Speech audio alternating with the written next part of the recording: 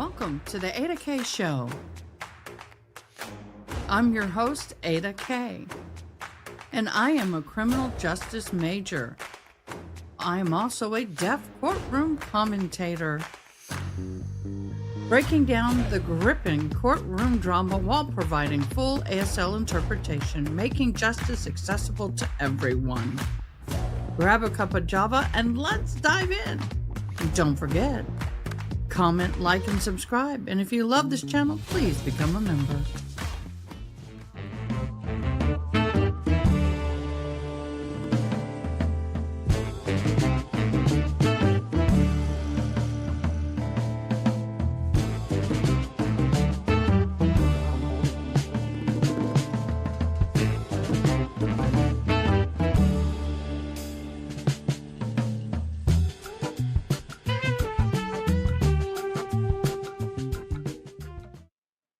Okay, guys, we have an interesting situation going on here. This is the third live for the day. I'm breaking them up to make it easier so people don't have to skim through and figure it out. So this live is the Tennessee versus Zachary Adams, Holly Bobo's Redrum trial. And I have to say Bobo because my daughter calls my son Bobo when she was a baby. So it's just a very loving and endearing term for me. Hi, Joe. Hey, Joe, we let it slip that we were dating. I have had questions, honey bun. Let me get into this. Okay, the Holly Bobo case in Tennessee versus Zachary Adams. The background is this. Holly Bobo, 20-year-old nursing student from Parsons, Tennessee, disappeared April 13th of 2011. She was last seen by her brother Clint walking into the woods with the man whom he thought was her brother. It was not. I mean, not her brother, her boyfriend. Her brother thought. Her remains were found in September of 2014. That is 3 years and 5 months. In Decatur County. The case became one of Tennessee's most infamous and emotionally charged investigations, drawing statewide volunteer searching efforts and national media attention. The investigation, early on suspicion, fell on the local ex-office offender Terry Britt, but evidence was insufficient. In 2014, charges were brought against Zachary Adams, his brother Dylan Adams, and Jason Autry and Shane Austin. Now, Shane Austin later did self-harm to the point that he was unalive. The case relied heavily on witness testimony and jailhouse informants, with limited physical evidence connecting Adams directly to the crime. The 2017 trial, Zachary Adams was the only defendant to go to trial. Prosecutors argued Adams kidnapped Holly, took her to his home with others, epared and redrum her. Now, Jason Autry testified that he helped Adams dispose of Holly's remains.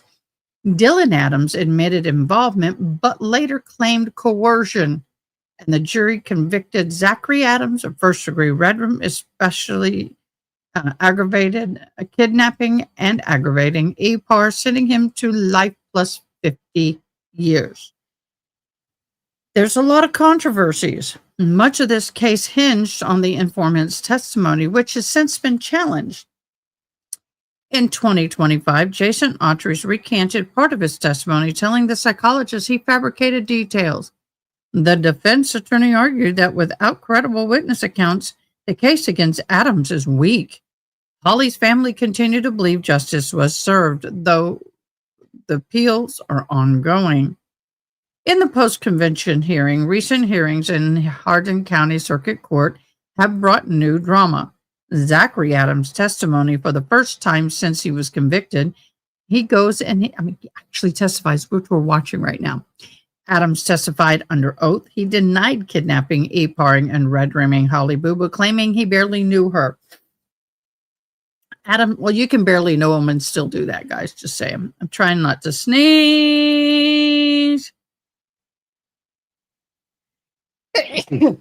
Excuse me. And Adams said that on April 13th of 11, he was with Dylan Adams and Shane Austin. And they were attempting to buy illegal substances. He described stopping at a gas station, seeing the police SUVs, and rushing towards Parsons. He tied his alibi to a bank ATM stop, which he claimed investigators never fully documented. The assistant district attorney testimony, female assistant district attorney from the original prosecution team, was questioned, and the defense pressed her on whether the state knowingly relied on shaky witnesses and testimony. She defended the trial strategy, saying witnesses were believed to be credible at the time, and the jury weighed their reliability. On Jason Autry's recantation, she admitted he was a complicated witness, but insisted his testimony was corroborated.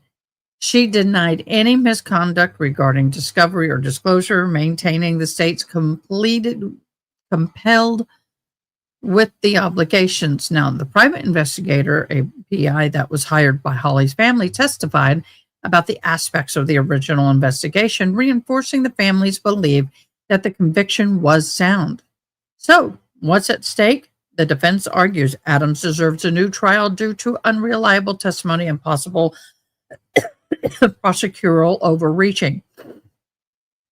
The prosecution insisted that the conviction was valid and supported by multiple sources of evidence. Judge J. Brent of Bradbury will decide whether Adams' conviction stands or if he gets another chance at the court. Key themes for the coverage of justice versus doubt. Hold on. Thank you. Holly's family, pursuant of closure versus defense Adams of wrongful conviction, the power and the peril of testimony of high-profile trials. A convicted man testifies for the first time, and a prosecutor defending her own case years later. So that is what this is about. Now, what we will probably do is when we have a day that we don't have anything, because we're coming up on those days, we're going to see if we can find the original trial. And June, if you are amendable, will you create a file for this, please? And that way we can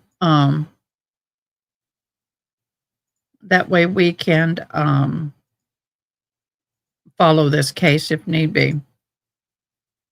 We'll have to wait and see what happens. I'm popping out my chat so I can keep up with y'all. Sorry, guys. I went straight into the back information and didn't do that. So I want to see your chats. All right, Lilo, who do we have here today? We have Geo Schmo in earrings. Honey, Red Panda Power. There's your wave. June, you're here. JJ, June Just Talks is here. Amy is here. I said, honey. Okay. We're going to go ahead and get back into this situation over here. I got to tell you, please don't abandon this today, because there's already been a little snark. We're going to see a lot of snark in a minute, and it gets heavy. It gets real heavy. Okay. Thank you very much, June. June, can you add to that banner the case that we're following, which is Tennessee versus Zachary Adams? Thank you very much. You're wearing your phone out. Remember that? 9:50 and 10:32 from the Bird Song Tower. Good sound. Which is the closest to the interstate, which is the closest to the underpass, which is the closest to where you put a bullet through the head of Holly Bobo. You are wearing your phone out. Do you remember who all you texted and called? You called Joe's Video. Shane Austin is calling you. You're calling Michael Hughley. Is he one of your drug buddies too? He is. Okay. You're calling Joe's Video again. Who works at Joe's Video? Rebecca Earp. You call Joe's Video again at 10:15. At 10:15, you're calling your grandfather again, trying to find him. At 10:16, you're calling your grandfather. 10:18, you get a text. 10:18, you send a text. 10:19, Shane Austin is calling saying, where are you, man? Right? Where are you, man? This plan is about to fall apart and blow up. Where are you, man? 10:19, you call Joe's Video again, trying to get a hold of Rebecca because y'all were having a fight, right? 10:35, you call Dick Adams, your grandfather, again. 10:38, you call Rebecca.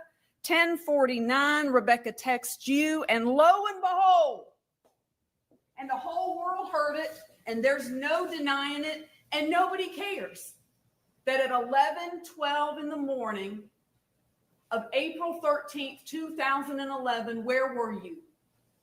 It's at my house. At 11:12 in the morning on April 13th, 2011? I don't recall exactly where, I don't recall the exact time. Like I just testified to, the first thing I remember that morning is Shane calling.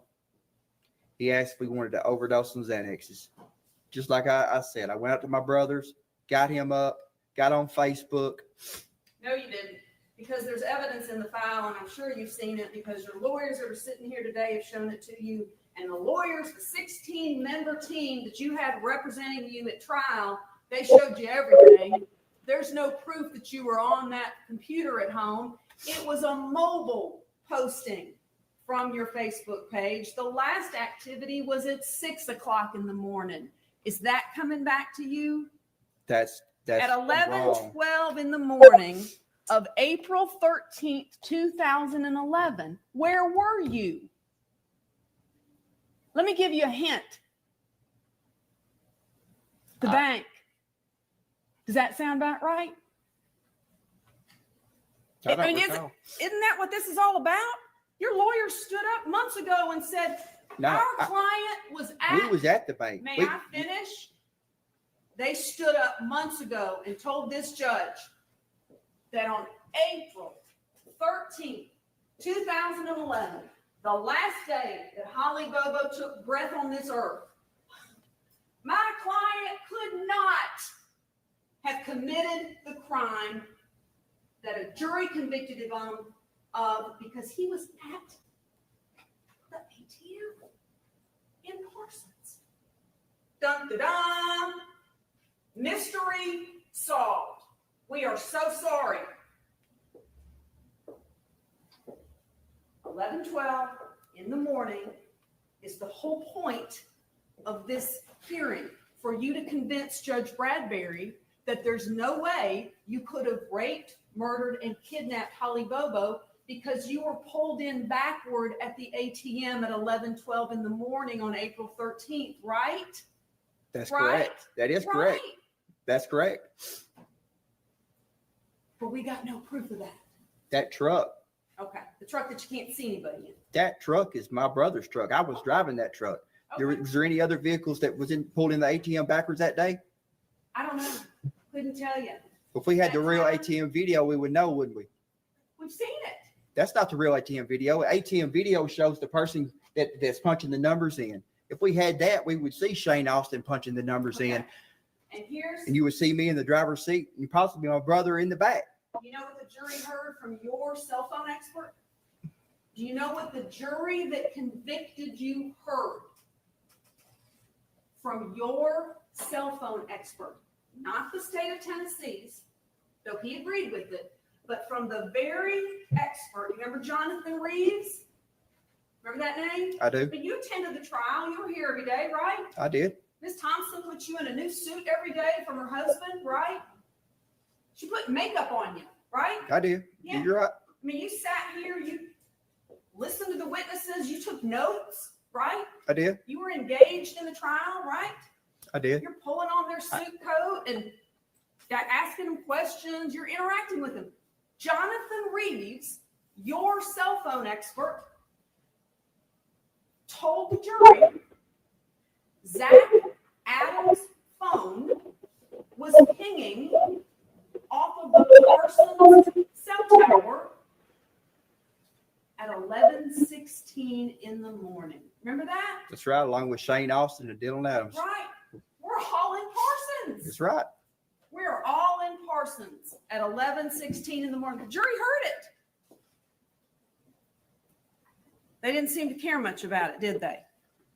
The jury heard a lot of things, a lot of lies. Right. Everybody was lying, weren't they? Well, I wouldn't say everybody, but there was a lot of lies told in that case, in that trial. Mm-hmm. Lots of lies. Let me ask you about the trial a little bit more. You mentioned that if I had just known that I had the opportunity not to testify or to testify, I would have done that. I would have done that. I'm sure you've seen this, and we'll talk about it in a little more depth in a minute. There's a series of documents that your lawyer's team put together titled Zach's Stupid Mouth. Remember that? Did you ever see that? No. It outlines everything that Ms. Etu has just talked to you about. In addition, everything else that you said to anybody with ears between April 13th, 2011 up to today, because you're still talking about it. But at the trial, after the state rested, right? And Judge McGinley looked to your team and said, will there be any defense proof? Does your client want to testify? Remember that? What was the question again? Do you remember being asked if you wanted to testify at your own trial? I did. Okay. You're on trial for the rape, murder, and kidnapping of Holly Bobo. The judge asked you if you wanted to testify. Did you answer the judge right away, or did you talk to your lawyers about it? I believe I answered right away. You just blurted out an answer. I said no. I was advised by my lawyer not to, and that's what I did. Okay. All right. May I approach, Your Honor? You may. You pass it to the note. Your Honor, may I see what is being The presented? moment here at the trial, page 2,539. I don't know what bottom. There you go. Thank you. You recognize this? Your Honor, would you like the transcript? We have a copy of the transcript for the court if you would like to follow along. I'll be all right. If you're going to be objections, just be in. No, Your Honor. Let's go in and set the list for the next one.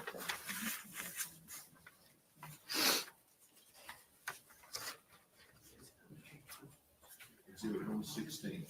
Do you recognize Mr. Judge McGinley talking to you? Yes, ma'am. You sat in that stand, didn't you? You remember? I don't recall sitting in the stand. I think I stood up over there at the table. Swear you in? I don't believe I was sworn in. Yes, you were. Read it.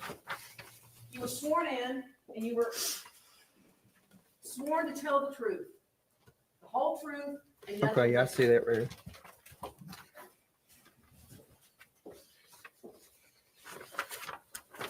by virtue of, Your Honor, what else did this be marked as an exhibit? I did. I marked it as Thank you. exhibit 116. By virtue of the Constitution, we all have certain rights. One of those rights is you can't be compelled to give testimony. You were present when this is the judge talking to you, right? Not to Ms. Thompson, not to your mother, to you. You were present when I read that to the jury at the outset. Said if you do not take a stand to testify, that they can draw nothing from that that's constitutional right. Also, you have a constitutional right to give testimony if you wish or desire. You can take a stand. If you do, you will be subjected to cross-examination, and your credibility will be judged by the jury by the same standards I've already charged them. This is your decision, okay? Again, this is the judge talking to you. Your big moment. Miss Wyrick, You can make my- it having consulted with your attorneys. Again, this is the judge talking to you after you've been sworn to tell the truth. I would expect you to consult with your attorneys, but this is not their decision. This is your decision. You're standing there between two of your attorneys. Mr. Gonzalez came on the case late, but you've had ample opportunity to discuss this with Mr. Simmons and Ms. Thompson. Is that correct? That's the judge asking you. Is that correct? You know what you said? Yes, sir. Having said all of that, is it your election not to give testimony? Again, this is the judge asking you. Yes, sir, that's right. Correct. The judge goes on because a judge wants to make sure this very important decision is being made freely and voluntarily, without any pressure, without a lawyer saying, oh, no, you ain't getting on that stand. So the judge says to you, are you doing this freely and voluntarily? You said, yes, sir. You don't feel you've been pressured either way? This is the judge asking you again. No, sir. The judge goes on because it's that important. To give or to not give, you cut him off. You were so ready. No, sir. No pressure. No, sir. This is your decision. The judge is asking you again. This is your decision. Yes, sir. All right. Want to address anything further? Here's your open mic moment. Do you want to address anything further? Absolutely. No, sir, I do not. And that was the end of it. And then your team began putting on your proof in the trial. What was the defense in your trial? Do you remember? I was innocent. Right. What was the defense? What was the strategy? Who committed the crime? Mr. Britt. There you go. Terry Britt was the strategy. And the defense was built around that, correct? I also want to say my mind was already made up about the testifying before the judge asked me all this. My mind was made up the minute that I promised my mom and my cousin that I wouldn't testify. There was nothing that was going to change that. Shut up. So you Hurt yourself, dude. you either lied to Judge McGinley You when you were under oath. Don't talk. You didn't tell Judge McGinley anything about your mom and your grandmother pressuring you. So you either lied to Judge McGinley on that day or you're lying to this judge today about it. Because that never came out of your mouth, did it? Sale. That didn't come out of my mouth, but my Okay. mind was already made up. Okay. My mind was already made up. You never told the judge that, though, did you? No, I didn't. Okay. All right. I didn't. There was a lot of things that I didn't realize at my trial, things that I know now. There was a lot of things. I was totally unprepared. I had no way to access law books or anything. There's a lot of things I didn't know that I would have did different. There's lots of things. That you would have done differently. Yes. Right. Yes. All right. Absolutely. There was I would have demanded to go through all the discovery. I would have demanded it. That's one of the key things. What if there's something in there? My lawyer don't know if there's something in there. I mean, that's Well, let me ask you this. How many times did Ms. Thompson come to meet with you? I don't recall Miss Wyrick. She came a lot. She did. She worked hard on this case. Almost 4,000 hours. Do you know that? Almost 4,000 hours of time that she billed the state of Tennessee for, which is probably an underestimate of the time. I would imagine she probably put time into this case that she didn't bill the state for. In addition to that, your family paid her $50,000, right? I believe it was 55. All right. She put a lot of work into this. How many times did she come see you? 10, 20, 30, 40? She came a lot. Give us an idea. Asked and answered, Your 50, Honor. 50 times. I would say yes. Judge Honor, just I speculation. I don't recall. Like I said, I don't recall how many times. I didn't count. I didn't mark it. He's giving us estimate. It's a lot. We know it's a lot. But every time she came, she wouldn't.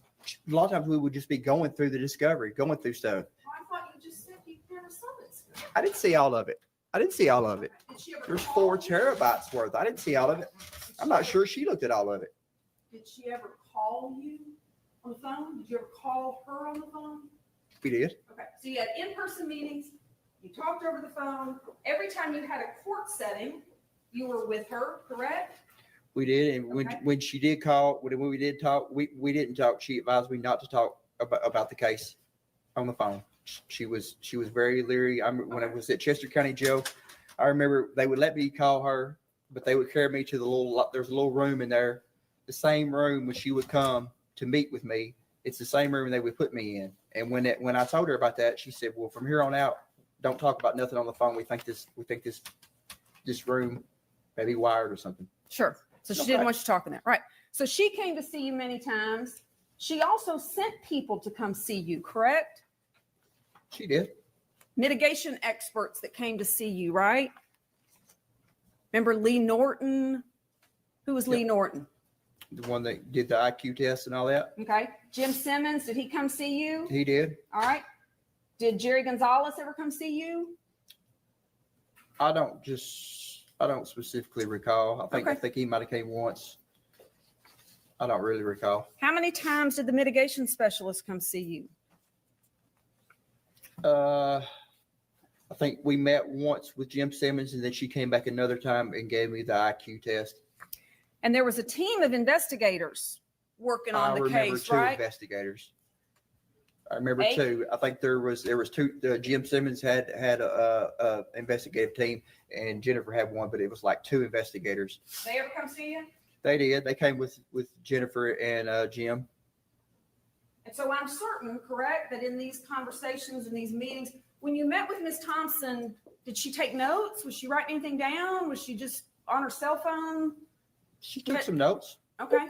So in the course of these interactions, did the investigators take down notes? I don't recall. I believe so. Okay. What about Lee Norton? Lee Norton take notes? I don't remember much. I can't really recall Lee Norton. I know we did the IQ thing. That was with the blocks and all that stuff. I thought that was kind of.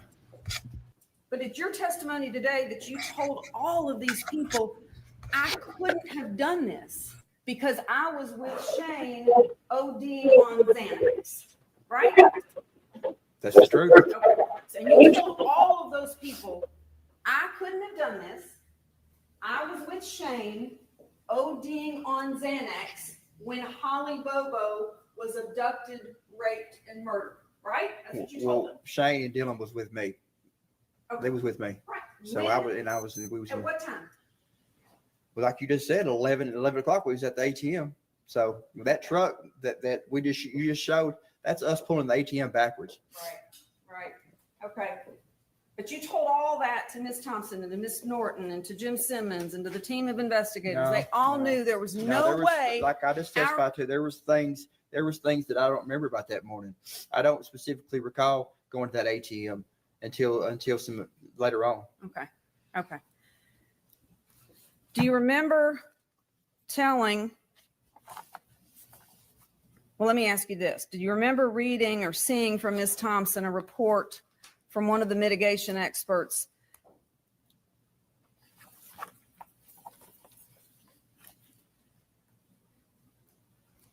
There are problems with using his mother as mitigation because Zach shot her. Remember that? I know a minute ago, I wrote it down because it was such a creative description of a shooting that somehow your mother's leg accidentally got in the path of a bullet that you accidentally had in your possession. I think I'm not getting it accurate, but you shot your mother. I did not shoot my mother like you're sitting here saying. I operated a firearm in a reckless manner. Rule number 1 of hunter safety: you're supposed to always, any weapon, you're supposed to treat it like it was loaded. I treated that firearm, that pistol, as it was unloaded, and it went off and it struck my mother in the knee. I did not voluntarily shoot my mother like you're sitting here, like you're trying to explain to everybody. That did not happen. Trying to explain anything, That's Mr. what Adams. you're trying to make it like. No. Hey guys, I gotta pause. What's happening is your camera is automatically moving in focus. Can you turn that off? Go to settings, go to camera, and then track. I'll sign until you get back. Now, what I'm trying to do is get to the truth for That the is the judge truth. and for this court. And you're well versed in the use of guns, aren't you? I am. You've been handling guns since you were about 8 years old, right? When your I am. grandfather taught you how to handle a gun and how Probably to before shoot that. deer. Probably before that. Okay. All right. So you know about all that. Yeah. You told the mitigation or the investigator team that came to see you that you've known Jason Autry for a long time, right? I believe I just testified to that. Right. You never told the police that, though. Yeah, I never told the police that. I was scared of Jason. Okay. Jason's not a Thought he was person that you're just going to tell the police on. I'm not asking you, why didn't you tell the police that Jason Autry was with you at the river when you murdered Holly Bobo? Why didn't you tell the police Jason Autry is my best friend and we text and talk to each other on the phone every day? You never said that to the police, did you? I never tell the police a lot of things. Okay. In fact, you told Eva Pilgrim with 2020, I wasn't with Jason that day. I don't recall being with Jason that day. You just testified that you were with Jason that day. I was, but I don't, there was no specific, I was with Jason so much. There was nothing that we did that morning that like, we didn't catch a big bass. There was nothing specific about that morning to make me remember. Like those phone calls you just went through, I'm sure they happened, but I couldn't tell you what we talked about. There was nothing specific that happened that morning that stood out. I'm sure I made every one of those phone calls. I'm sure I made every one of those texts, but I can't tell you what we was talking about. I'm sure it was about drugs or something of long. I guarantee it was about drugs. It's the only thing it could have been.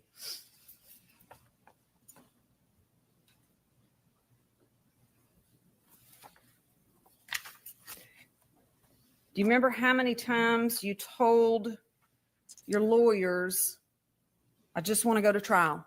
I just want to go to trial. Absolutely. They wanted you to plead I'm guilty. innocent of this. Absolutely. I don't care if death penalty is on the table or not. Absolutely. I'll to my dying breath, I'll be innocent. And that's the truth. In all of these interviews with the investigators, when did you ever tell them I was with Jason Autry that day? Like I just said, I don't recall being with Jason that day. I was with Jason so much. Ma'am, we did so many drugs. Days would run together. Jason hung out at my house so much. We was together all the time. All the time. Look Then at my why phone not records. tell the Look at police phone that? two or 3 days before April 11th or April 13th, 2011. Look, 2 or 3 days after. We talked all the time. All the time.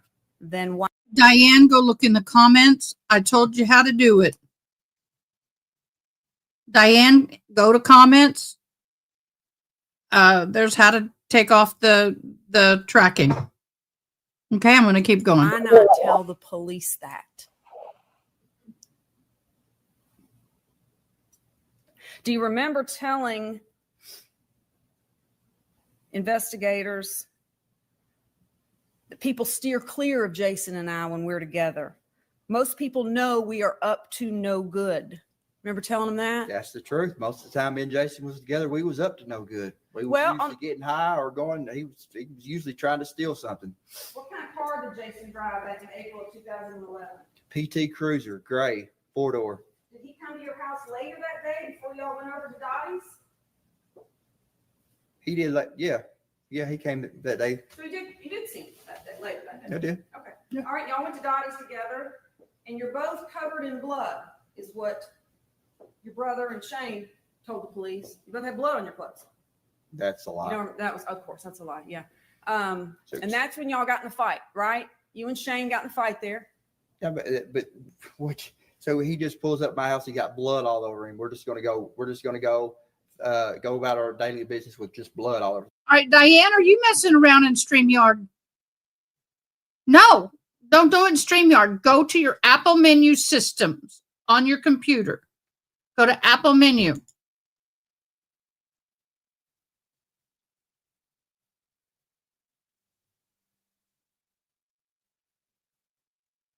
Sorry, guys, we're going to take a breather. June, you may have wanted to ask I'll go ahead. Go to Apple menu, then go to system settings. Nod your head when you're at system settings. Then you're going to look for control center.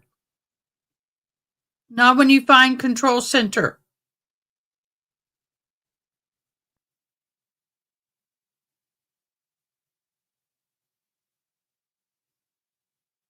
No? Okay. In control center, look for video effects.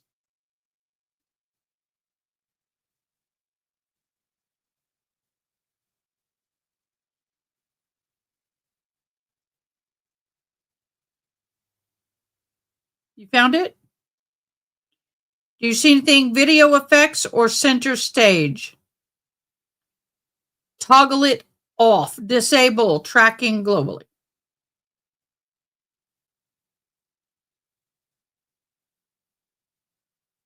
Okay, I got your voice on. What? Control center. Okay. You're in it? It's off. Now move around and see if it tracks you. It's still tracking you. You didn't turn it off. Disable It's off. toggle. On center stage, toggle it off to disable tracking globally. Okay, hold. Let me look. Okay, control center. What else am I looking for? Video. Okay. What? Video effect. Effect.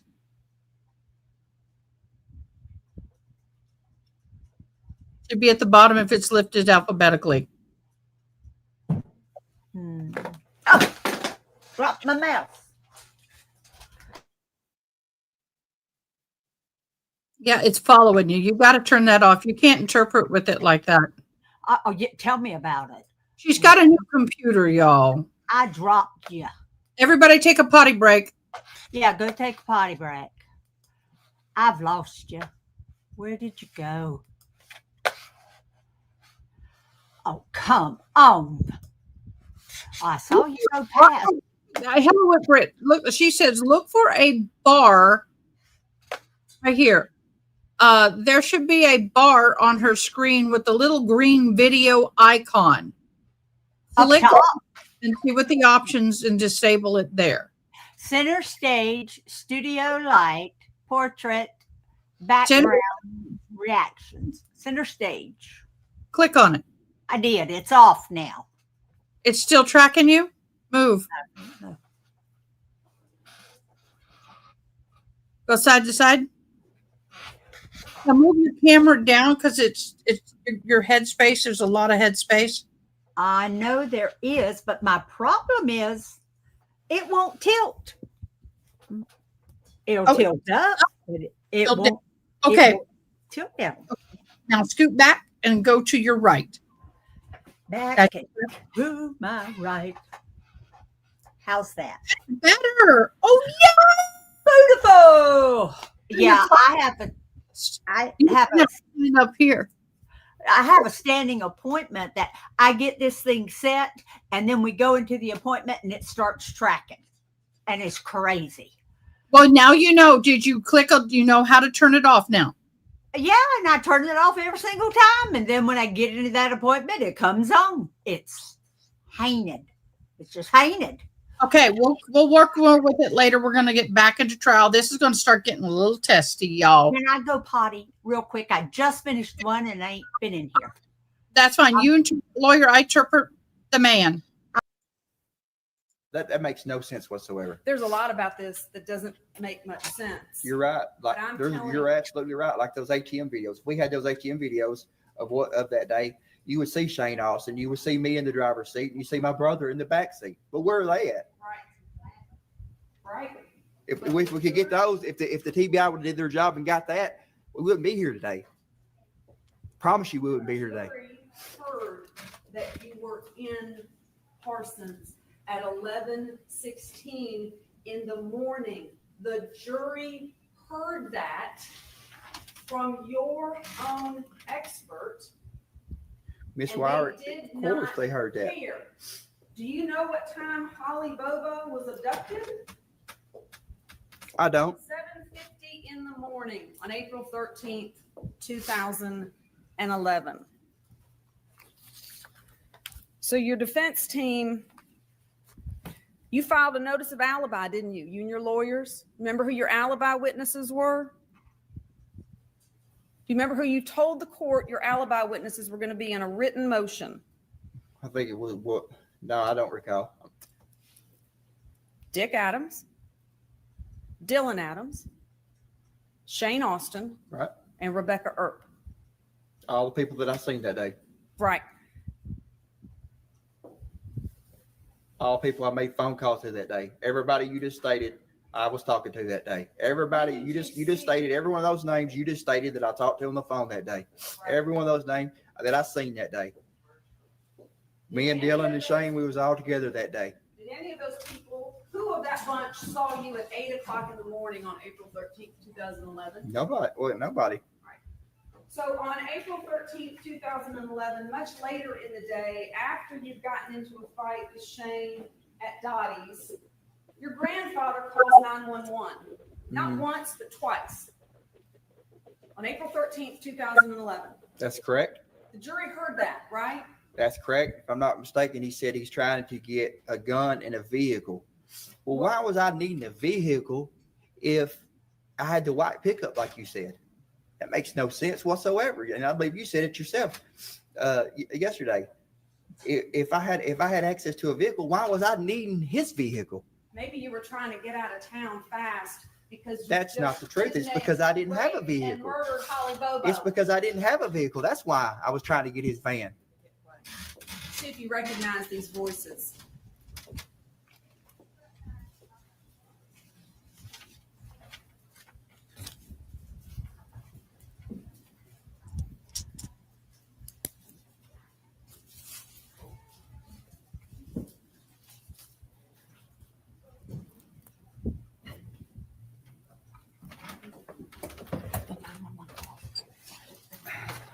By the way, Jean, thank you for what you did. Appreciate you. You're too raising hell with me. Is that your grandfather? That's Dick. You need your best apology. 911, where's your emergency? Yeah, this is 260 Adams Lane. Zachary's down here raising hell again. Who? Zachary Adams. Okay. Causing trouble? Yeah, he's causing trouble. Is this Dick? Yeah, that's Dick. All right, stay on the line with me. Okay. Did he get any weapons or anything? No, he don't have any weapons now. Did he have? Oh, he hadn't. He just raised hell with me. Okay. County units, Smithy has been route 260 Adams Lane, 260 Adams Lane. I have a grandson causing problems. Come out 2146.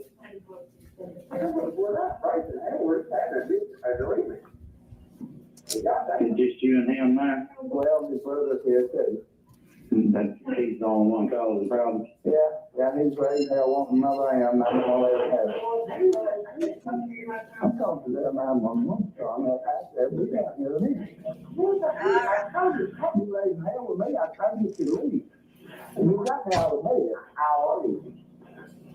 Well, he said he's leaving now. Was he leaving in? Well, he ain't got no vehicle. There's no way to go. He's on drugs or something. I don't know what the hell it is. I can't put up with this. So I'll wait. I'll borrow you. Okay. Well, he said he'd leave and he wouldn't bother. It's just totally up to you. You call me. Well, I mean, if you want him to come, I'm going to take care of it. Okay. Yes, I'll let him leave.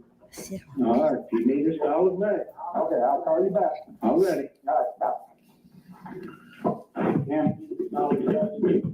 He ain't got no vehicle. That's There's what Dick another just phone said. call. There's another phone call. Okay, but he just said he ain't got no vehicle. Yeah, I didn't have no vehicle. Mhm.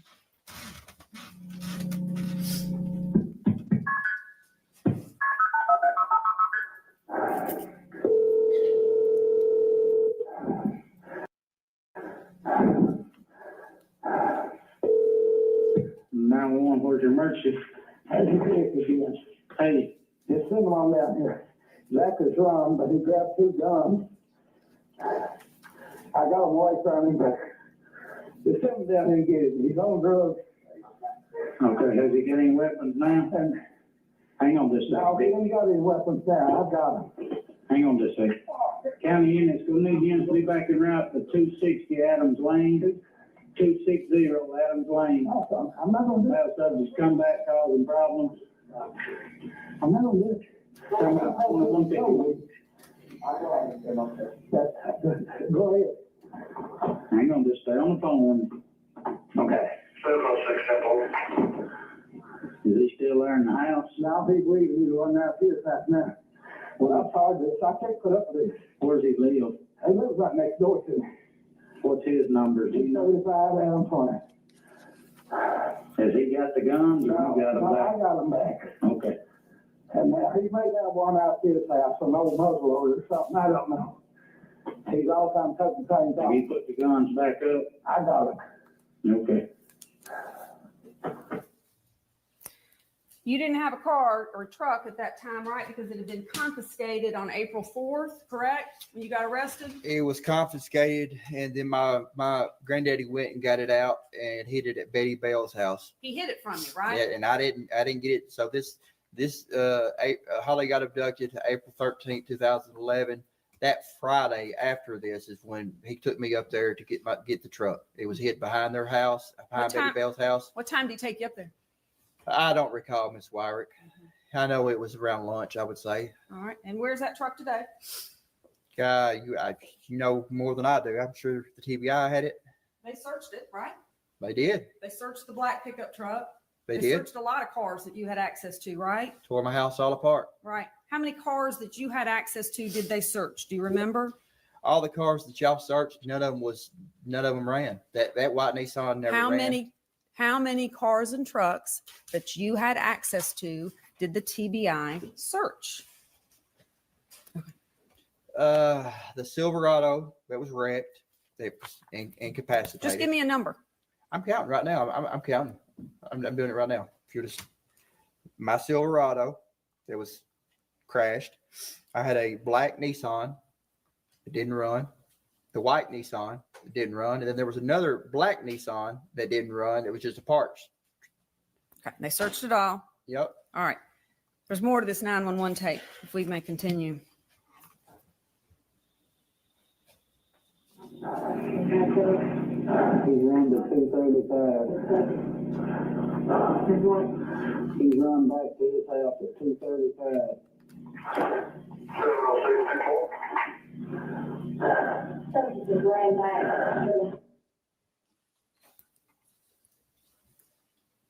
Calm down, Dick. We're gonna get you some help out there. They just come in and woke you up? Yeah. He's been let up sleep all day, and I can tell he's messed up on drugs. I called his power too. And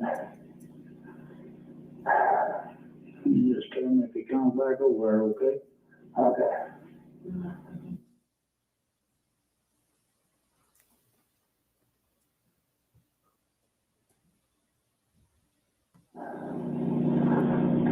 To go back in over his house. I don't know where he just run out toward his house. I don't know where he went. But he run out toward his house.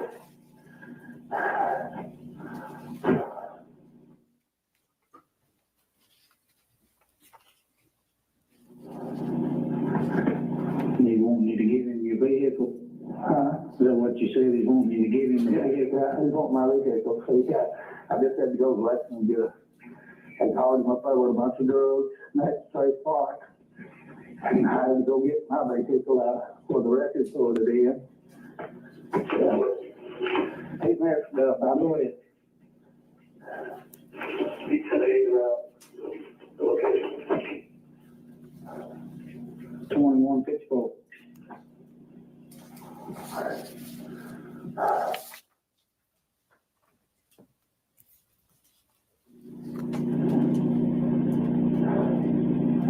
Don't know what all he's messed up on. No, I just know he's messed up. I mean,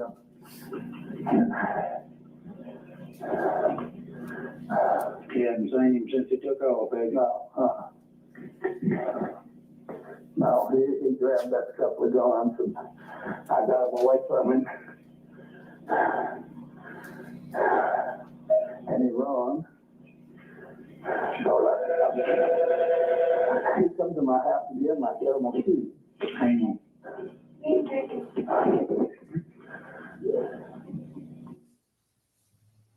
Pause that, Mr. Williams. For what purpose are we playing this? We're just playing the entire thing, Your Honor. I'm sorry. I think it's almost done.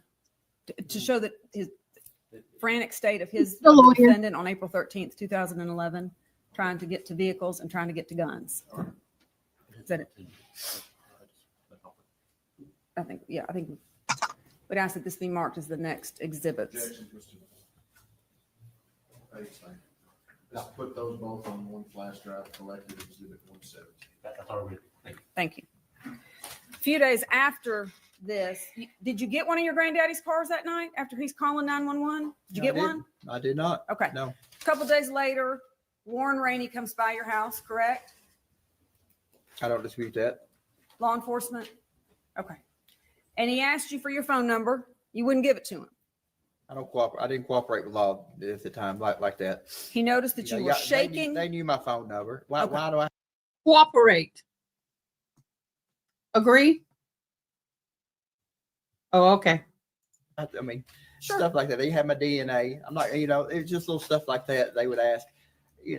Back then, Miss Wyrick, it was me. Like it was me against the police. I sold drugs. I did drugs. I knew that the police, like it's not like I am now. you Right. know. So if they knew had- all about it all, why were you shaking so bad that day when he came? I had about 5,000 marijuana plants right behind the house there Okay. and inside the house. It was all inside the house. I'm talking it. I had about at least 5,000. But they knew you were a drug dealer. Yeah. Okay. So he comes by, wants to talk to you, check some things out. You won't give him your phone number. That's when they watch you for hours. That's when you're vacuuming out the truck. That's when you're running back and forth between your granddaddy's house and washing off this mattress. You never once mentioned, wait a minute, I was at the bank on April 13th, 2011. I was at the ATM at 11:16 in the morning. I was with Shane and I was with Dylan. You never mentioned it. No, I never mentioned that. But if we'd had that video, if we had that ATM footage, like I said, it would show Shane. He got the ATM getting, and like I said, I don't know where the video's at. If TBI would have did their job, I wouldn't be sitting here right now in blues like I am. Well, thank goodness for your cell phone expert. Thank goodness for Jonathan Reeves, who made it clear to the jury. Zach Adams was in Parsons at 11:16 in the morning. He made that clear to the jury. Well, ma'am, that Law ATM footage enforcement- would have showed me. It would have showed me sitting in that 2007 Silverado with Shane in the passenger seat, my brother possibly in the back. All right, Mr. Adams, I know that's your position. Ms. Wyrick, I know that his expert testified. Yes, sir. The jury heard it. Yes, sir. Let's move on. Yes, sir. April 23rd, 2011, law enforcement comes back. They see the scratches on you. You said that you got those on April 4th of 2011 when you were arrested by Henderson County. That was investigated. You didn't get the scratches then. And there was testimony about that you lied about that. Again, you don't mention the bank. You don't mention Jason Autry. And you don't mention, I was frantically on my phone the morning of April 13th, 2011, trying to get a hold of my grandfather and Jason and Shane. I couldn't have done this. Never mentioned I it. never mentioned that. July 6, 2011, law enforcement again comes by, different version. This time you're getting up a little bit earlier. This time you mentioned Tony Weber. And when that was run to the ground, problem there was Tony Weber said, I didn't get gas that day. I wasn't at that gas station that day. I don't know what Zach Adams is talking about. Miss Wyrick, I believe that we found bank statements where he did get gas that day. And it wasn't once. I think it was twice, if No, I'm sir. not mistaken. Well, the record will reflect what the record reflects. August 28th, 2012 is the first time, August 28th, 2012 is the first time you mention to law enforcement that you were with Jason Autry. You then go, Miss And Wyrick, Miss I wasn't Etu- with Jason Autry. He came by. I remember he came by that day and we went over to Victor's house for a little bit. and I got morphine. I was to go between him. Like, it wasn't like we was together all day. He was there for like 30 minutes at the most. He came by. We got the morphine. We smoked a joint. Me and Shane had a little spat. We got out of there. Like, Victor got up and said, "You can't be coming over here fighting." We went back to my house, and he left. Like, Jason wasn't with us that day.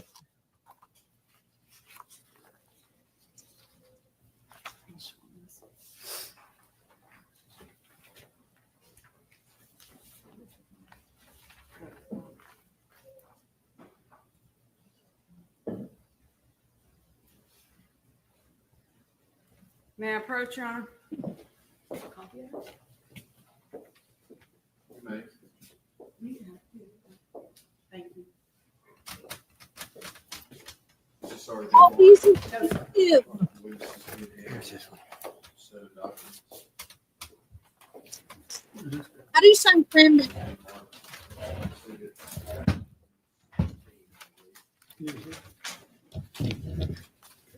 No, that's just the transcript of the moment here. That was never marked.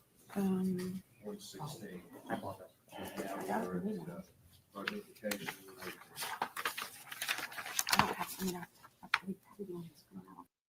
These are better and healthier for you than Sour Patches and taste a whole lot better. What does it say at the top of that? Original list regarding Zach's stupid mouth, Brian Smith. How many pages is that document? 1, 2, 3, 4. You're not asking that 4 page. That Mark exhibit 180.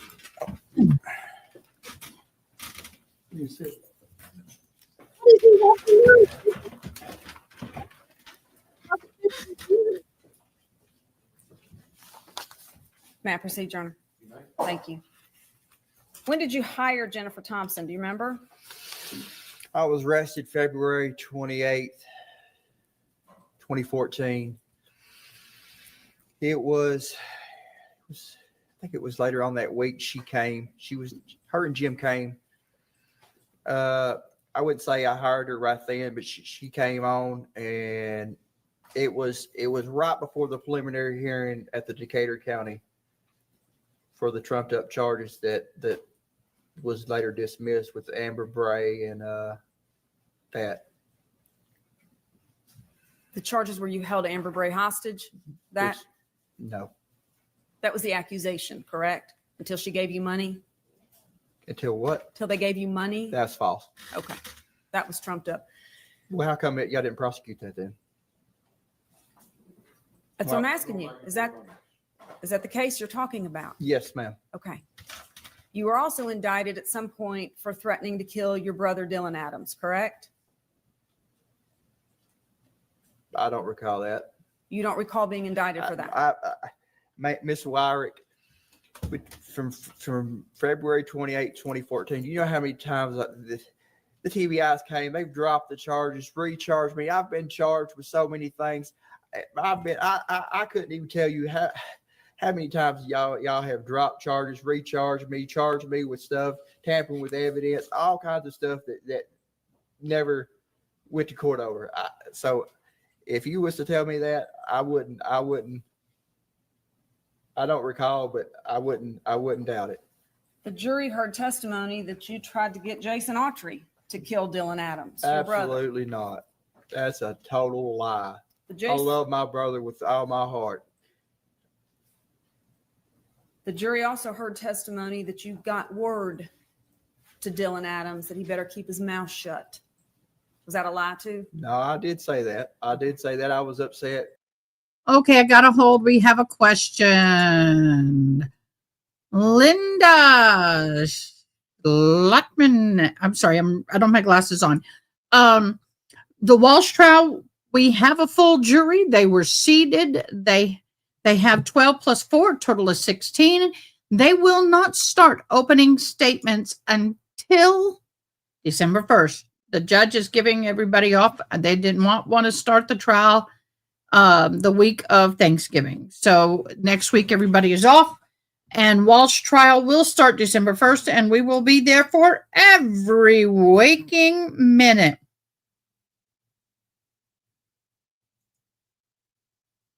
What?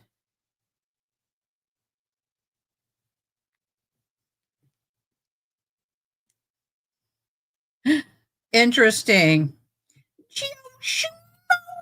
Welcome in the house. Also, Cassandra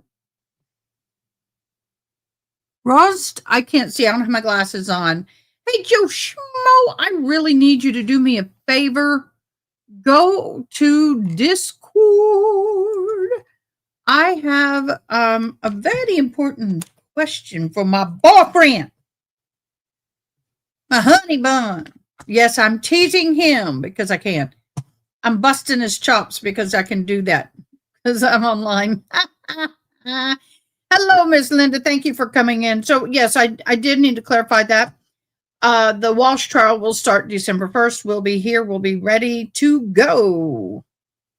Looking forward to that one. I really am paying attention, a lot of attention to Mummy Dearest. Just saying.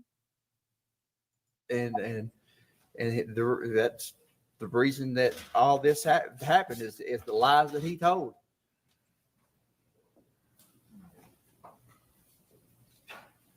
When Miss Thompson came to meet with you each time, you spoke to her, right? Like you answered her questions, y'all talked, you got along? Absolutely. Did she show up at every court appearance? Absolutely. Did she file motions on your behalf? Yes. She argued those motions? Yes. She subpoenaed witnesses to the trial? Yes. She asked you questions about, all right, I mean, where were you on April 13th, 2011? She asked you where you were and you told her, right? Yeah. You gave her everything you knew, right? Yep. You gave her names of people to talk to?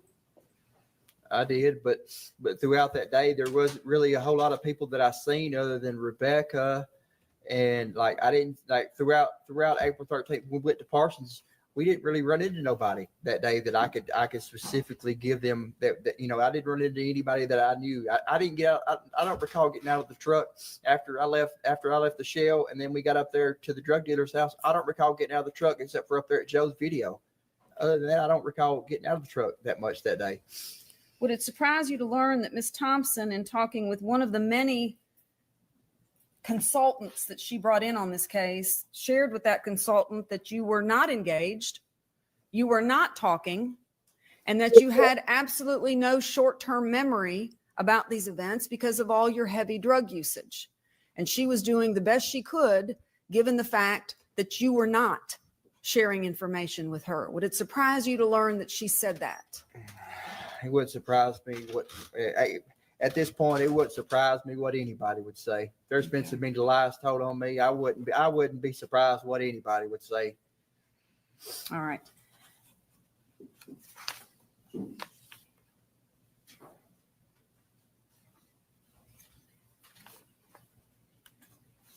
You were convicted by the jury. How long did they deliberate? You remember? I don't recall. It was a couple days. A couple days, wasn't it? They were out a while. It took a while to come back and convict you, didn't they?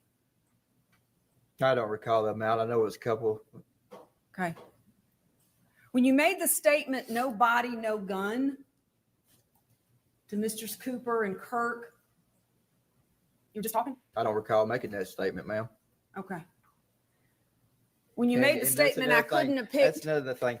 Y'all had those two inmates, but there was a corrections officer that was right there too. How come y'all didn't get her to come up here and testify that I made those statements? She was right there. She was right there beside me. I was in protective custody. They had me up there in a cell. I wasn't in general population. I was up there in the front in a cell all by myself.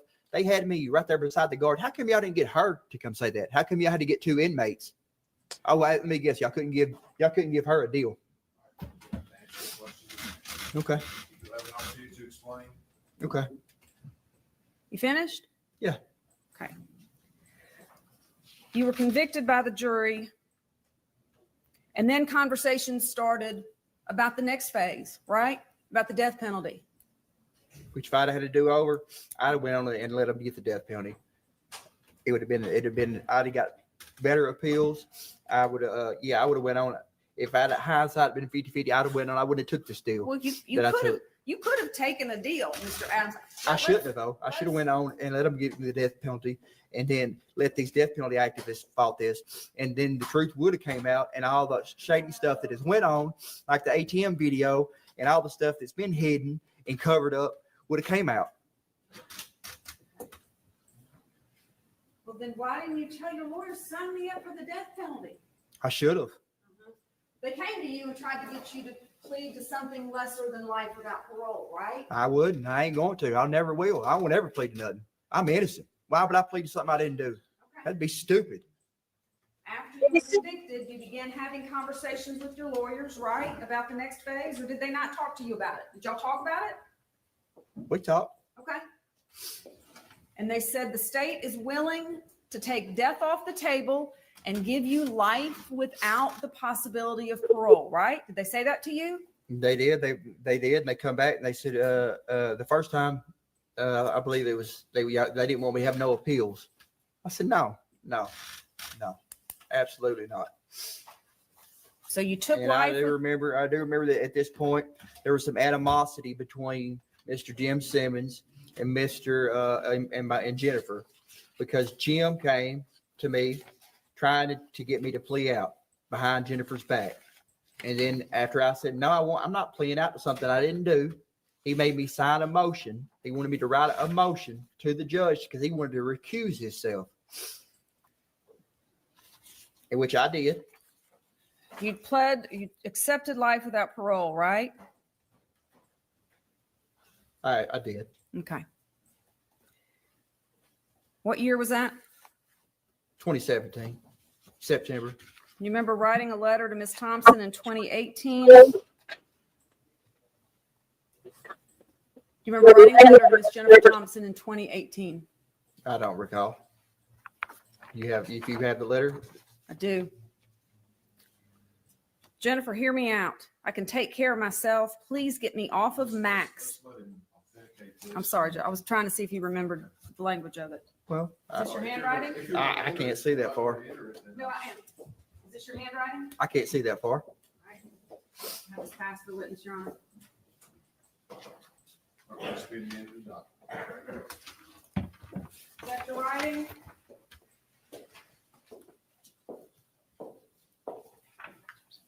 That is. Okay. And I'd ask that that be marked as the next numbered exhibit. Mark it as exhibit 119.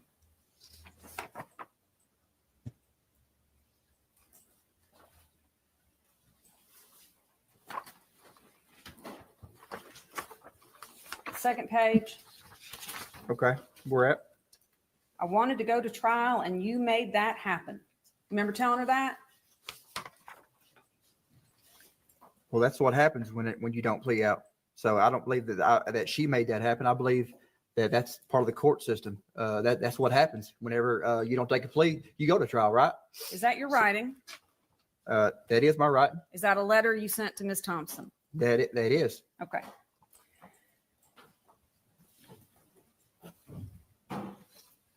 I can't stop.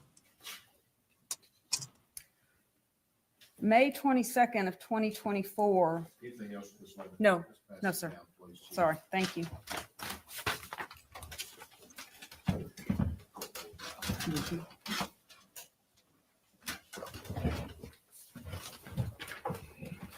May 22nd of 2024. Do you remember having a jail conversation?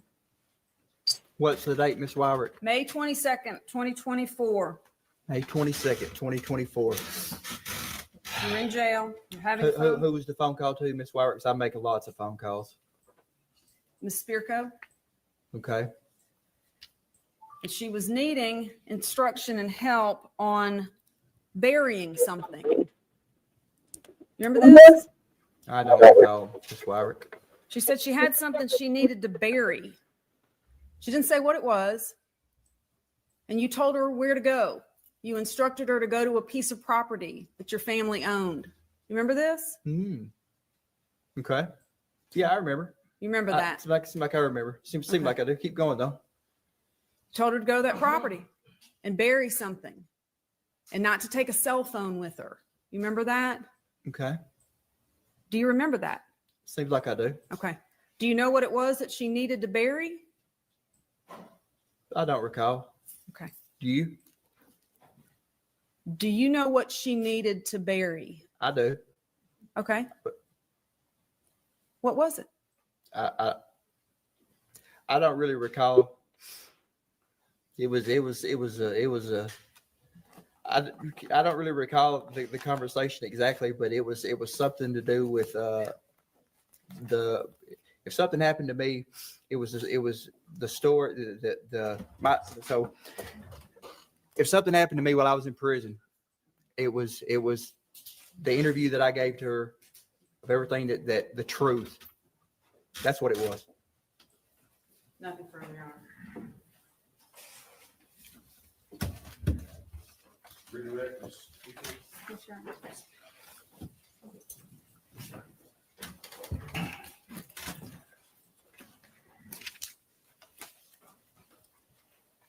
Okay. Mr. Adams, Yes, ma'am.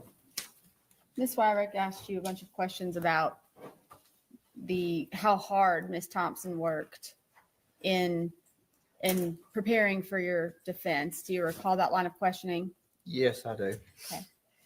And she read through your testimony to the court, telling them it was your decision not to testify. Okay. Right. Can I elaborate a little bit? So I've never been in a trial before. I never knew how a trial worked. So I never knew. I couldn't looking at the way she worked and the way y'all work is like day and night. She was so unorganized. She was just, she didn't know. It's like she didn't know what she was doing. Well, let me ask you this, okay? Did you have any idea that your attorney did not know the circumference of a 380 round? I did not. Did you have any idea that your attorney did not know the difference between a cell phone expert and a cell phone tracking expert? I did not. But I do know we had unlimited resources that we could have hired any kind of expert available. And we didn't. I believe the only experts we hired were a jury consultant and a cell phone expert. And do you recall seeing any video, still image, anything that showed your truck at the ATM during trial or before? Nope. I remember I told Miss Thompson that about me being at the Delta, and I remember she was asking me like which pump I was at, but no, I've never seen no video of the ATM. Okay. You recall Ms. Wyrick asking you about when you accidentally shot your mother? Yes, ma'am. Okay. And she read off a report from a medication expert that said that using your mother, it would be a problem using your mother as a mitigation because you shot her, right? So during that incident, when you were mishandling a weapon, were you on drugs? I was. So were you high at the moment that happened? I was. And do you typically remember 10 days after a regular day of your activity, everything that you've done? 10 days ago, I couldn't tell you how many times I used the bathroom or how many phone calls I made or exactly who I talked to. But I could tell you that I probably talked to my mom. I probably talked to my granddaddy. There's 2 or 3 people that I always talk to. But other than that, I couldn't tell you what we talked about, the substance of the conversation, what I ate, or a lot of things. No. Did the police at any time ever ask you specifically about Jason Autry? They did not. They just wanted to know where I was that day. Where was you at, Zach? And I told them exactly where I was at. Okay, so your testimony was that you met up with Jason Autry and went to Dinsmore to go buy morphine, right? Mm-hmm. Okay, so is that something you would want to tell the police? Absolutely not. And you also mentioned that, Mr. Autry's a commanding figure. Would you agree? 6'6", he's big dude. And you said that you didn't want to get on his bad side, right? Absolutely not. So we heard the 911 calls from your grandpa. Yes, ma'am. Was that the first instance that you ever had your grandparents have to call 911 or had problems with them? No, ma'am. Because you were using drugs, right? That's right. And you would get in fights with your grandparents. That happened a lot. They would say I was high, and we would have an argument, and that was the easiest way for them to get me in jail and get me cleaned up. Happened all the time. I would go to jail and I would take a plea and I would plea out. Happened all the time. Happened all the time. And I just want to be clear, Miss Wyrick characterized she read off all the text exchanges that you had the morning of April the 13th, 2011. Do you recall that? She said you were frantically texting. Mm-hmm. Were you frantic that morning? I was not frantic. I had been up arguing with Rebecca and I was asleep. Like I said, I don't recall going to the river with Jason that morning. It's because nothing stood out that morning. We didn't catch no big bass. He didn't have a large amount of drugs. There was nothing that morning that was out of the ordinary. And the only reason I remember Shane calling is Shane never called like that. He never asked me that. And I was like, Shane, why would you call and ask me if I wanted to overdose on Xanaxes? But it's just the way Shane was. He was just kind of he was trying to be funny about things. So that's something that stood out to you about that day. It is. And isn't it the reason that you're testifying about? You testified earlier that you don't have a specific memory of going to the river with Jason Autry that day. I don't. So is it because the phone records that you've reviewed? I'm not disputing the phone records, but I don't remember it. But that's the whole thing. I went to that river so much with Jason. He would come by. He would come by. And he said, "Let's ride the river." We would go down and we would fish for 10 or 15 minutes, and we would go back. We would smoke some weed. Sometimes we would just go down there and get high and smoke meth, or we would go down there so often. You know, it was a place that we hung out. And the document that you received that said all the stupid things Zach said. Have you ever seen that document before? I haven't. I haven't. Okay, Diana. All right, that's all I have. Were you, one more question.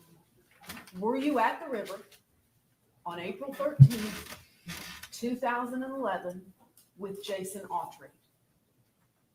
The phone records says that. I do not remember. Were you at the river? The phone I'm records. going to object. He's answered that. He says he didn't remember. All right, you have an objection. Are you asking a different question? I am, because I recall two different answers now. On April 13th, 2011, were you at the Tennessee River with Jason Autry? The phone records reflect that. Like I said earlier, I'm not disputing the phone records, but there's nothing about that morning that stood out. So I'm not disputing being at the river with Jason. I went to the river so much with Jason. I'm not disputing that, but there's nothing about that morning that stood out. And no reason to dispute the phone records, right? That's right. Not the Last chance. Thank you, sir.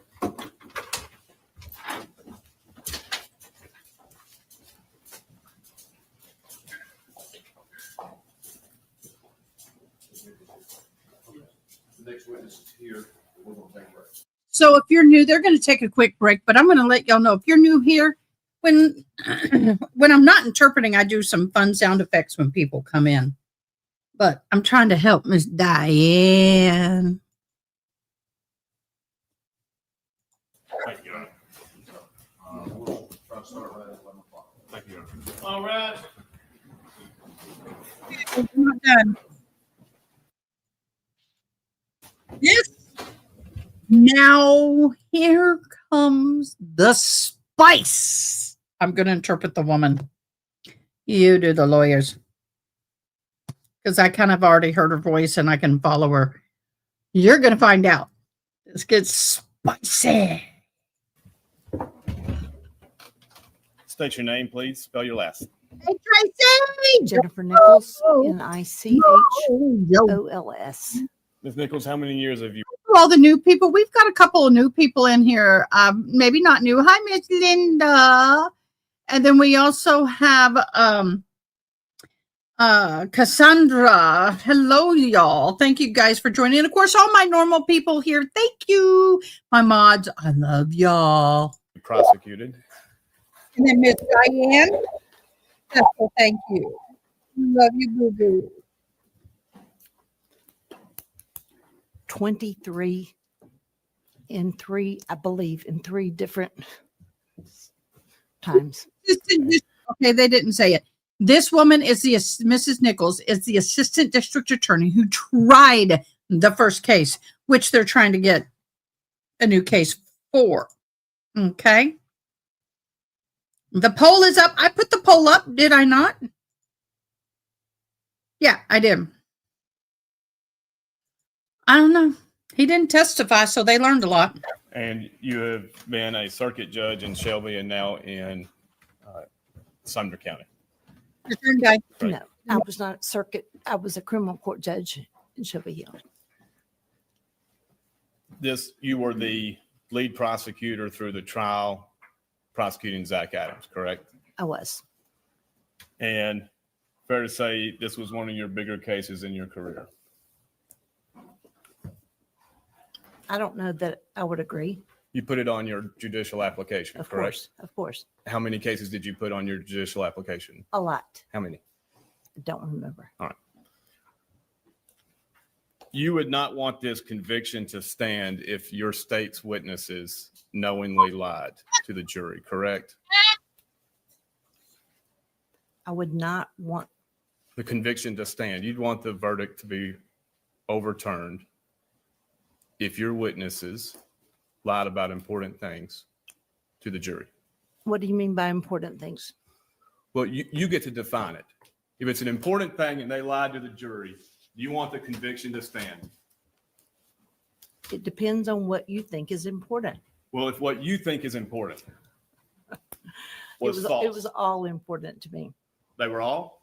I said a lot. It was all important. to Okay, me. good. So that distinction's irrelevant, correct? No, it's very relevant. Okay. I'll give you an example, Mr. Bates. If a witness Could the lied. court instruct the witness to answer the original question? She is. She's answered the question and she's gonna give an Fair. explanation. Yes, Joe Schmo, that guy was the defendant that we've listened to. He did not testify against his better judgment in his own trial. He believes that he listened to his lawyer. He shouldn't have. He made some promises he shouldn't have. Yeah, and that was the defendant. This here is the assistant DA who brought charges and led the investigation and then put him in court. If a witness lied about something that was not material to the guilt or innocence of your client, Innocent? then I would want the conviction to stand. If a witness lied about something that was material to the conviction of your client, then I would not. How much evidence did you present to the jury that was not material to the issue of guilt or innocence? I don't know because I was not on the jury. You never know what they consider to be important. Is there anything that you presented that you did not think material and relevant to the issue of guilt or innocence? Yes. What? Oh, lots of things in context. Example, Holly Bobo's lunchbox and what was in it. What she was studying for that morning. Her cards, her study cards for pharmacy class that were found on the side of the road. We put them in. Was the fact that she was studying for a test that morning material? No. Did it add context and let the jury know what she was doing that morning before she was abducted? Yes. Fair enough. The fact that Dana Bobo put $20 on the counter beside her purse that morning. Was it material to her, to the conviction of your client? No. There were lots of things like that. You would not want this conviction to stand if you knowingly misled the jury on material issues, correct? I would never mislead the jury on material issues. If TBI coerced witnesses to say things that were not true, you would not want this conviction to stand, correct? That didn't happen that I know of. If it did, you would not want it to stand. Coerced who to say what? Material witnesses to say material things regarding the guilt or innocence of Zach Adams. Correct. All right. When you came in the case, when did you come in? I was appointed November of 2014. What was your understanding of why you came in? My boss at the time, Ms. Wyrick, was the DA. I was the deputy DA. It is my understanding that she received a request from the District Attorney General's conference to provide support to General Stowe. She agreed. She walked into my office, which was next door to her office, and asked me as deputy, who do you want to put on this? At the time, and you accepted the appointment. I said, I'll do it. At the time, who was Jason Autry's lawyers? I don't remember. Whether it's Herbison, Long, Herbison. I'm sorry. John Herbison, Fletcher Long. I think they were on it then. All right. And both of them were disbarred. Were they? You remember them coming off the case? I don't remember them coming off the case because they were disbarred. I honestly don't. Okay. I know they came off the case. And did you have any communications with anyone assisting the appointment of Jason Autry, an attorney? Did I have any conversations with anyone Correct. about? The appointment of attorneys. Oh, of course. My whole team was always interested in who was going to represent any of them. Any court staff or liaisons ask you for recommendations? Not that I remember. Okay.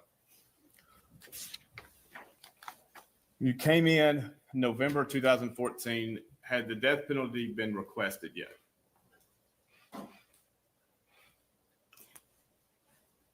Requested by You. Mr. Stowe. Correct.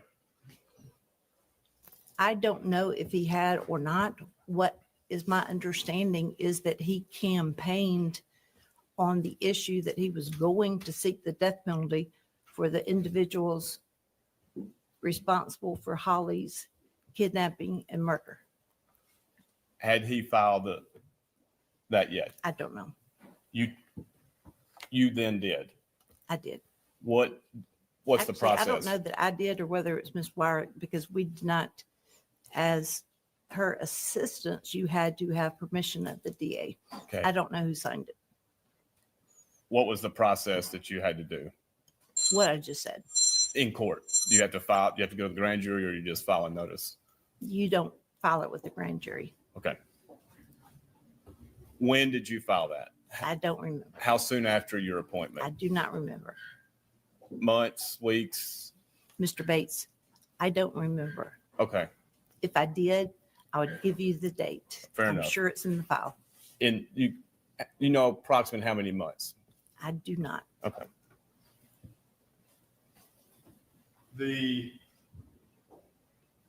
What analysis did you do in determining your intent to kill Dylan, Jason, and Zach by operation of the death penalty? My intention to kill them, The processes, end result was they would be put to death, correct? you're familiar with the factors that one has to look at to see whether or not a particular homicide even qualifies. My question is, Okay, are you familiar with that? I'm Because not on the stand right now. I understand. My question is, what did you do? Okay. Don't tell me, I know the law. Okay, that's all I asked. So that's what I did. I looked at the law. I went through the factors. I looked, and don't ask me which ones because I don't have it in front of me. Whichever ones I found applied, and then I presented that to my boss. What analysis of the facts did you do?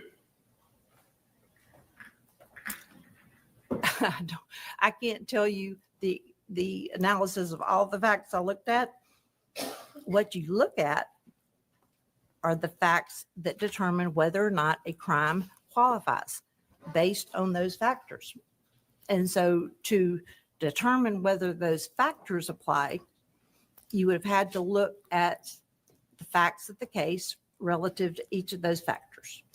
Did you, prior to filing the notice, review the September 2014 interview of Dylan Adams by Jeff Jackson and Brent Booth? I don't remember the date that I filed the notice. Therefore, I can't say for sure. But what I can tell you is I reviewed that interview early on. Okay. What were your impressions of that video? My impressions, Yes, ma'am. I didn't believe him. When did you stop believing, or did you ever believe it? I don't remember. I don't remember what information I had at the time I reviewed his video. I don't remember what I had or what point in time I got that information. What all led you to not believe the video?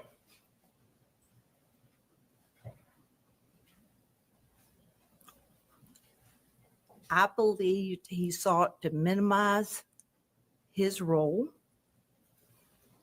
by claiming he was forced to do certain things and he didn't want it and he didn't know what happened before and didn't know what happened afterwards and just sort of happened upon the events. What's the importance of minimizing your role? Why did that jump out at you?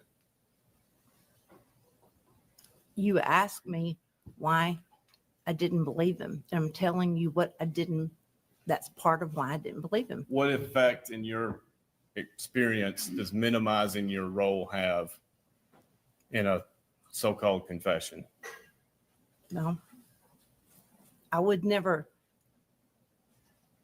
if it was so-called, it sort of changes everything about how you would analyze it. Are you talking about Dylan Adams? Yes, ma'am. Okay. Let's start here. He admitted to raping. He says he raped her, correct? Correct. All right. He talked about a night of planning the evening before. I believe so. Mr. Bates, it's been 8 or 10 years since I've looked at that. Okay. It's been a long time.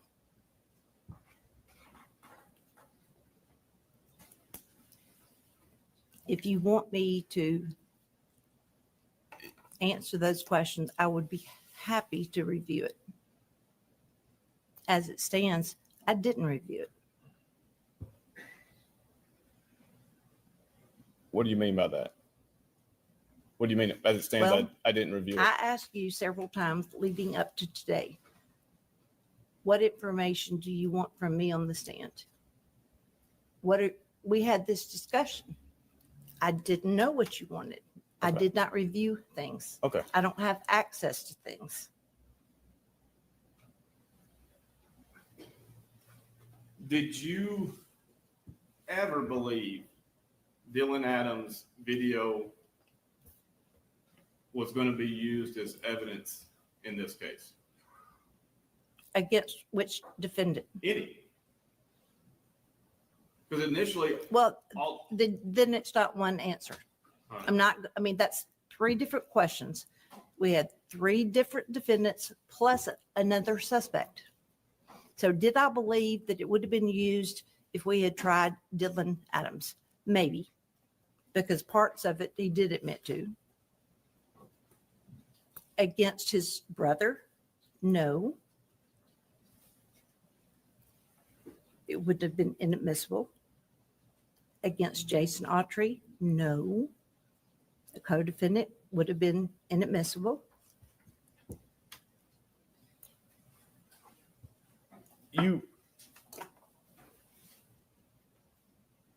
When you don't know when you filed the notice of death penalty, if you believed or disbelieved the truthfulness of Dylan's statement.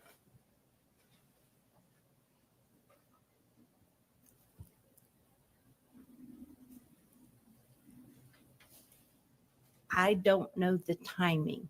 I do know that I didn't believe Dylan Allen. All you have to do is watch it. At the time,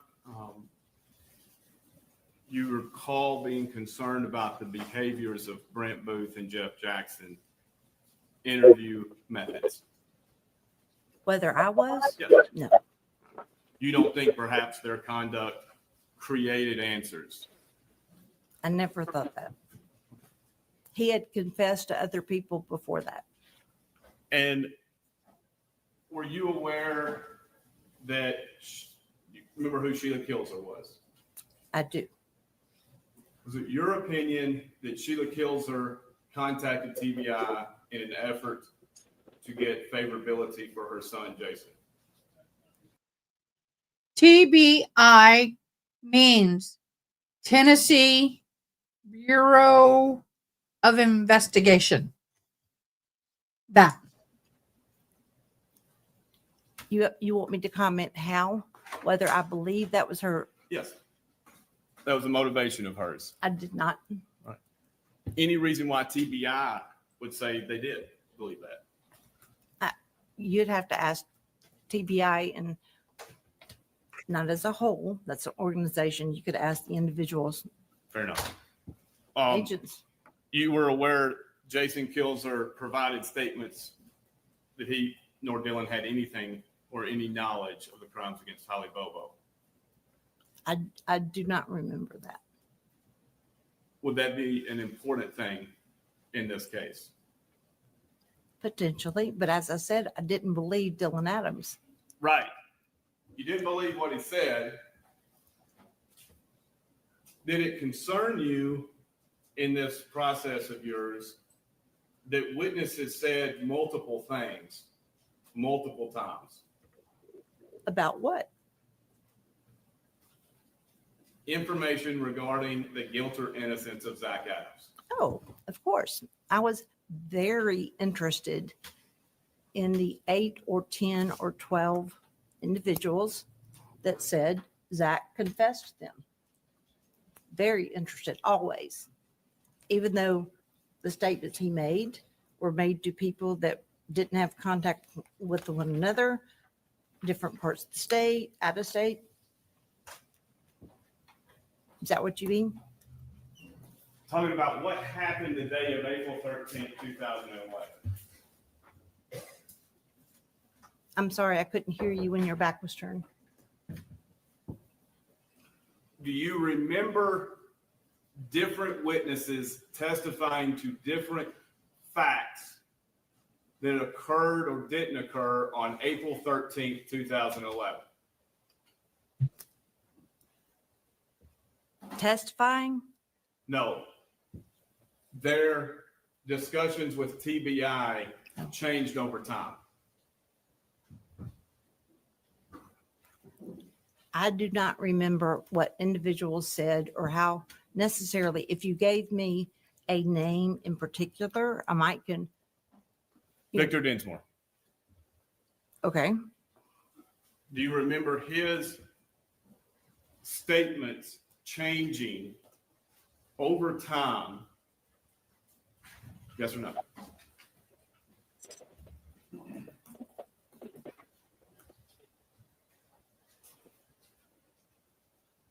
I don't remember them changing. What I remember during my involvement in the case, because remember, it had been going on for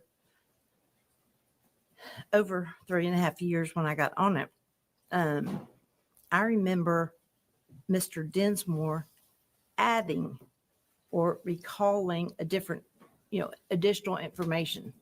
So not necessarily changing not necessarily changing what he had said, but recalling more or being willing to tell us more. Do you remember listening to Victor Dinsmore and Dennis Benjamin talk about a gun purchased from Shane Austin? No, Are you aware the first gun Victor Dinsmore said, and the only gun he says he purchased from Shane Austin, was a .22 long rifle? I'm not aware of that being the only gun that, well, could have been the only one he purchased. Maybe the second one he got from Shane and he traded it maybe for some drugs, if I remember correctly. Do you remember the first gun discussed, Victor Dinsmore had any connection with Shane Austin? No, You don't remember it was a .22 long rifle? no, Did you listen to Victor Dinsmore's recorded conversations with Dennis Benjamin? not that I recall Okay. today. I'm not saying I didn't. I don't remember. Do you remember in the IRs where it was discussed that the possible murder weapon could have been a .22? A rifle? Yes, ma'am. Mr. Bates, I don't remember. Okay. Are you talking before or after? I'm trying to, before or after Holly's remains were found with a bullet hole through the back of her skull? Because at that point in time, we had information about what would have caused that type of defect. Which is important if somebody's sharing this information with witnesses, isn't it? What information? The size of the defect. Important if you are sharing it with an expert? No, with a potential testifying witness. I guess it depends on who the witness would be. I mean, is somebody that's going to be asked to comment on that? Did you listen to Brent Booth interview Victor Dinsmore in May of 2017? Yes.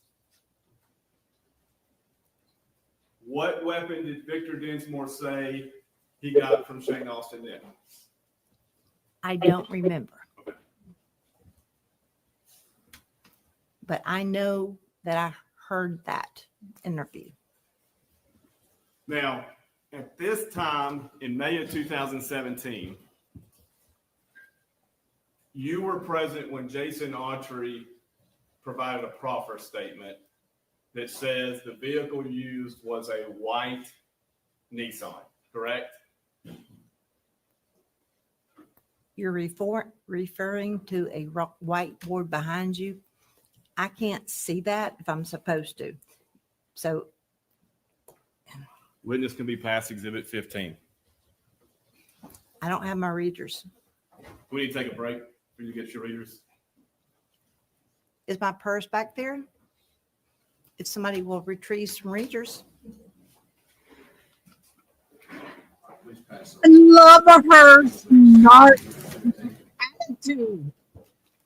She is so put off that this man is challenging her. Thank you.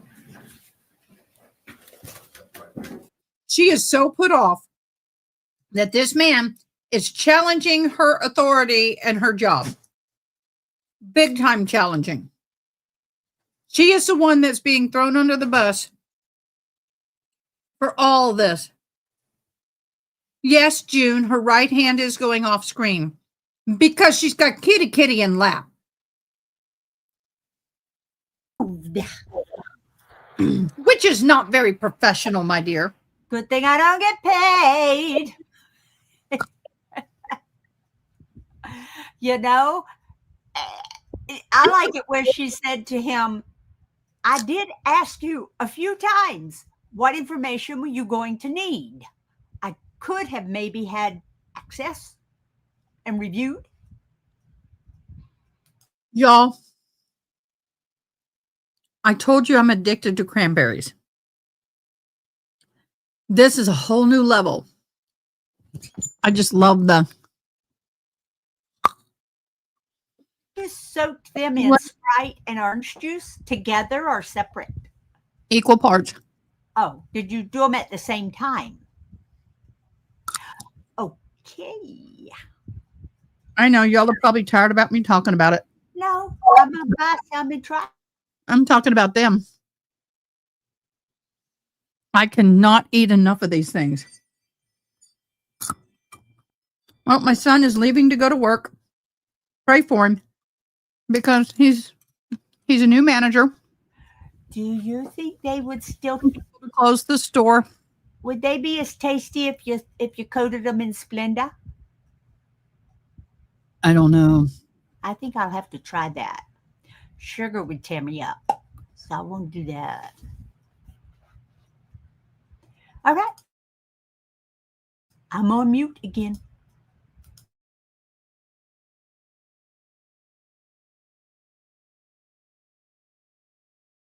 You need to unmute. I mute you because that way, All right, mute. yeah, you're mute. All right.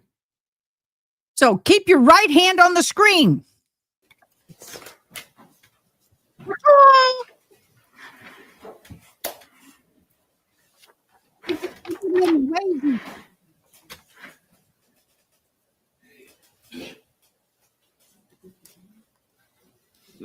And do you recall the proffers with Mr. Autry where you were present? I do. I remember being in the room at the table with Mr. Autry, his lawyers, Mr. Hagerman.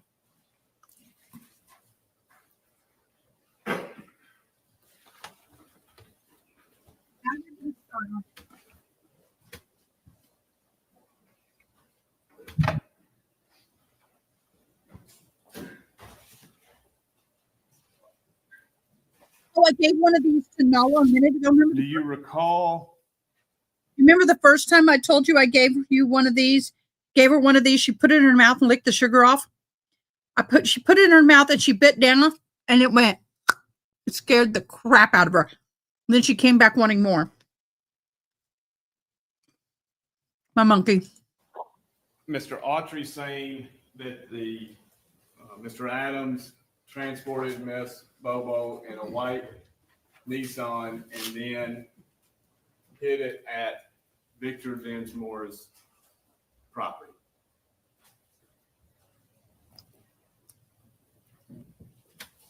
And you're talking about Zach Adams, not Dylan Adams, doing the transporting. When you say Mr. Adams, Zach Adams. I do remember the proffer including the information that Zach Adams transported Holly's body wrapped in a blanket in the back of a truck. The second part of your question, I don't recall.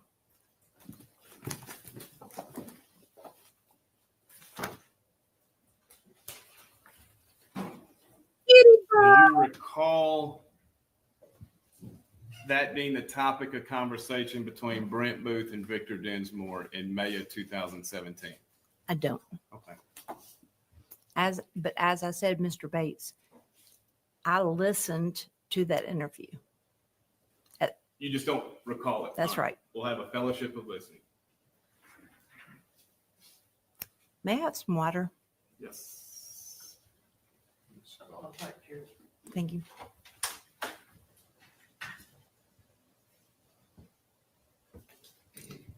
Monday 18th, 2017.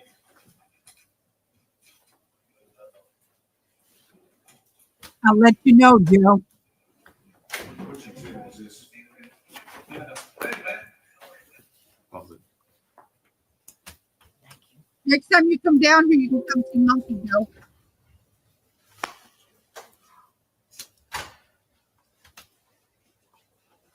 Exhibit 62, Your Honor.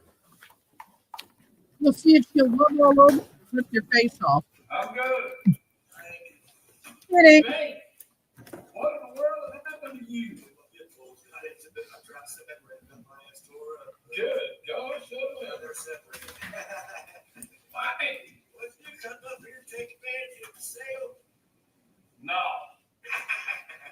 It's twofold. One, I brought you the penis, and my daughter's in a class up here. For what? Nursing. Oh, really? Yeah. What school? She's down right here at a nursing school, getting some extra training. So it's kind of a twofold trip. This city is good for that. Oh, much as it is. It's pretty mad at spring. Yeah, and I can't. All on the east side where we're at. You wouldn't think that looking around here. We're at, really. It's bad. Our house paid off 3 days, so we're big blue now. Where'd it go? East Tennessee, Kentucky. I should have, I say here, you got the 21st century scholarship. Yep. Yes, stay in Indiana. Okay. I will be here. Okay. 31 Saint. The 10th of July. Let me tell you, I've got this phone number. We'll call you. Yeah. When I'll call you before and let you know exactly when to come. Okay. Y'all got a bit. Kids in development. Let's talk to you. Hey, come on over here. Sit down. Oh, I am. Yeah. Yeah. Come on over and sit down at the table.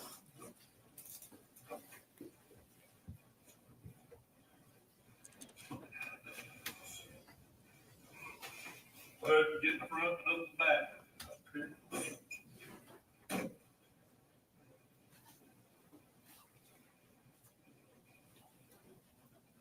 Yo, Schmo. Go to DMs, please. Discord.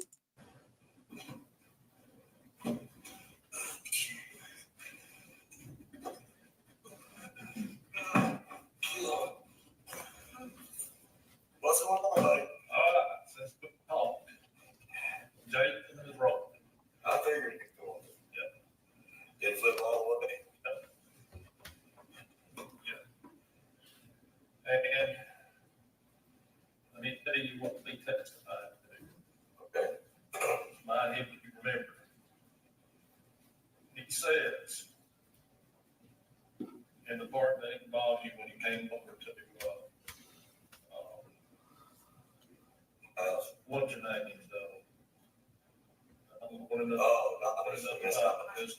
Yeah. That he got the truck and said, I can drive. He was sitting on the passenger side. It was in the middle. Yeah, that's right. And Dylan was sitting back there in the back seat. I didn't see Dylan. When they come to dogs, I didn't see Dylan. He said they pulled up and he was in the garage. Yeah, because I was in the garage. Yeah, on the outside. What's your name? The house Devin came out. And he, that guy, that first thing Dylan was off and right in the face. Yeah, they started happening. Now I remember what they were saying. They were fighting who was going to hit that little bitch first when they got back. That's what they were saying. So I told him. He says that, yeah, he says the fight started actually at the end of the driveway down there before they were left out on the bank. Oh, that is until they got there. They was already. That over her. Yeah. Over that, over what had happened, what was. And then they take her because drugs. I thought part of that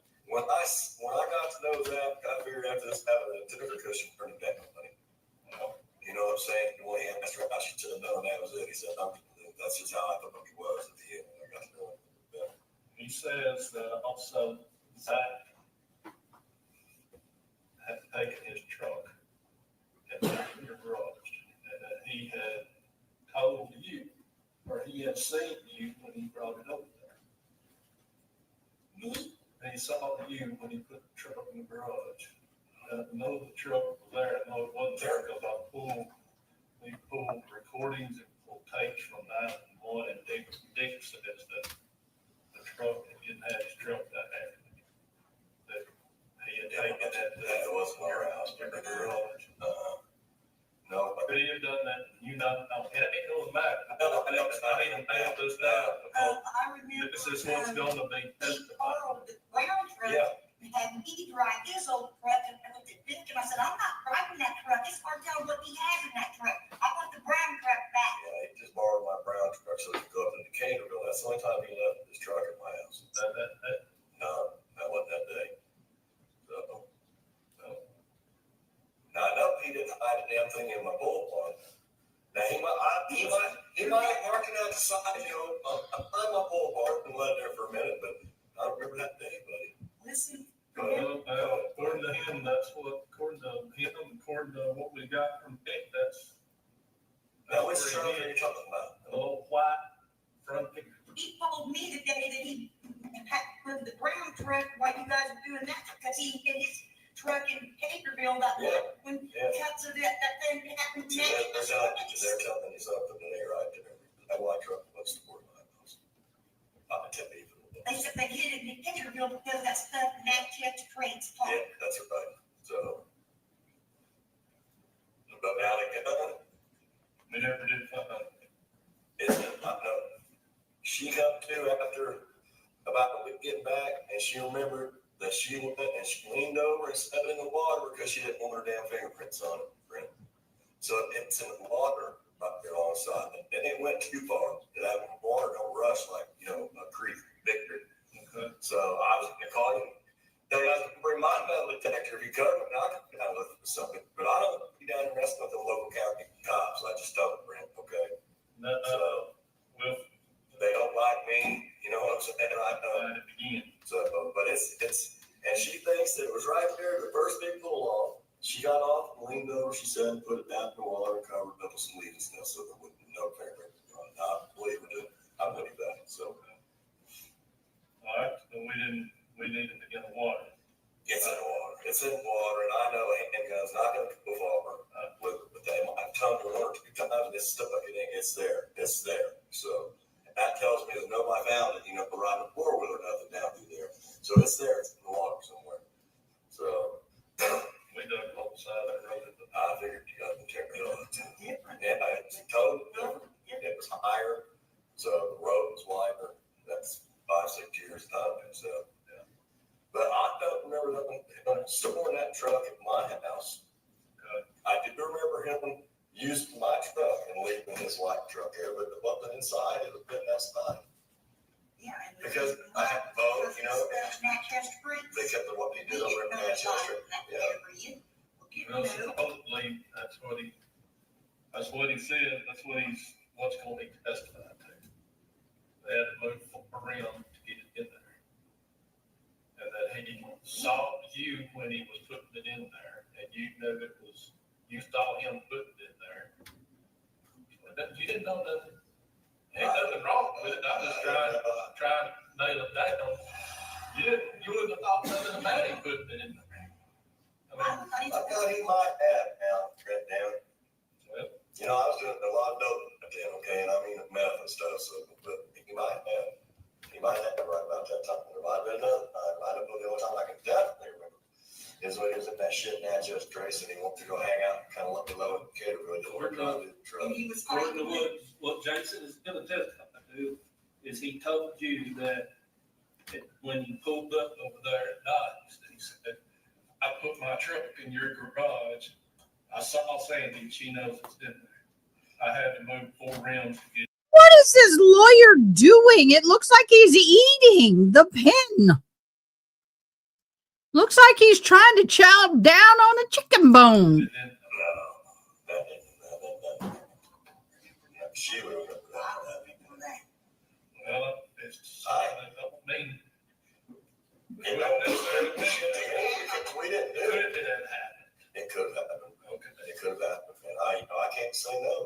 us have oral fixations. I know. No, I was smoking weed, I was drinking liquor, I was doing that, I just didn't want to be here.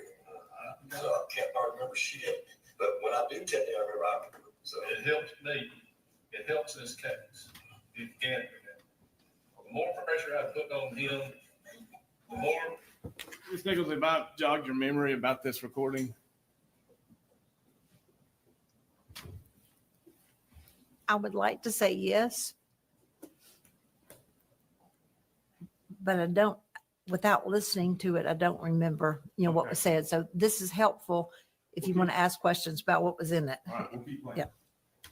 The more y'all can remember, the more it helps push the case to where maybe a plea. That's what I'm saying. They complete. are they chancing to get out? No. You know, I don't know what a grand jury's gonna do, but I gotta know. It's got the more details that I can nail down, the better I think. No, he can get that. I think maybe he did, yeah. The same day they took Holly? Yeah. Yeah, would have been probably around lunchtime, maybe a little later. And I was real sick then too, Yeah, so. because I had a- You were in, I bet you, my God, probably did that, because that's when that's when he come out of run my property. Yep. You know, I trusted him a little bit. You got me thought he was just a good little boy. Real kind of, with like guns and shit like that, but, okay, yeah, I could have, yeah, yeah, let's just, yeah, it did. yeah, let's say that. Cause I'm starting to think now, I read the boat, because that's what I went to look that Walmart, is that, gosh, that's what we're, boat wasn't in there. And Holly got taken, I was there, yeah, you know what, I got him, I had. Somewhere But- when they came to doctor. They already killed him. Still remember, They already killed her and dumped the body. That's what they needed to hide, needed to hide the truck. Still have the load back. son of a bitch.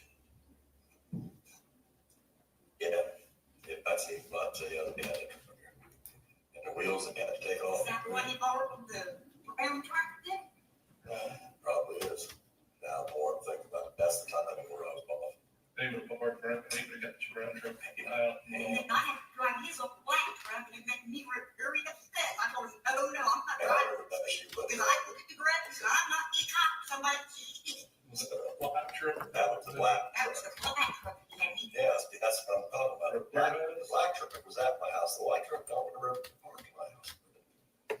I'm talking about the black truck. I definitely remember being at my house, sitting right outside my house.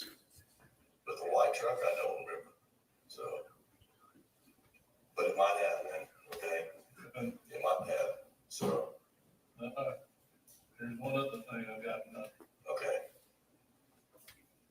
And you got that letter from me. You don't know if you're not in trouble or nothing. Oh, I've been trying to help you.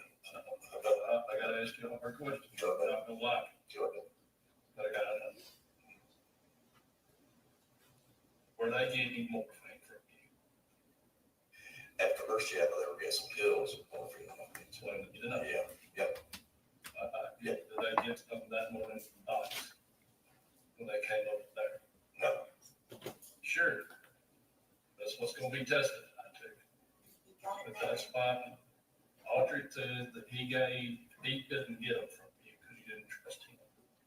But he gave his money to Zach, and Zach bought morphine from you that afternoon. He might have. He might have. I have a buddy down here, like a buddy that had morphine. Okay. And I would get them off him for cheap. That's not a little bit, make me a little bit of money, you know what I'm saying? Yep. They might have been cups, and I know that what's smoking joints. He was still in the green, he's right. Yeah. He had bottles. Well, I better run that up. You know what I'm saying? It's not about down there, no. I know. That's not a problem. I might have sold you of that. That's fantastic. Yeah, if I was sick, yeah, I did, because hell, you know, they come up, I know for sure, for the fucking joint. Was Shane getting them from you too? Yeah, Shane, he was trading guns and Okay, guys, I got a full and fair and equal access to language, so I have to share what she just said. And that's my little happy dance. She may come down for my graduation. She's looking into it.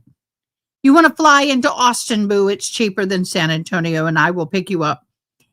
She may fly, but you're going to have to fly down. We'll get a hotel room on the Friday before the 12th, so you may want to fly in on Thursday, the 11th. So I would want nothing more than this woman to be at my graduation. I'm not going to have really anybody there but my kids that I know of. Papa's not going to be able to go. Mimi, maybe, I don't know. She may or may not, depending on how she's feeling. They're both like 80, 90 years old. Papa's turning 91 in a few weeks. Yay, Austin will be way cheaper. Yeah, Austin's cheaper than San Antonio. I don't mind the 2-hour drive to pick you up. So, but anyway, that was just something that just popped up. What I had you, I'm sorry. Well, even if I come in on Thursday, I got to work on Friday morning. You can work from here. That's what I know, but I can do that. No Yeah. problem. And then we'll go to San Angelo on that Friday afternoon, evening. But you can definitely work from here. You have everything you need. Oh, But yeah, anyway, back to this. Sorry. for sure. I got a couple of others, but that's something that yeah. Okay. But Moving right along. you're going to charge for the interpreting, right? Oh, definitely. For sure. I'll charge for breathing. And probably so, yeah. But yeah, I was pretty fucked up, but I do remember a lot of deals going on, so. And that's, wow. But that helps. Yeah, not easy to say. Did you ever say right after the Holly thing, when everybody was still looking for second Austin came down and told me that we had the gate? Yeah, block gate.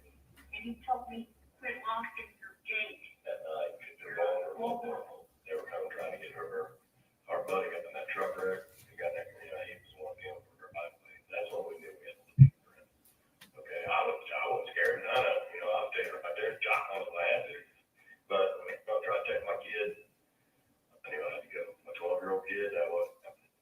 But they tried to do that. Oh, they said, what's his name, Sandy? And Margaret did too, she wanted to. Margaret Dixon was the one boy, because we come our driveway, and our little girls out playing in the yard. He pulled up and said, we want to go help find Holly? And she said, let me go ask my mom, because we taught her that. She went towards the door, and he put the reverse of the slinger out, back all the way out the driveway. I wasn't there, I was working at National at that time, so, yeah, so, needless to say, I was glad when I found out that log truck cut off that road, because that's, we put an old rock head in it. And that's what I was gonna do, Brent, because you don't deserve to die if I do that to a 12-year-old kid. So, yeah, so somebody just went nuts on all that, that's what it is. I thought for about a year and a half, Brent, and I told you what, so I felt it getting my mind of DPA, making the session for us. I'm positive it's Making me online, 39. Ms. Nichols, refresh your memory. I have the same answer. I can hear what was said. I know that I listened to this at the time. Okay. Can I tell you what was said next? No. Okay. Do you condone what Brent Booth did? Interviewing Victor Dinsmore? Yes. Yes. The way he did it. It's not the way I would have done it. What, do you condone the way he did it? I'm not sure I can speak to how he did it. This is what I would have done had it been me. I wouldn't have led. I wouldn't have led. He more than led. Okay. You agree? No, He said, I heard him lead. this is what Jason Autry's going to testify to. Okay. You condone that. Well, that's a different question. That's my question.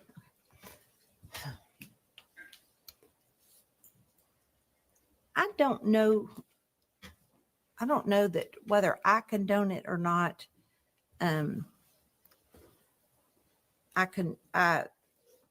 understand that he was trying to get information, understand that he was trying to trigger Mr. Dinsmore's memory, a person who admittedly was on about every kind of drug you can be on. And much as what's happening to me today, when somebody tells you things,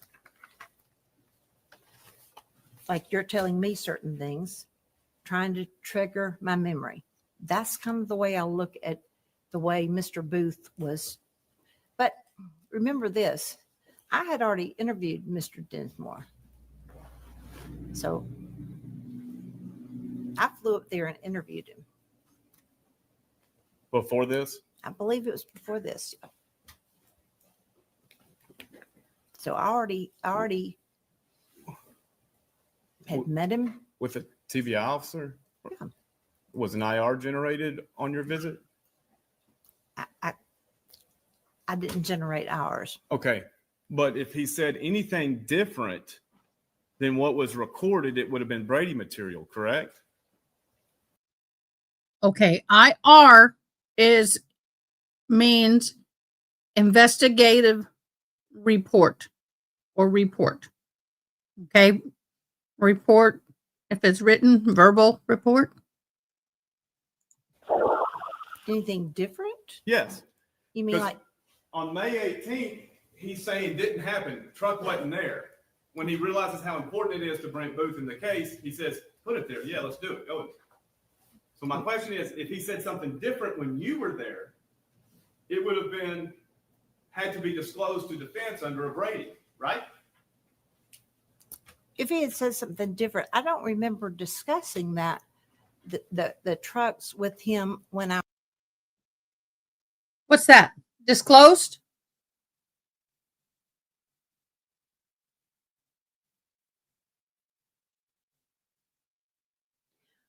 Brady is B-R-A-D-Y. You know what Brady is? It's a legal. No, it's not a person. Brady Act. I'll share it in a second. I'll pull up the legal. It wasn't, I met him at the airport, introduced myself, met his wife. I don't have notes, but.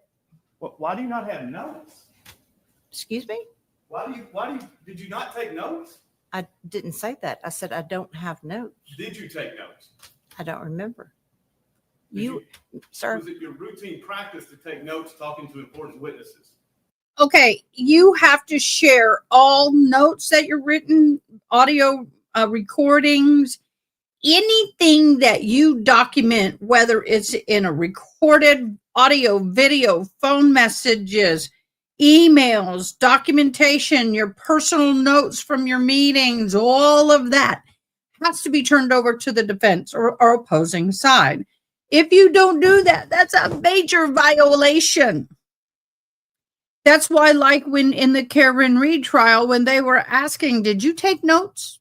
When you were interviewed with said lawyers, did they take notes? And if they said yes, and those notes weren't handed over, ooh, that could be a mistrial. If they said nope, no notes were taken, then there's nothing to be had. Sometimes and sometimes not. But Mr. Bates, I invited you to my office. I set up every single item we had in the file. You and I had scheduled a 3-day event where I told you you would have a conference room. I would give you a phone. I wouldn't be there with you. And you know what you said? That I got the 4 terabytes to review on my own time and not 3 days, I believe. No, that's not what you said. That I got from Ms. Thompson the discovery to go through it, correct? You said that. You thought 3 days was enough for me to go through it. Oh, no, you Okay. picked the 3 days. I thought you'd need to be there for a while. But the difference is you would have had access to anything in the file, including my notes, if they existed, as to interviews, because I don't remove things from files. Okay. Do you still have your notes? Of course not. Okay. I don't have the file, sir. Okay. So, do you remember trial testimony on this issue of the truck in the Dinsmore garage? Stop it, Joe Schmo. I'm going to put you in timeout. Put you in timeout, Joe Schmo. Accidentally. Perhaps. Delete it. I don't remember. I don't know if I. Joe Schmo, I meant to delete it and I accidentally hit the timeout button. Boo! You can't say that. Boo! Joe, you are going to get in trouble.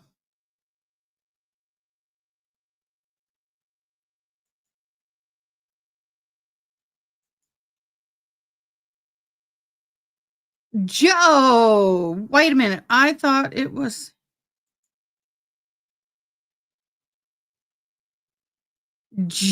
Joe. I'm sorry. I really didn't mean to time you out. I just meant to delete the message. Can't say that. Remember exactly what you want to ask, but I I was there in the trial. have a transcript for the court and for the witness, Your Okay. Honor. Oh, Joe. Sorry. Joe, I really didn't mean to put your time out. 5-minute time out. No, come on, put me in time out. I didn't mean to really. This would happen to you. Come on. I'm sorry, Joe. They broke it. I glued them, but I can't really. I'm playing with my earring and You go to page my little genie. 1005. Okay. I gotta let y'all in a secret. Joe's my genie because every time I rub the earring, he pops up. 505.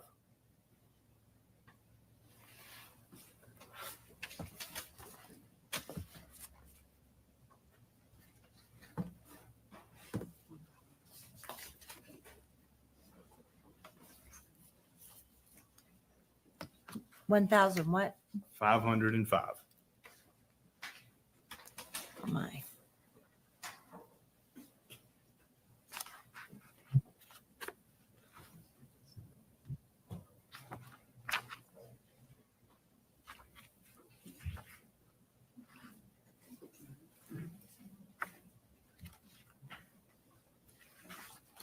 And you see, No, I'm not there yet. I'm having Apologize. a real hard time with these tiny little numbers. So give me a minute.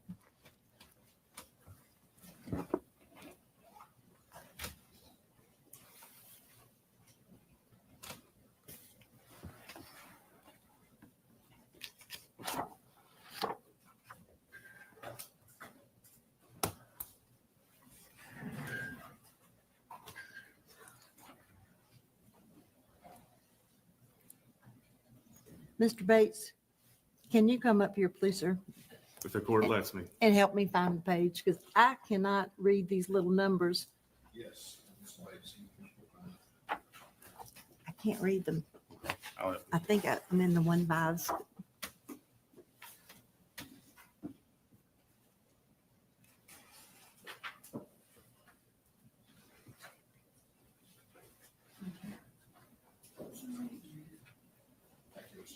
Thank you. Sir? All right, 1505. And you see, Okay, you are tell me, sir, which square on these two pages? Left Bottom. page, right page? the bottom left. All right, bottom Yes. on the left page. Yes, ma'am. Okay, I got it. First question, line 2. You're asking Victor Dinsmore, do you remember getting a morphine pill or Zach buying a morphine pill or Shane buying one for Audrey while they were there? No, not there. this fight, how much of a fight was it? Jumping around, basically, swung at each other a couple times. I think Zach hit Shane, about blacked his eye. That's about all there was.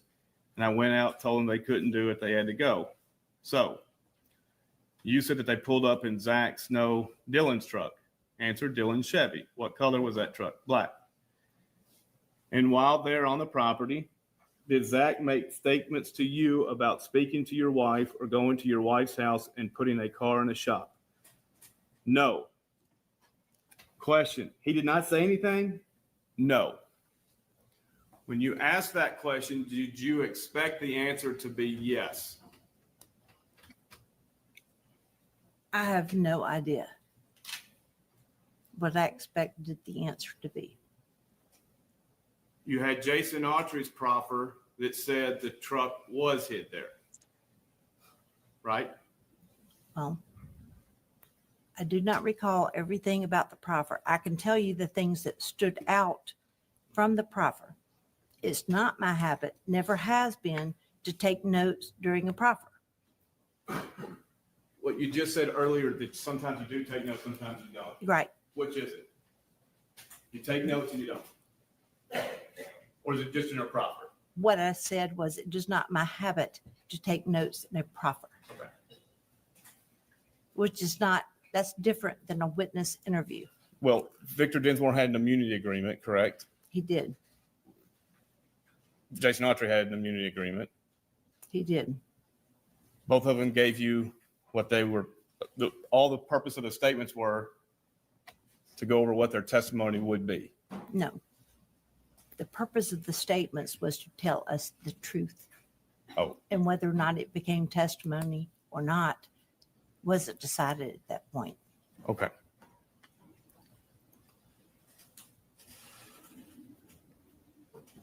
Do you want me to keep the book? Yes, ma'am. He continued on line 20. You continued line 24 at any time. Did he tell you that? Answer, no.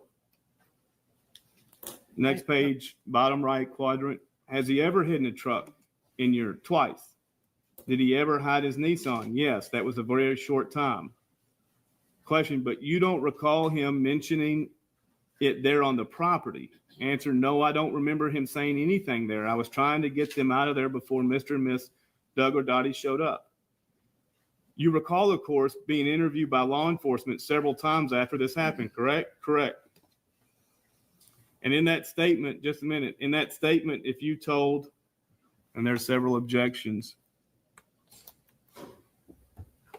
and then it continues on 1507. My question is, did you make this statement or TBI Trout that Zach hid his grandfather's white Nissan post-abduction? Answer, yes. What was your understanding of the time of that post-abduction hiding? I'm trying to catch up with you. Just go to the bottom right and then pick back up to the top left on 1507. And while you're reading that, if the witness can be passed, Exhibit 112. All right, I found the question. So my question is, did you make the statement to TPI Agent Trout that Zach hid his grandfather's white Nissan? Yes. Is it? Okay, what was your question? You remembered, in your opinion, that Mr. Dinsmore told Agent Trout the white truck was hidden at Mr. Dinsmore's property. Is that your understanding? I do not remember the interview. I'm reading what the testimony, I have no reason to believe that this is not the testimony. So I don't independently remember anything about an interview with Agent Trout. I'm sorry. There were 250,000 pages, and I don't know how many interviews. I don't remember all of them.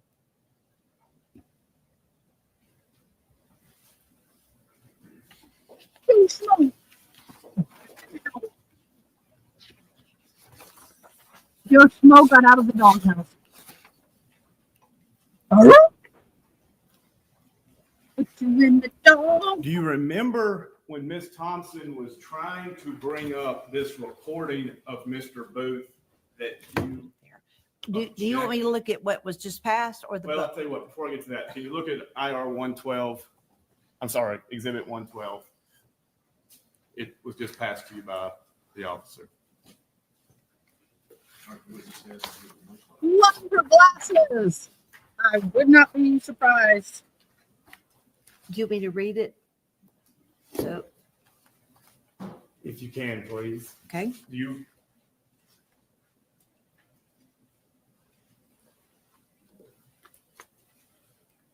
Who let the dogs out? Ooh, ooh, ooh. Yeah, let Joe back out of the doghouse. Spinch dear, thank you for joining. Candace Hobhouse, thank you for joining. We got some new people in the house. Welcome.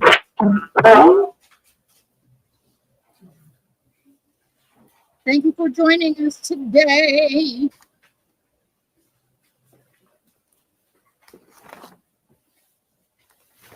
It's been a crazy day. This is our third live. Thank you for joining.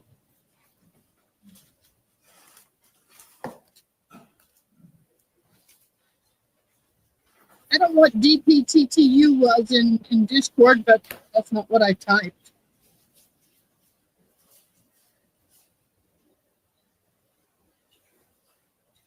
We're supposed to get a lot of beating done today, but I'll do more tonight, Sid. If you can turn your attention to the last paragraph, the bottom of page 2. How much, Diane?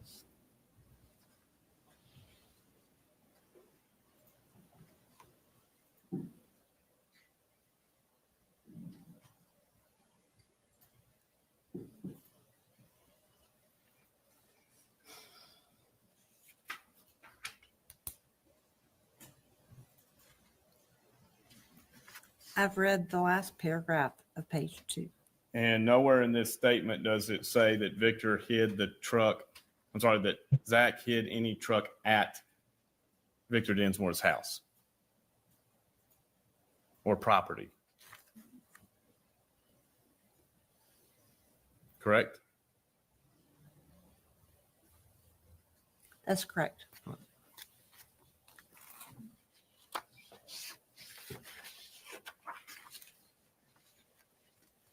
Do you, and you can now go to page 1537.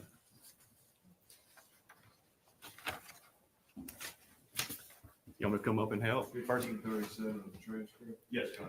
First time my eyesight's been calling help. Is it? I could read the language, but I can't say the numbers.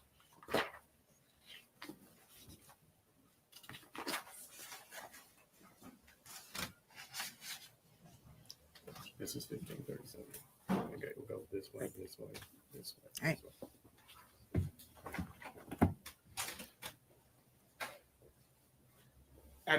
At the trial, did you think the recorded conversation with Brent Booth and Victor Densmore was damaging to the prosecution? At the trial? Yes, ma'am. Did I think that? Was it played? It wasn't. But did you think it was damaging if it would have been? Not particularly. Okay. Then why did you object repeatedly to it coming up? Because the witness was on the stand. Unless there is, the witness was there. The witness is there to ask himself. We didn't go back and play all of these recorded statements and introduce all the written statements at trial. Bottom of page 1542, middle of page, the far right bottom. Got it? Question: when did you and your wife talk about the fact that the white Nissan truck was parked in your shop? Answer: before Brent came up. Question before Brent, answer, yeah. Now, as we're sitting there, we've listened to Victor Dinsmore and Brent Booth, and now we've read the transcript. You admit Victor Dinsmore lied when he said he remembered it before. No, I can't. Which trip is you talking about before Brent came up? Brent was there several times. This is the last time he's up. May 18th and May 19th, 2017. From 1536, the discussion comes up. You met him in a parking lot, the sporting goods store. Yes. You actually got in his car. Your wife got in the car. You were talking to him. Yes. So at that point, this special agent, Brent Booth with TBI, isn't it? Yes. At that point, he proceeded to tell you what? General Nichols, Your Honor, I'm going to object what Brent Booth proceeded to tell. Ms. Thompson said, I'm not going to say what he said. I'm going to just, you said, she literally just said at the same time Brent Booth proceeded to tell you. If there's a question, the court said, all right, make your question, be aware of the hearsay objection. So we're talking about the sporting goods store parking lot. Is that where they met The first time on May 18th. The first time? Of the May visits. The May night, the next day was in the house. Okay. And the question was, You asked me if I thought if he was lying. I don't know. well, I mean, isn't that your job? You had Victor Dinsmore under subpoena, correct? We did. All right. I don't know. I honestly am confused by jumping around from Trouts to trial testimony to you having me listen to a recorded conversation. I don't know when he said what. Ms. So I'm Nichols, sorry. you don't have to worry about being confused. The court's going to make No. decisions. No, I do have to Question worry. is, I do have to worry about being all right, confused. my question is, Mr. Dinsmore said before Brent Booth came up, the May 18th, 2017, I remembered the white truck being hit at my place. You would agree with me that is inconsistent with the recording of May 18th, 2017, where Mr. Dinsmore says repeatedly, it didn't happen. It didn't happen. And only when Brent Booth says how important it is to the case Okay. does Mr. Dinsmore change his tune. Okay. I mean, the recording is what it is. The testimony is what it is. And I'm asking you, is it inconsistent? The way you put it, it sounds to be. And did you know it was inconsistent when you let it go unfixed? I would never put someone on the stand and suborn perjury. Have I seen many times witnesses be inconsistent? Yes. Of You made those it- times, how many times? If she could finish her answer, Your Honor. Let's let her finish the answers. This witness, it should be clear to all that have heard that recording. He remembers more. He'll say no, and somebody will confront him with something, and he'll go back and say maybe. And I'll give you an example: the drugs. He's a felon. He's not wanting to admit that he sold or traded drugs. He did.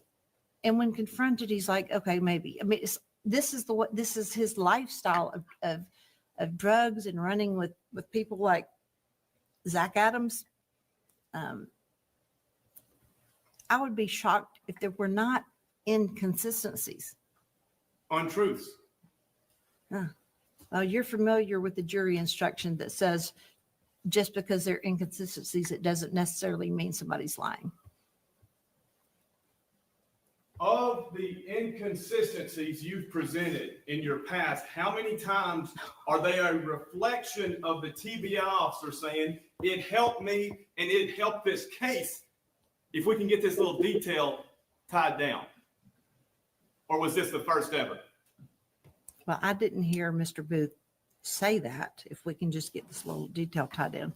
I don't remember another case that I had with TBI where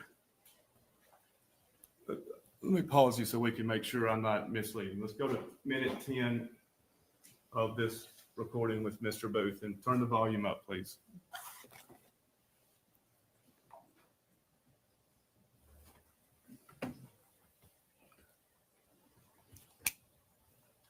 I don't make me. You know, because we didn't do Could it. it have happened? It could have happened. Okay. It could have happened. I can't say no, damn it. I was smoking weed, I was drinking liquor, I was doing that. I just didn't want to be here. I got So I can't remember shit. But when I do tell you, I remember. So It helps me, it helps this case, if you can remember. Pause. The more purpose you have to put up, All right, clear on that. Agent Booth says it helps me. I heard him. It helps this case. If he could nail this down. Now, how many times have you had a TBI or law enforcement officer change what would be an inconsistency in their testimony to make it consistent with two witnesses in your career? I have no idea. That many. I didn't say it was a lot or a few. I said Take your time. It's important. How many?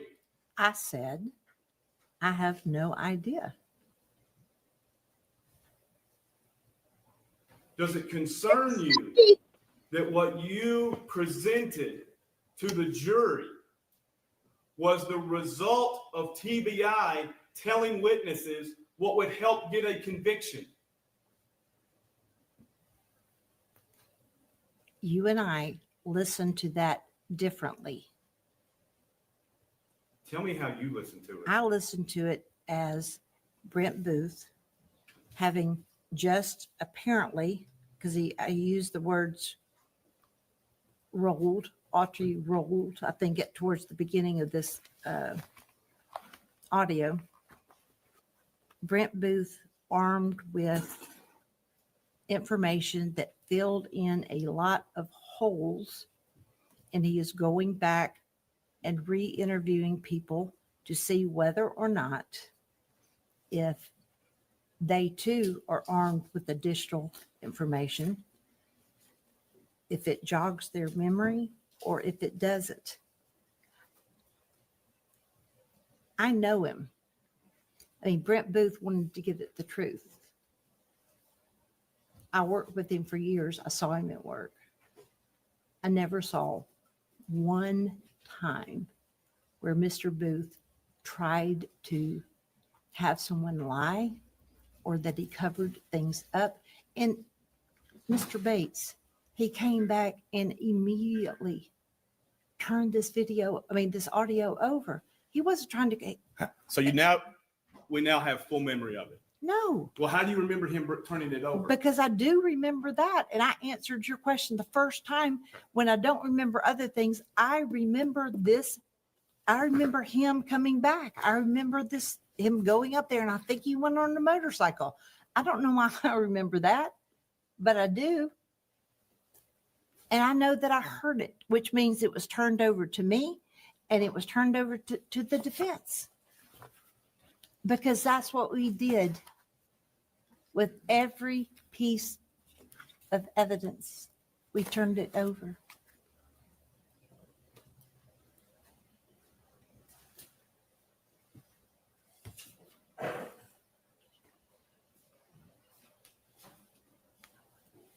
You admit.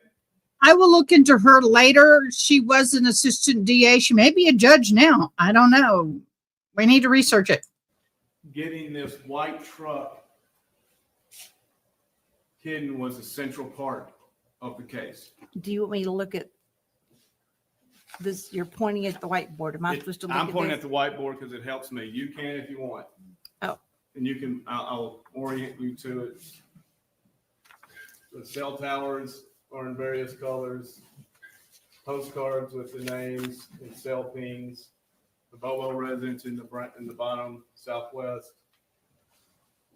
Highway 641. Referring to exhibit 15. Go ahead.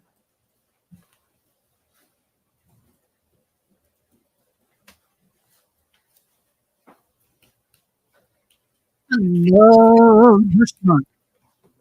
No, Do you remember the need snort. to corroborate Jason Autry's testimony that the white truck was hidden?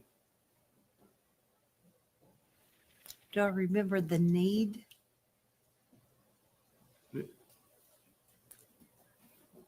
That characterization doesn't isn't in play with Okay. what I felt like in trying to build this case. Then why send Brent Booth up to Indianapolis if it wasn't important? I didn't send him up there. Who did? I don't know. Ask him. I didn't send him up there.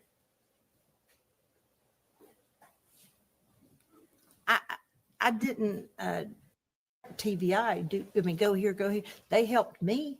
They took me places. I think he was going up there anyway.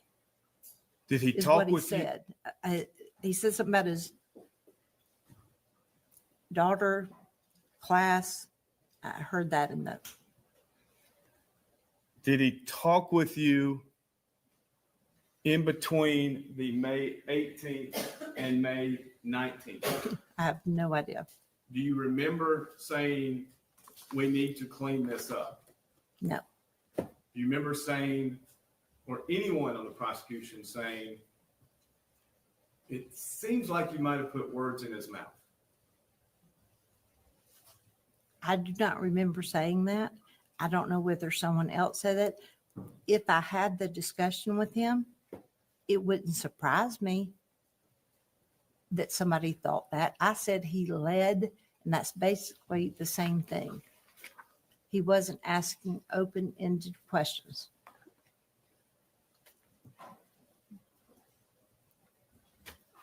As you reflect back on this case, do you acknowledge witnesses were interviewed until they provided what the state was satisfied with as quote unquote the truth?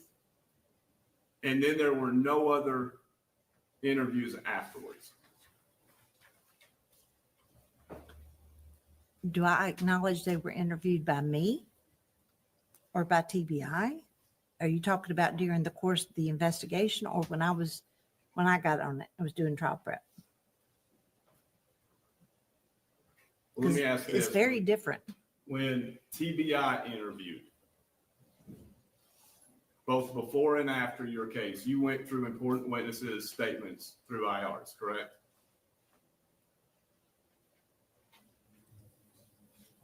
I did my best to read as many IRs as I could. And you're aware, like Jason Kilzer gave one statement, a year later he gives another when he's incarcerated. I don't remember today. I would have been aware at the time. Victor Dinsmore gave multiple statements, correct?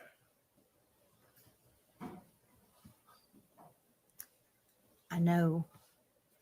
I talked to him. It wasn't giving a statement. I was just interviewing. I know that what we played today is one. I believe they had been up to interview him another time. Whatever is in the IRs, then that's how many statements he gave. I'm sorry, I don't remember, but I know there were, that's 3 right there. Well, two official statements, the recorded one and then the earlier one.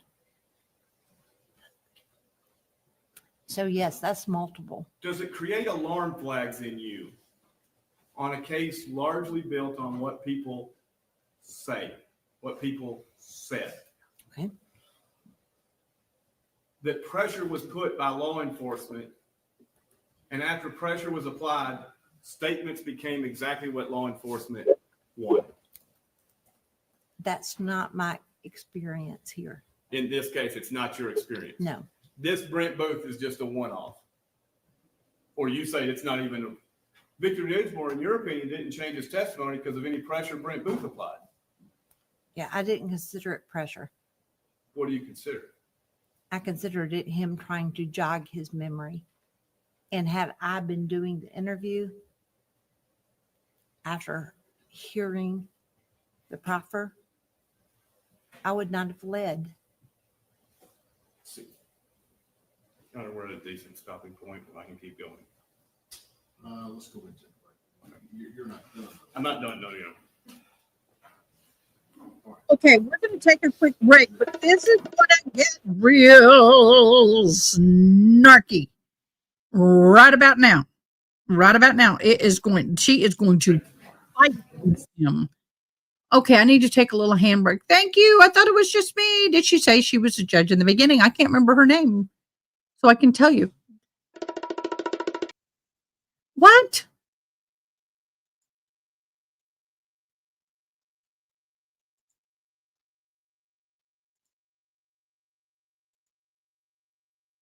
Oh, June, you are so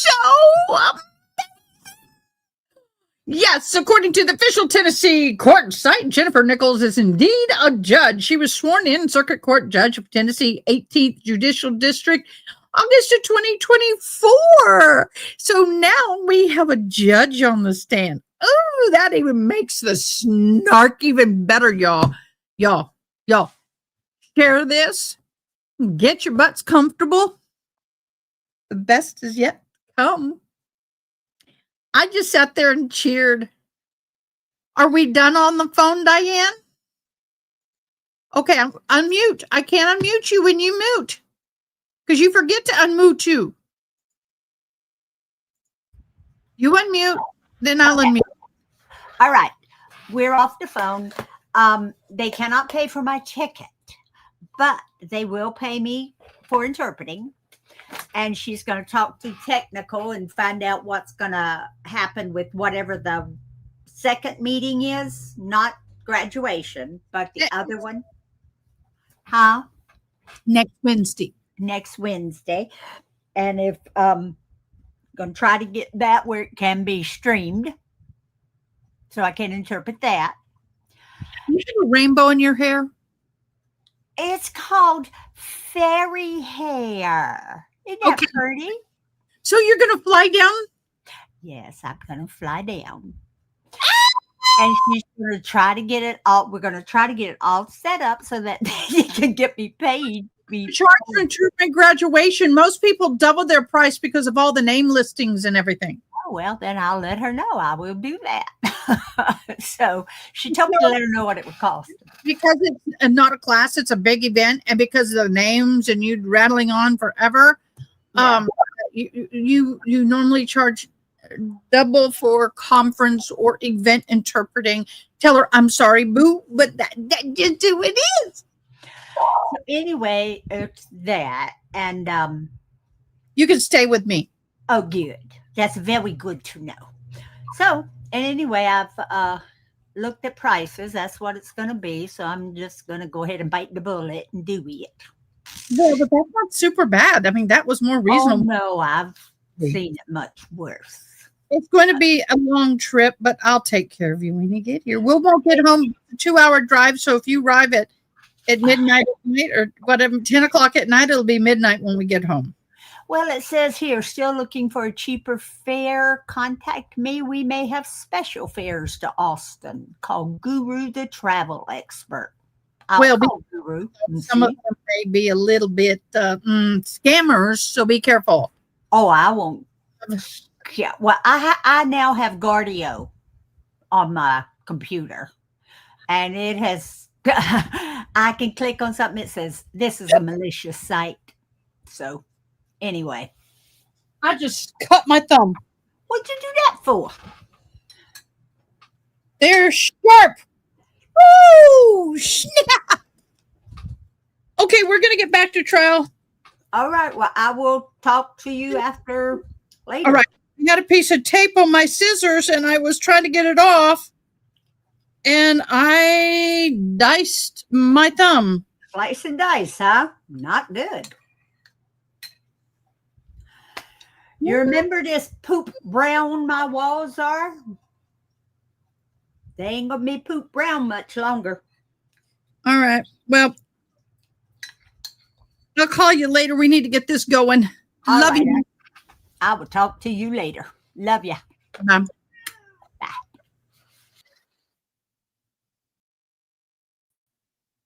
Oh, y'all, I just sliced my thumb something good. Oh, now I got to cut the skin off. Dag nabbit. Oh, wow. Oh. There was a piece of glue or something on it, and I was trying to get it off. But these are very sharp sewing scissors. I should have done that. And I distractingly did it wrong. Okay, I'll be fine. Whoo, I'm hot flashing now. Not too deep, just a bad paper cut. Okay, we're going to keep going now, y'all. Is it too loud? Miss Terry, you over there? Hey, none of this mic's not on. All right. No.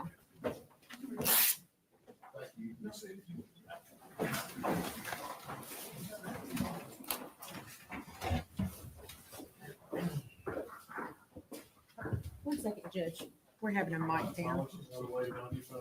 We didn't know until right when we walked in. I don't know which one we did with this one 'cause Push your battery dead on one. on this one. Just flip it off.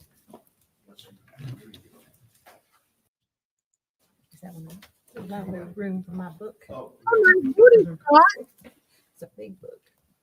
You're a dude. Really? While they are doing that, Your Honor, I want to report that I did abide by the court's admonitions. The only person I spoke to was my daughter, but there's a woman out here that was very upset to find me. do we need to take the subject? No, sir, I'm just telling you, she was upset thinking I was with the public. And so I didn't say anything, but Okay. the only person I spoke to was the one you told me I could. Thank you. You're right, you're still on the. Thanks. Thank you. Always gonna be good. Ms. Nichols, you gave the closing argument, the second part of the closing argument in the Zach Adams case. Yes, And you agree with me, closing arguments are important to connect the evidence that the prosecution thinks it's proven. that is certainly the goal. Okay. Are we done with the transcript? No, Your Honor. Okay. Hold on, guys. I need to. It is important for you to present to the jury evidence that you think is true. Of course, And you would agree it's misconduct to state evidence that's not true, if you know it, right. or if you should know it. Well, that's two different things. But if you should know it, Well, if you know it, yes. If you should know it, I would say it would be subjective. fair. And would you agree at this point that any inconsistencies, quote unquote, the closing argument is the chance to show what is the state's theory, resolving any inconsistent evidence? No, So if it says one thing, if you say one thing, you're okay if it's the other? that's not what I said. Okay. I disagreed with your premise. I believe closing argument is the opportunity to go over with the jury what the proof was. Okay. And you may discuss jury instructions if they were charged ahead of time, or if you have permission or so you have an understanding of what the judge will charge. Let me ask you, you don't have to follow this. I'll read it, page 2732, line 9. You remember the night, the 13th, the 911 call? Do you remember the heavy breathing of Dick Adams, who had to wrestle 2 guns away from his grandson? Do you remember Zachary Adams asking his grandfather as well as his brother for their vehicle? Why didn't he have a vehicle? Why didn't he have a vehicle? Where was the white truck? hidden in Victor Dinsmore's garage for a minute, and then returned back to the Bells. Do you remember saying that? I was going to ask you, are you reading? Is that what I said? Yes, ma'am. So I don't remember saying it. I've never reviewed my closing argument. If that's what the court reporter took down, I have no reason to suspect that I didn't say that. And you would agree that is saying your belief that Victor Dinsmore had the truck in his garage. No, in fact, we're not allowed to give what I think and I guess this and I that. You're supposed to not, what we're supposed to argue is what the proof was, Right. as opposed to our own opinions. Well, the proof was Victor Dinsmore said in the answer that we went over before lunch, Victor Dinsmore said, no, I don't remember it. Then you clarified it. Well, sometime or other, you said that you put the garage in and after the naturalist trace after the induction. We just went over that before lunch. Okay. Right? Wait, I'm waiting for the question. Where did you pull this out of to present to the jury that what Victor Dinsmore testified or said to Brent Booth in May was somehow wrong? Where did you get that? Everything I said was based on what I remembered the proof as being. Talk about the gun. Well, that's exactly what you said, page 2734. Let's talk about the gun. Do you want me to go to try and find that page? You don't have to. I'll read it for you and we can discuss. What are the chances Jason Autry finally started talking? He didn't know where the gun was, hadn't seen the gun since shortly after it was used to kill Holly Bobo, and he went with his cousin Shane, traded it for drugs to Victor Dinsmore. He's done it with it at that point. He's done with it at that point. Victor Dinsmore gives it to his wife to carry. He's sitting there one night talking to somebody, and he gets worried about where the gun has been, what gun is this? I better get rid of the gun. He tells her, get rid of it. She does. He's done with the gun. That's in 2011. They left Tennessee before the end of the year. And when TBI agents go to talk to Victor Dinsmore and his wife, they tell us where the gun is. They dig, they use the backhoe, they bring him down, can't find it. Road's been regraded, it looks different. They go back, they talk to them some more.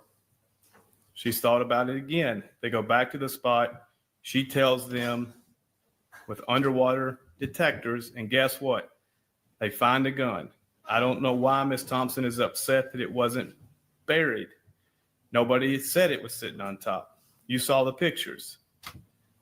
There and there, what it looked like when they raised it, it was covered in slime and rust and all sorts of crap. And Servine Broswell soaked it, got it off, and guess what? Guess what? It still fires. It still fires. Still loaded. Still fires. Your opinion was that was the murder weapon that was found. Correct? Yes. Do you remember the various statements regarding various weapons that were used, possibly used? No. You asked me earlier about a long gun or something. I don't remember. I'm going to hand you IR 1929 and a copy to the court. Can you identify its entry? No. IR 1929 would be exhibit.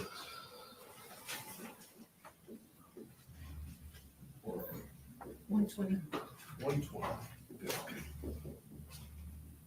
Oh, it gets more.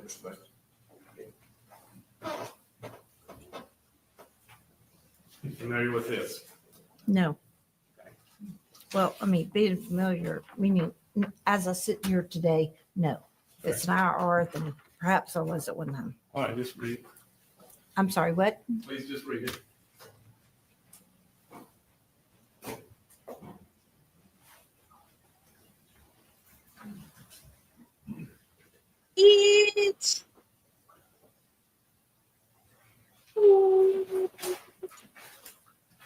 Okay. So we have in January of 2014, it's a 22 rifle that may have been used. You see that?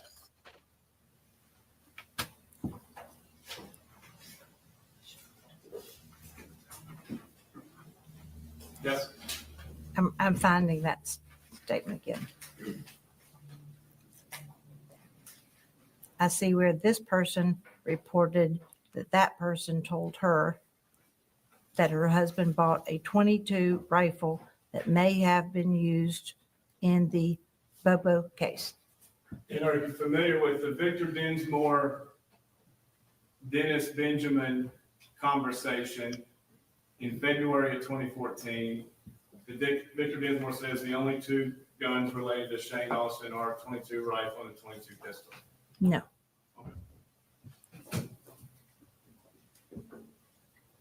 Do you ever remember listening to that conversation?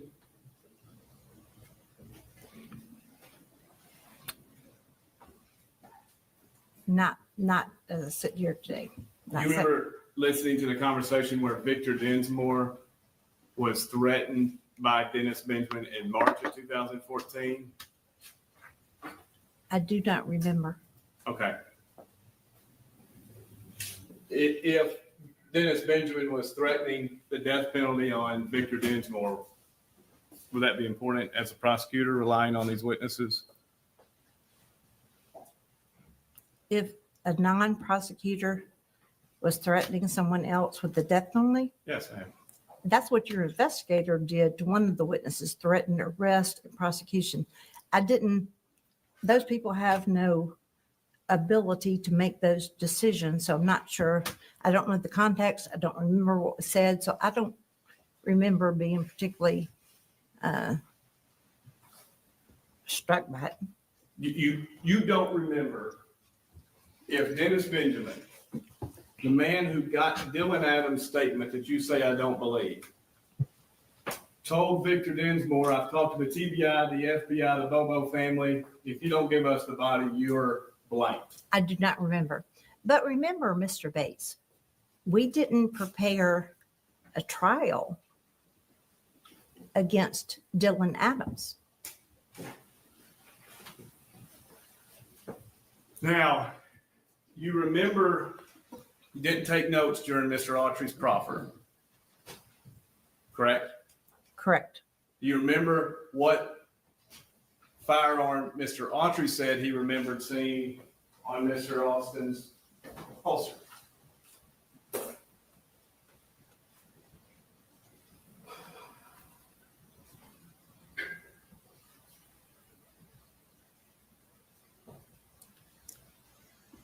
I am guessing. So take this and give it what weight you want to. I think he thought it was a 38. I don't know the most about guns. I think he thought it was a 38, but I don't. The witness can be past exhibit 61. I'm sorry, what? You'll be past exhibit 61 and look on page 2. Third of the page.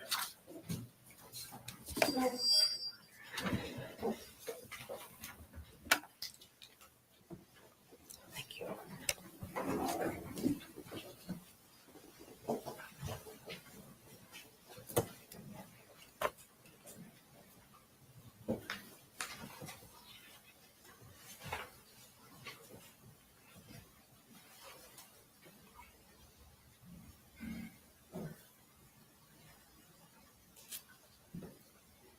What am I looking for? What caliber gun? You said focus on the top third. Of page 2. It's on page 1. So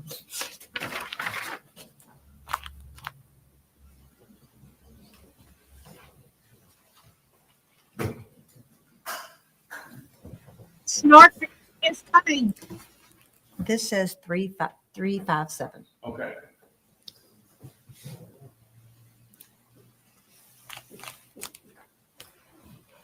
Then, do you Do you want me to remember keep- do in you want me to- May of Do you want me to 2007? keep holding this? You can if you would like.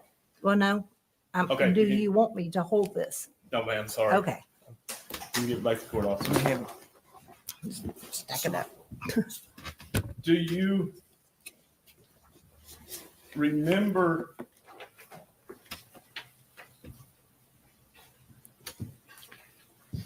on May 8th, 2017, meeting with Mr. Autry and his attorney to further the narrative about this gun and its relation to Victor Dinsmore? I do not. I know that I met with Mr. Autry a handful of times. I'm never going to remember a date or most likely what was discussed. Which is sometimes why notes are helpful. Would you not agree? Well, it's certainly why these IRs are helpful. All right. Do you recognize IR 3142? I do not recognize it. Okay. Do you want me to read it? Yes, ma'am. While she's reading, will there be objections to this? We'll move it into evidence as Exhibit 121.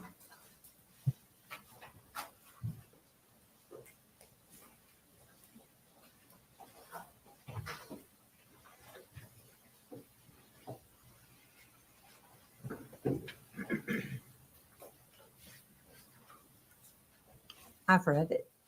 Now, would you agree that the activity date was May 8th, 2017, but the report was generated on June 12th, 2017? That's what it says. Would you agree that I didn't prepare it, so. Of course not. But that's what it said. You agree that the 32 revolver was found in between these dates?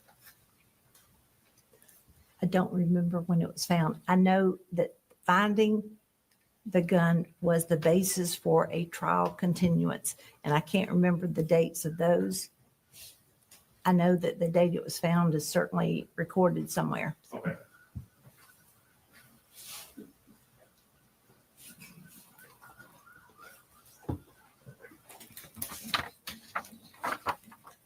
Would you agree with me during May, there's now this effort to go back and forth between Autry and Dinsmore, Autry and Dinsmore? It was not where I was putting my time. It's where Brent Booth was putting his time.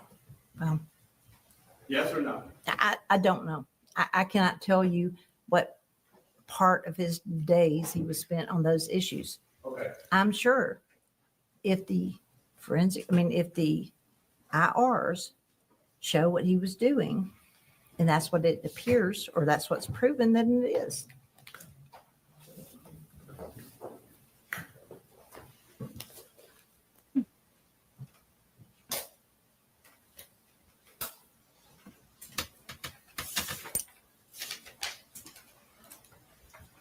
Great job. We're now going to play Exhibit 63. Ms. Nickel, this is the recording from May 19th, the second day of Brent Booth's trip to Indianapolis to see Mr. Dinsmore. And prior to lunch, you heard the first hearing where Mr. Dinsmore's talking about the gun that he in exchange with Shane, correct? I heard the recording from the first day. Okay. And now let's go to the second day, starting at minute 5, second 40. And he said that he didn't get him off of it, but I didn't trust fronting them to him, but I didn't get him a penny later because he'd never do that. I heard it. He buy it? He buy it directly from you? Yeah, he had cash, but I wouldn't let him get him a run because he never paid. He was notorious for that. You talked about the gun. Do you remember them trading you a revolver for Shane and Shane trading you a revolver? Shane, I remember now that Shane traded me a back, the .38 revolver. All right. That just a regular revolver, but it was only consistent cylinder, like 357. He came to me and wanted to get some pistols for it. And I said, I can't remember how many I gave. I think I gave him some one time. The next time I said, I'm not paying him for the pistol. But then we started talking. And remember when Jamie Darnell moved in, was with mom and dad threw him out.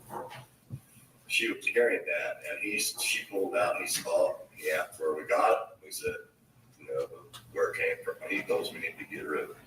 That's when I told her she went to the doctor in where was it, Kansas? Yeah. I think that she was going to the doctor. I think that's I told her to go in the river. On the way down through there. She didn't because there's too much traffic. Came back, and that's when she pulled off into the all that river. So I'm interested in keep it and hide it somewhere at home. And I thought, no, I can't not do that. She was going to take it out of that boat that had me in my property to put dirt, put a tag on it, and she was going to dig it up and put it in there. I kind of wish she would have. It'll be definitely sitting right there still. So, But you pulled up on that road. And she, Up there in the water. and she laid it down. I know what she did. She laid it down. She didn't want to press on the ground. Her bad talk. She laid it down in the water, and she took this brushing stuff over the top of it. So she done. Why did that mean Darnell tell you need to get rid of it?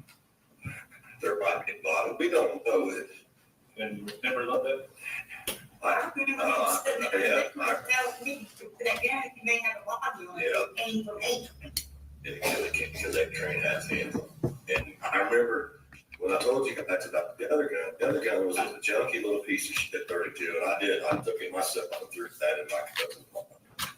Okay, because I was afraid he'd fire. It's falling apart. And I didn't want to keep the pills away. But when we got off the gun, I traded for them pills. I had her start carrying it because hell, I thought somebody was going to snatch her. All the little stuff was going on. I was going to her be protected. And come to find out the son bitches that was doing that did it was hanging out in the house. Well, I forget. So now we have a 38 revolver with an interchangeable 357.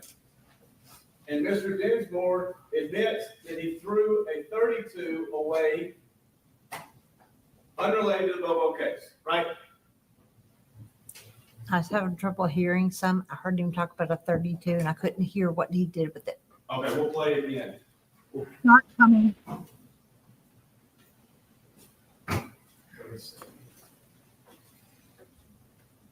Which gun did you not hear? I heard him say something about a 32 at the end of the interview, but I couldn't hear what he said he did with it or Okay. what happened to it. No problem. I heard him call it a junkie gun. When we got off them, and I traded for them pills, I had her start carrying it. And I remember.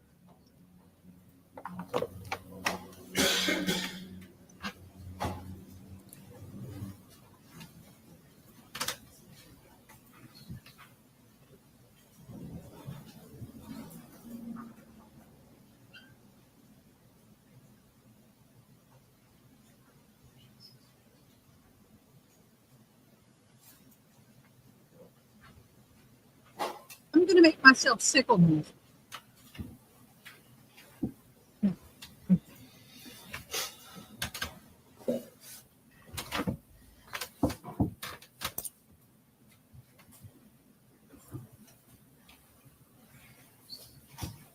We're starting at 7:51. Still exhibit 63. Yes, Your Honor. You get rid of that guy, you make have a lobby on it. Because they trained that hands on. And I remember when I told guys about the other gun was the junky little piece of shit 32. And I took it myself and threw that in my cousin's car. Okay, because I was afraid he'd lock me. Junkie piece of blank 32. I took it and I threw it in my cousin's pond. Okay. You heard that? But I heard if that's what it says, I'm not disputing it. It's breaking up. I heard he threw it. This time I caught that. So I want to just trust you, Mr. Bates. That's what it says. And you know who the cousin was? No. Were you not aware that I don't know who the cousin was. the Bowens? I don't know who the cousin was. Fair. Okay.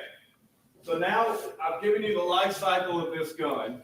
The 22 rifle, IR 1929, the Dennis Benjamin's 22, to a 357, to a 38 interchangeable barrel with a 357. Why did you refer to it as the murder weapon of a 32 revolver? When Mr. Dinsmore told you I had a junky piece of blank of 32 that I threw in the water. It's in a pond. Did it ever dawn on you? Look at her face. I think that's the 32 he's talking about. No, Why not? because it's not what the proof was. What was the proof? That Mr. Autry's statement excuse me, was- did you ask me a question or do you not want me to answer it? I want you to answer. Great. The proof was that he traded drugs for the gun. He was nervous about the gun. He gave it to his wife. His wife, I think, was later told there could be a body on it, and she put it over here. And we went and looked for it. And that was the gun that was supposed to have been used. Does it concern you, prior to pulling the 32 revolver out, that every other statement before this, a murder weapon was something different than the 32 revolver? No, It doesn't give you pause. it did not give me cause. During the prosecution. Sir, I said no.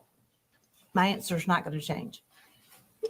No matter how much you yell at me or no matter how much you argue with me, I believe we found the murder weapon.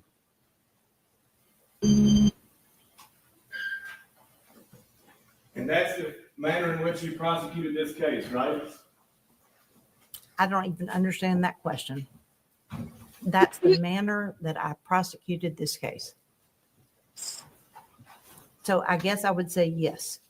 I believe that Zach Adams kidnapped, raped, and murdered Holly Bobo.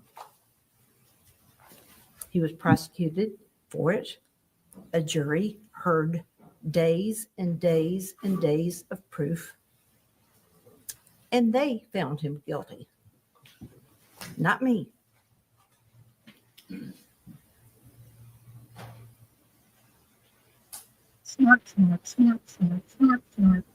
Your closing argument, page 2,733, line 21. Am I supposed to find that page? Or you I'll gonna read it for you. There was some discussions about the measurements of the ammunition. Marco Ross told you the exact measurements of the hole in Holly's skull as compared to the measurements of a .32 caliber. And then, bless his heart, the defense witness that came in with pictures of different calibers, I have no doubt that the way he measured them is the way he reported it, but he didn't know how to measure them. Didn't know that remove the projectile from the casing and then measurement. So the expert who testified about that gunshot wound to Holly's head said it matched my words perfectly, basically .32. And if you look at those measurements and you remember his testimony, it excluded a .38, excluded it. Do you remember giving that part of your closing argument? I do not. All right. As I said, Y'all, this is like 12 years ago. Okay. I want to make that clear for the new people hopping in. Thank you for joining. I made okay. Sometimes we'll be interpreting when a deaf person is watching. Right now, they're not. They went home from work and they're eating dinner. But the reason why that she doesn't remember all these specific, it was a very, very long time ago. Just FYI. I don't remember my closing argument. I have never gone back and read it, and nor have I ever gone back and listened to it. You were the attorney in this case when the post-conviction filing brought this up. I was. Did it jog your memory to go back to the transcript and read it? Are you asking me whether I actually did read it and I'm not willing to admit it? No, Because I'm I told asking you what Mr. I Bates, Mr. Bates, I did not read it. Okay. But you were on notice this is an issue. Honestly, I don't remember what notice I had about various issues. There were several that stood out in my mind. And one of them was that you misstated the diameter of a .38. I was never worried about misstating it because you're incorrect. Okay. Well, what is the diameter of a .38? I am not, A 380 auto round.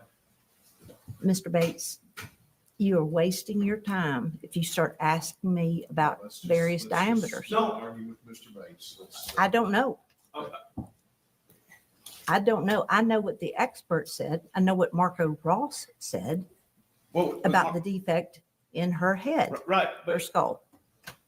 how many hundreds of thousands or millions of dollars did the state of Tennessee have at disposal Did y'all hear the judge say, just answer his question? The judge is trying not to discipline another judge on.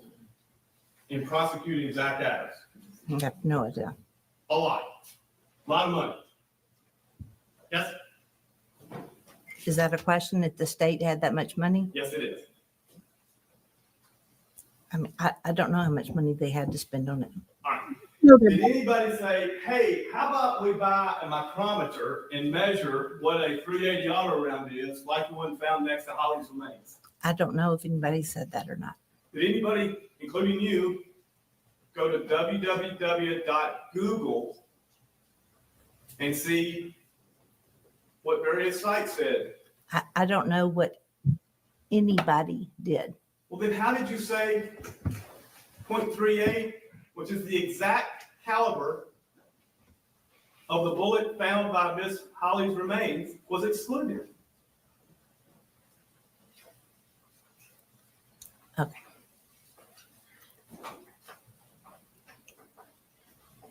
Marco Ross, who was the person who performed the autopsy a second time on Holly's remains. Unlike me, he measured, he knew and testified to the measurements of the defect. And he said, any caliber of gun, this level could have made the defect. Any caliber of gun larger than that could not have. Are you familiar that a 380 round is not in size .38? No, I'm not. I said a minute ago, I am not a ballistics expert.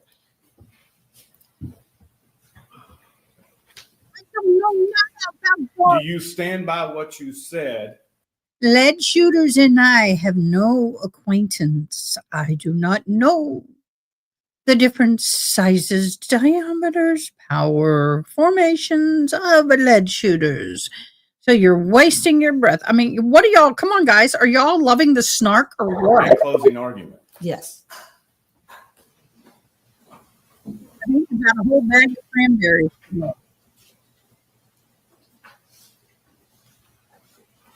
gonna put these in my phone.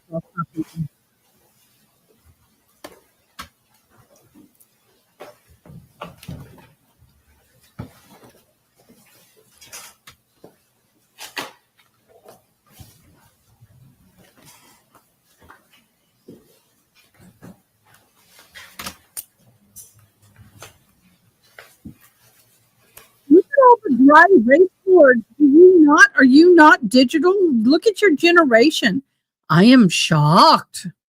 I knew he had one, but dang, that's at least two there. And then there's one back off screen. That makes three. Wow. Happy PowerPoint. That's what your generation did. Yes, and the red pen, the power, you deserve a lot of congratulations. Doing fabulous, my dear.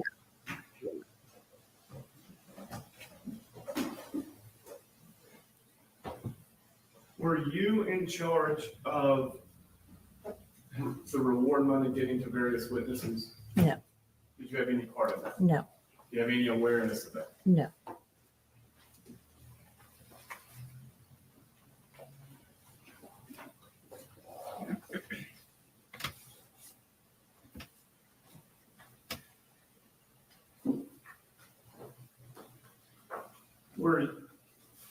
Were you prepared to prosecute Jason Autry for the death penalty?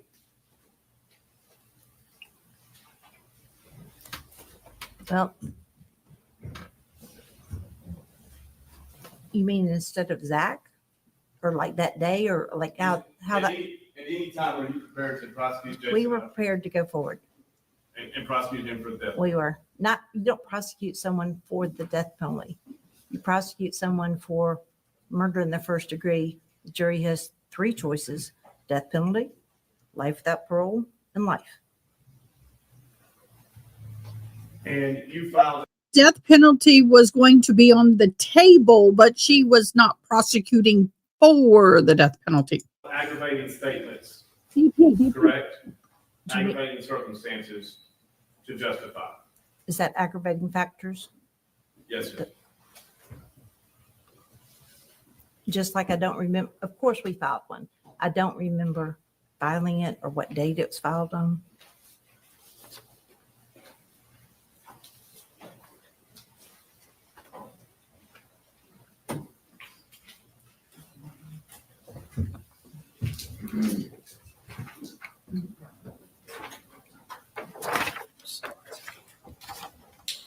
This is already in the record, but we'll mark it as exhibit 122.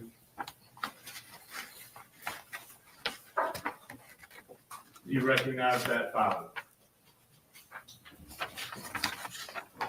I certainly recognize my signature at the end of the filing. I haven't read the filing. It says June 3rd, 2015, which makes sense.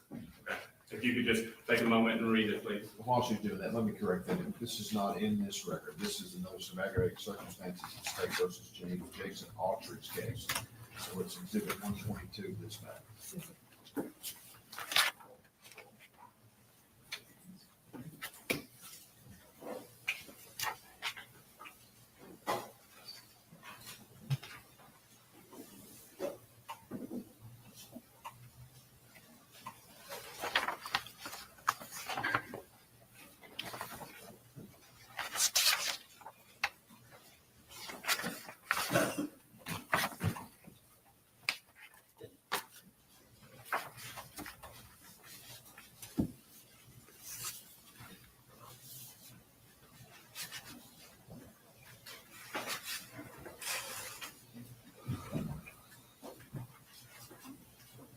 You read it? I have. What evidence did you have to justify these of Jason Autry? I'm objecting the relevance of the aggravated circumstances notice filed against a co-tenant. All right, the objection is relevant, Mr. Bates. Yes, Your Honor.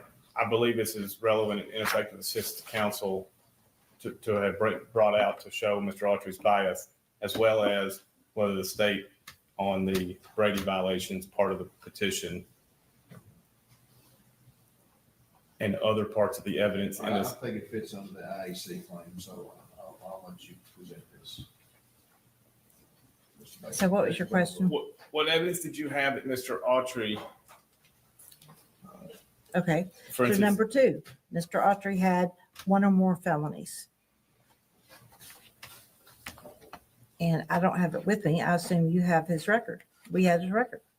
Number five, the murder was especially heinous, atrocious, or cruel, and that involved torture or serious physical abuse beyond that necessary to produce death. let's stop there. What evidence did you have that Mr. Autry committed this crime? You're familiar with, the premise that if you, criminal responsibility, you know that, correct? Just answer the question. Well, I am. criminal responsibility for one thing. So if he didn't do it himself, we had, Take out criminal responsibility. I know, because you asked me what I had. That's what I had. I'm not going to take it out. So what evidence did you have that Mr. Autry was criminally responsible for somebody else's actions? Because they were together. Everybody said they were together. Their names were mentioned immediately. Their names were mentioned with all due respect to TBI, because I have a great deal of respect for the officers who, in the end, worked this case.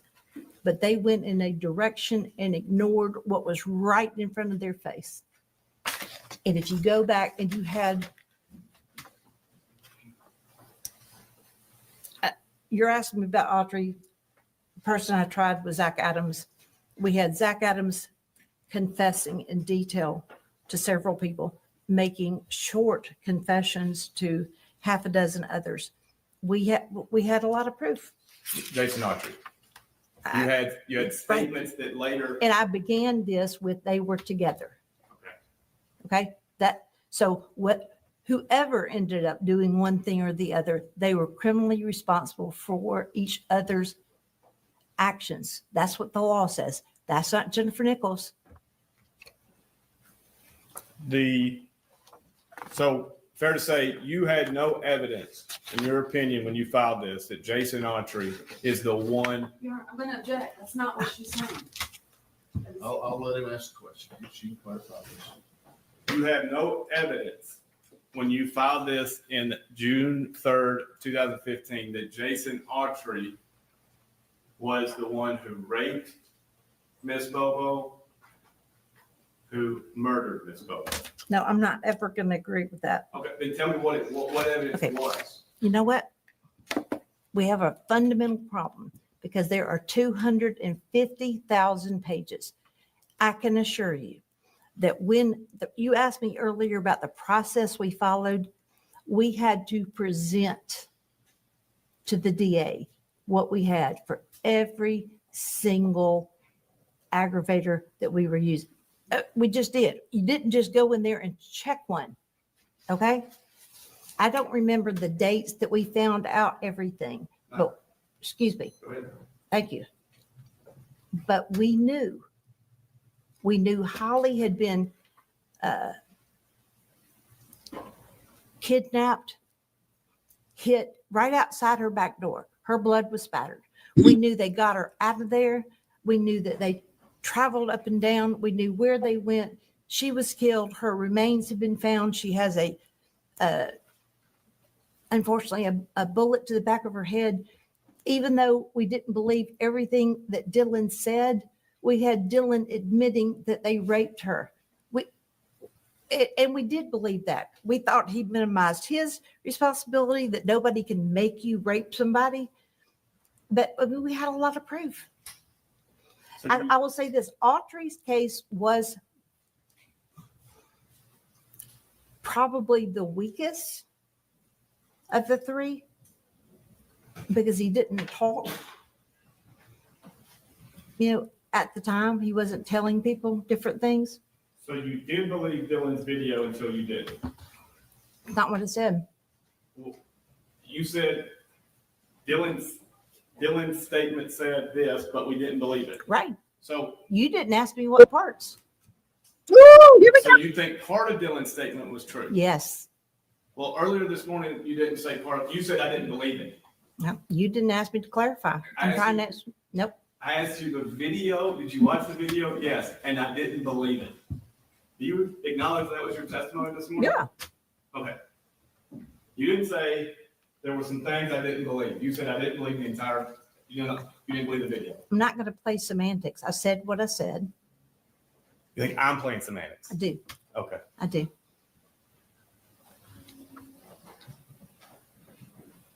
Do you remember? Do you want me to put this one down now? If we can mark it as it's, yes, it's the I next mean, I one. don't mark, but I know somebody else did.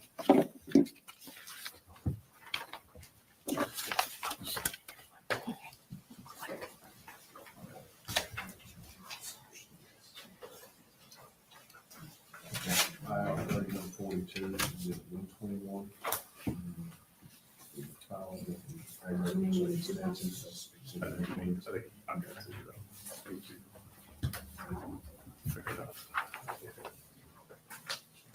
One for the witness, one for the court.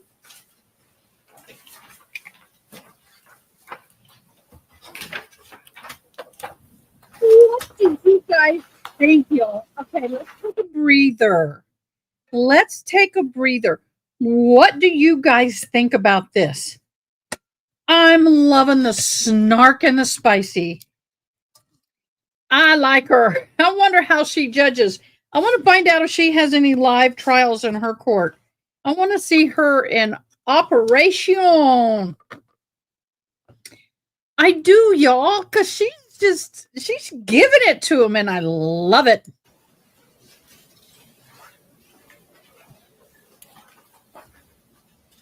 You recognize this document? No. Okay, you can review it. While she's reviewing, this should be in this record. This is the state's response to Zachary Adams, motion number 42. They documents in the 2024.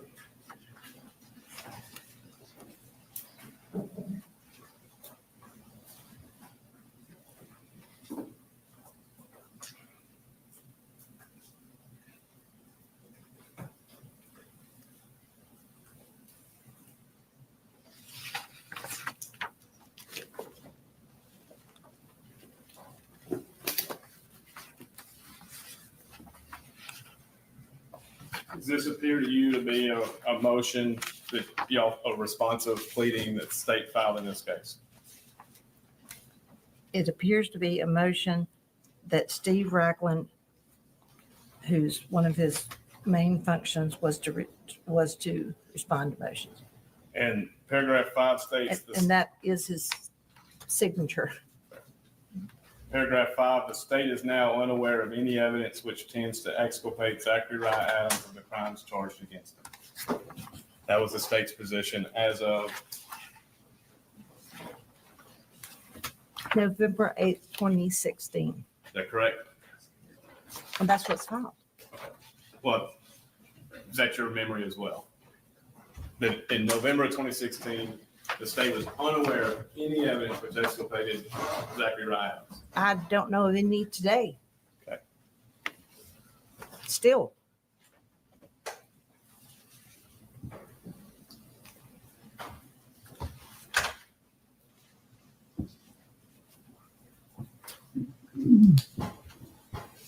At some point, do you remember any discussions about Dylan Adams testifying in the state of Tennessee?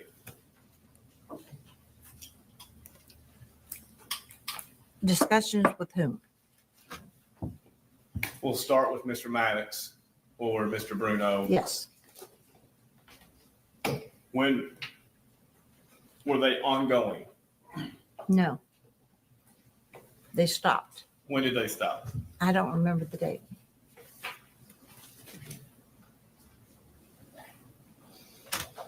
Was it before or after Mr. Autry provided his proffer? Before. How soon after that? I don't remember.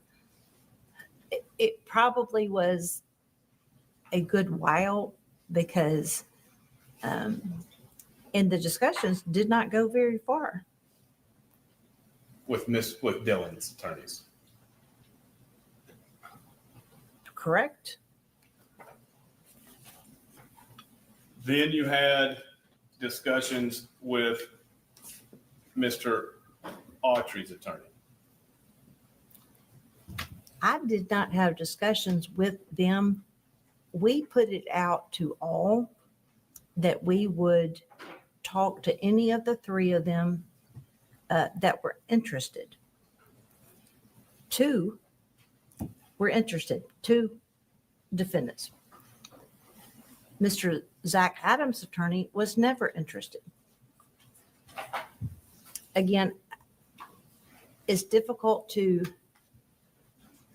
guess, but and you're not supposed to guess, Dylan Adams was not ever going to come off of the statement that he gave.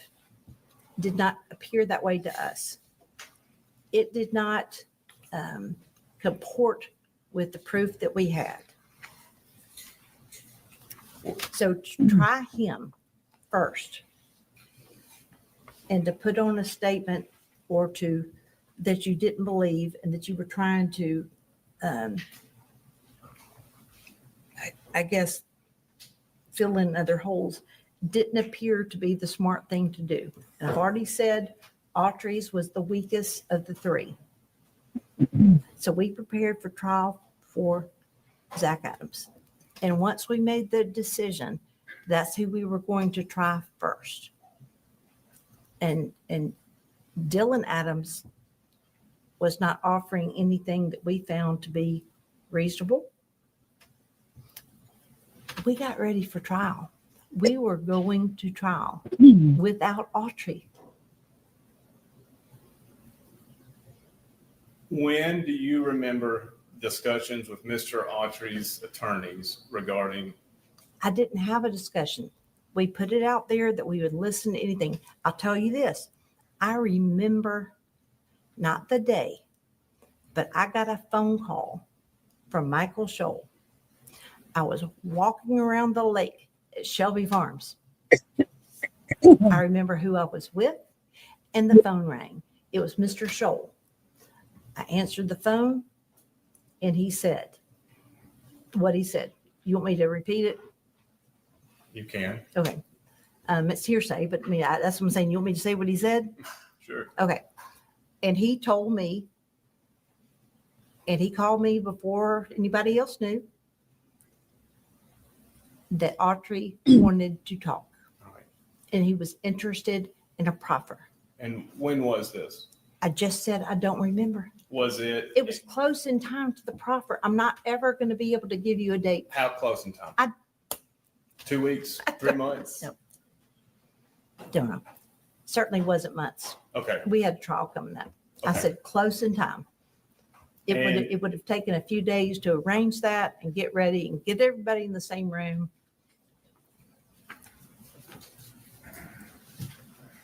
And do you remember Mr. Autry's motion to continue that he filed and was set for hearing? No. Okay.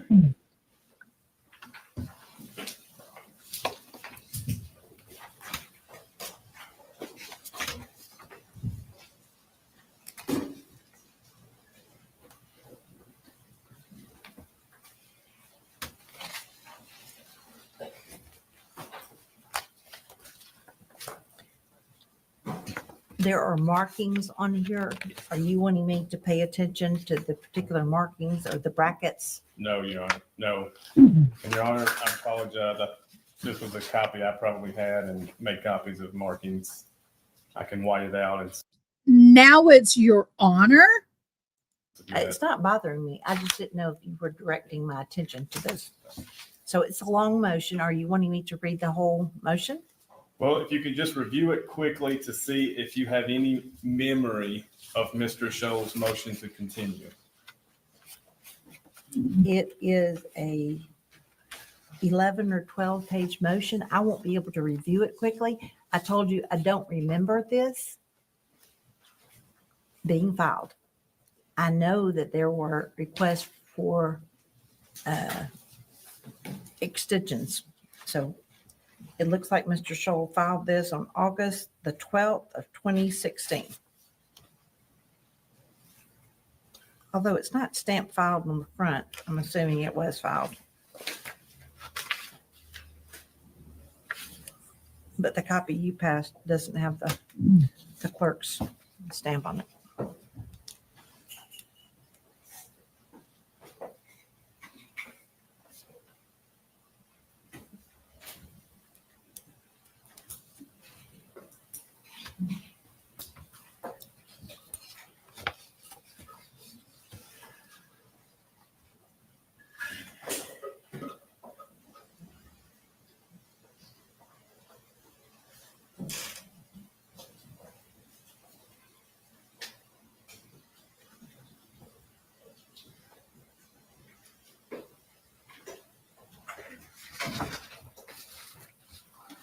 You're familiar with Mr. Scholl.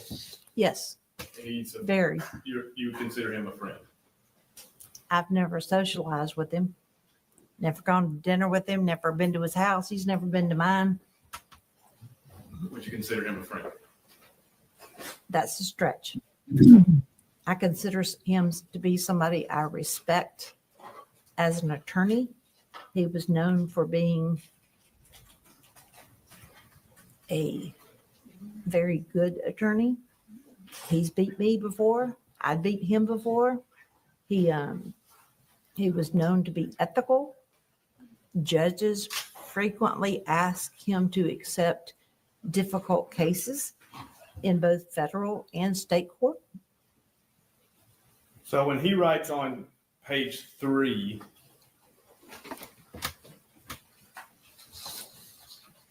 lead counsel has to travel 200 miles one way to visit the client. Sometimes contact visits are not allowed, which makes the visit worthless. Hang on, I'm getting to page 3. Okay. Further, because of availability, all experts are at least 200 miles from the client. When a contact visit is made available, counsel is forced to sit in a room with the client, which is approximately 4 feet by 4 feet. An officer sits outside the door. There's no table, no place to write or spread out documents. Further, because of the nature of the facility, counsel is not permitted to take a computer. Therefore, he's unable to review many pieces of evidence with the client. When the counsel gives the client discovery, it is often seized by the authorities, much of which is not returned. You have no reason to doubt the truthfulness of that statement, correct? I have no idea what he's talking about. But you trust what Mr. Scholl puts in pleadings? Of course. All right. I mean, as an officer of the court, he wouldn't lie to the judge. So, what do you remember Mr. Scholl telling you, hey, I don't have a copy of the cell phone records in November of 2016? And you sending those cell records via Joe Walker to Memphis to give Mr. Scholl another copy? That's not quite how I remember. Okay, well, how do you remember? Well, I think the phone records were there and he may have had trouble opening them or he couldn't do something with them that he was wanting to do.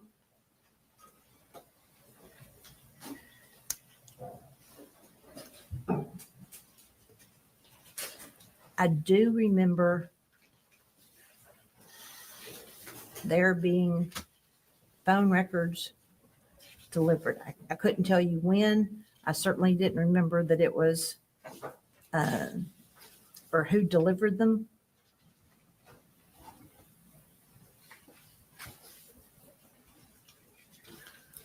And you said what date?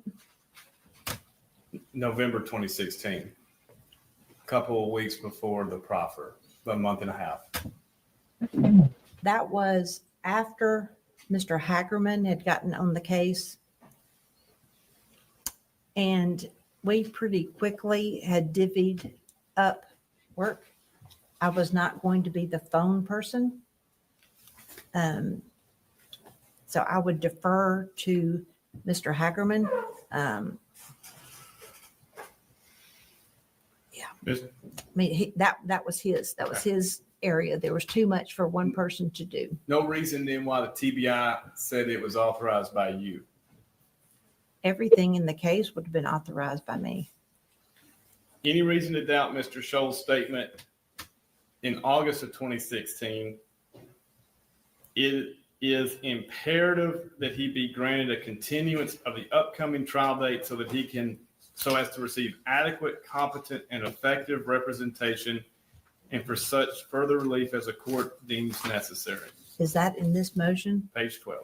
Okay, so your question about that is what? Any reason to question Mr. Scholl's truthfulness in presenting that to the court? It says, hey, by April 3rd, 2017, I can't be prepared on this case. Mr. Bates, just like in this post-conviction where people have asked for resets, it is very common for defense lawyers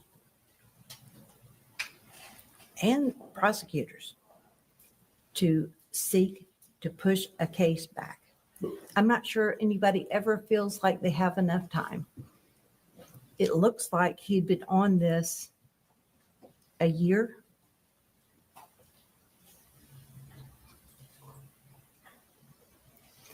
Whereas for the Karen and Clint and Dana Bobo, this case had been pending for years.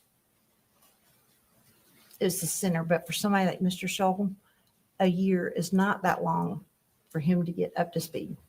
Any reason to doubt it? First paragraph, the necessary investigation, motion filing, discovery, and defense scientific testing analysis cannot be accomplished without additional time. Counsel cannot provide competent and effective representation by April 3rd, 2017. But you are repeatedly asking me if I believe Mr. Scholl. Ask Mr. Scholl if he was telling the truth. This motion, he wasn't asking me for a reset. I would have said no. We wanted to try the case. Okay.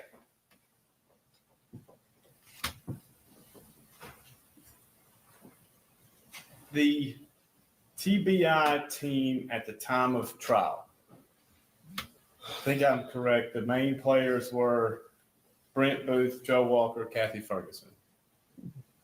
Well, there were a lot more that considered themselves to be and were main players. Okay. And I can't name them all for Well, you. fair enough. But it's people who's invested a lot of time. But in terms of the day-to-day contact that I had, those would have been the three people that I spoke to the most. Y'all had a good working relationship. Yes. Yes. They had worked on the case from virtually the beginning. I don't know when. I believe Brent Booth made the scene within a couple of hours. I don't know when Special Agent Wheeler got on the case. And it's my recollection that Kathy Ferguson got on, if not on the first day, soon.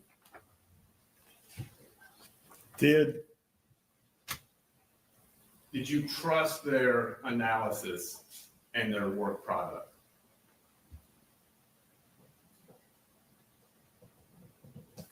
I don't really remember them analyzing things for me. I relied on their work product.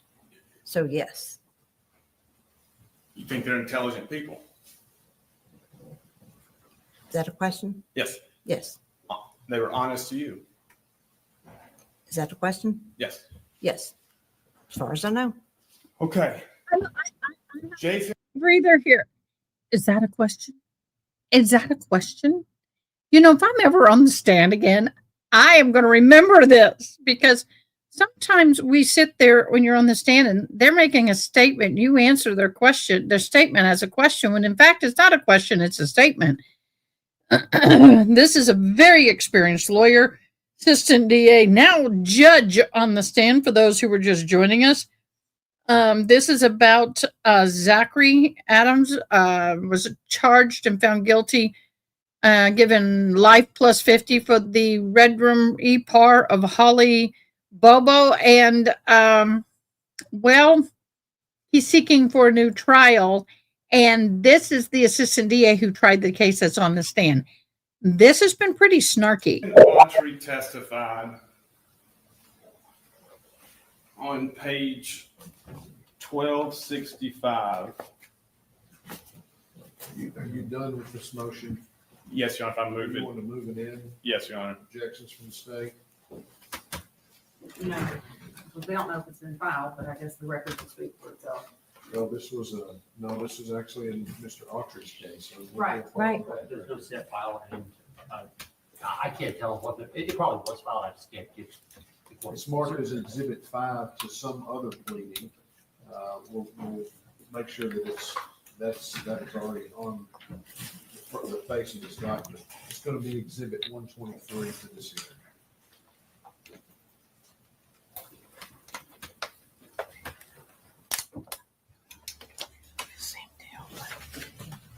And it is a motion to continue the trial set April the 3rd, 2017, in state of Tennessee versus Jason William Autry. Go ahead, Mr. Bates. Page.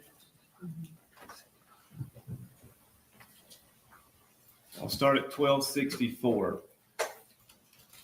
Read slow if you're gonna read to me. I'll read it to you. Okay. And Mr. Autry's on the stand. Okay. Line 15, page 1264. You made a statement, looks like we got away with this shit. Answer, that's correct. May I ask you, is this my questions or is it Ms. Thompson's questions? Just so I can, Your questions. okay. And it, yes. You asked, what did he say? The court, I believe this was the end of the offer of proof. The court said, all right, ladies and gentlemen, as I told you the other day, this is not being offered for the truth, what he said. It's offered as follow-up response. So you shall not consider what he said for the truth of it, okay? All right. Page 32, I'm sorry, 1265. What did Zach, or how did Zach respond? Answer, he said the real reason that we were there was to show Clint how to manufacture meth. He said we got there early. She came outside screaming and raising hell, and we took her.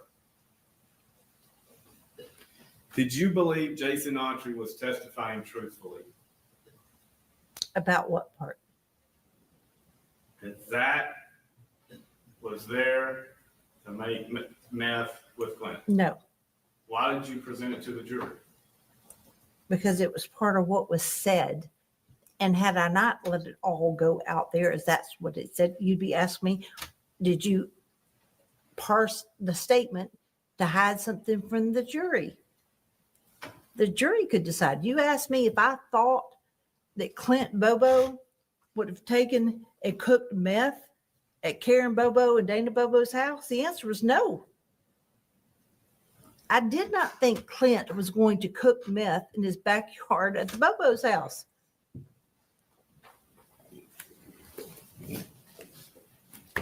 But you submitted it to the jury. It wasn't my statement, Mr. Bates. Yes.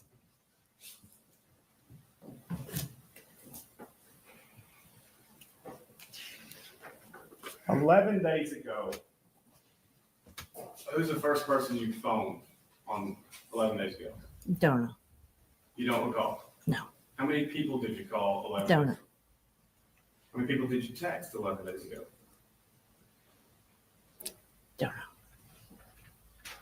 Can you start from when you woke up to when you went to sleep and remember exactly where you were every part of every minute of every day on 11 days ago? No. It's the last time you went to an ATM machine.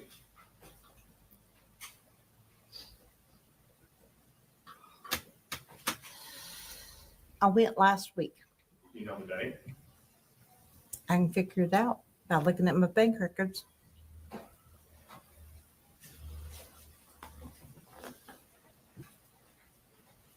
You're aware at 8:52, Zach and Jason had a phone call, correct? Without looking at the records, I would not be able to tell you the times. What I remember is that Zach Adams was calling a lot of people, including them, Shane. Do you have an answer to the question of where on April 13th, 2011, Holly's cell phone was separated from her body?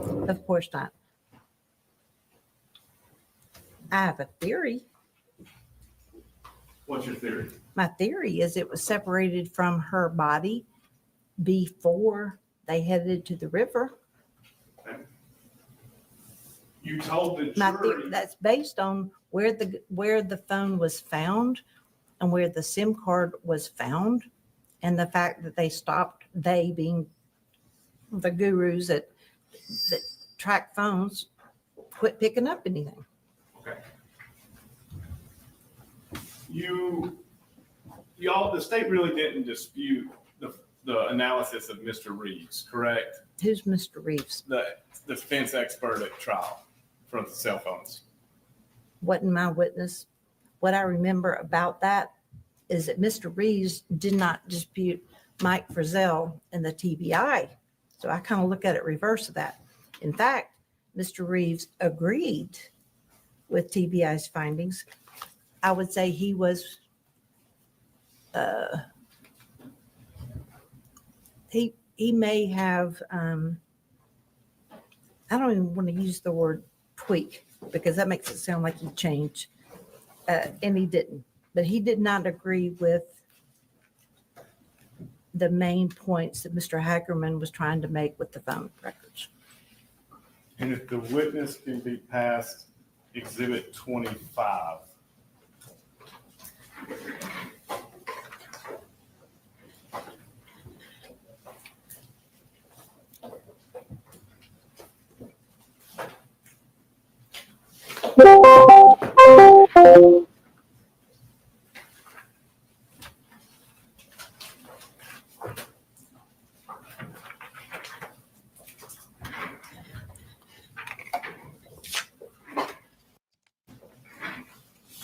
All right, technical analysis and report, Jonathan D. Reeves. If you can go to what's the 7th page.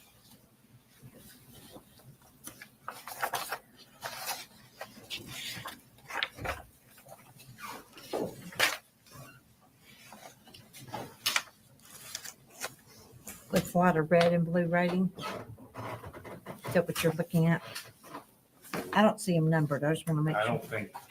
Is it this page? I may have put you on. You may, let's clarify which page you're looking at. I tried to count.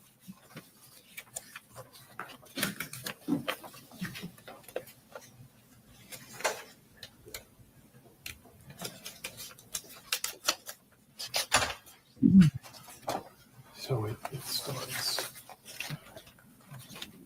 Keep coming. One more. Brother, like Well, tell you what.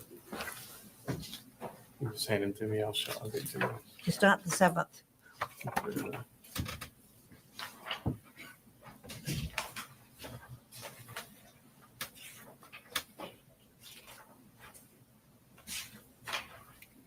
Oh my God, y'all don't believe her?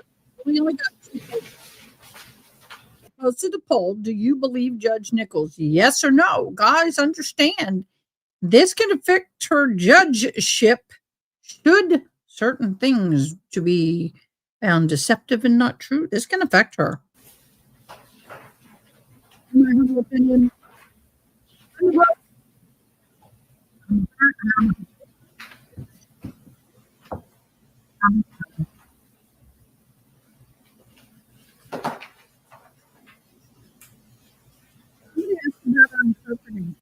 We interpret when a deaf person requests it.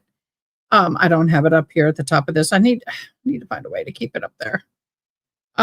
She lies like a rug is what you believe. We're at 50-50. So when we have a deaf person who hops in, they let us know and I interpret, but if I can get my Miss Diane to interpret with me, we do.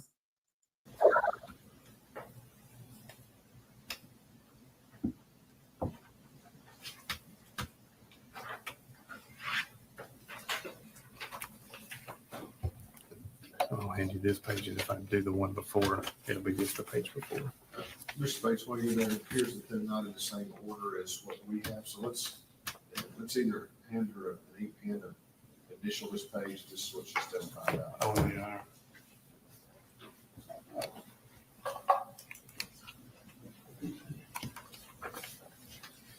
Clarify, And sir, you just want me to initial it? just top right corner, initial it, please, that you're testifying about this page. And it begins call records and locates for 731-549-7352 and 731-733-70191. 0191. From 8:19 to 9:50 a.m. Yes, Your Honor. All right, go ahead. And do you see at 8:53, there are 2 phone calls, Zach Adams and one It's from 731-733-2073. And another one is a 901 number. I see Zach Adams on the left, 853 voice from, and two different numbers. Or that's, yeah, those. I don't know whose numbers they are. Okay. I see this, but you said, I think it's saying Zach Adams' name being on the left means it's from him, but I do not Right. remember the report. I see the two calls you're talking about. Okay. And the next page to put a B on is Jason Autry's phone records.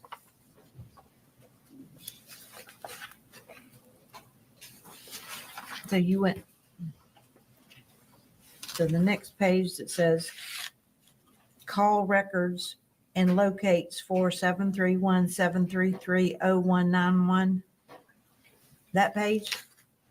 The one previous with All right. 549-7352.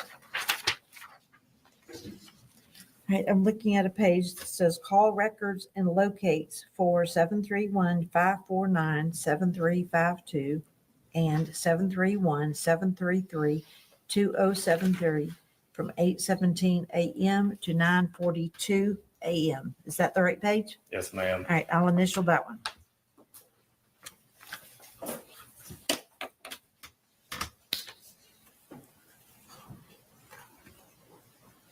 And you see at 8:53, Jason Autry voice from 733-0191.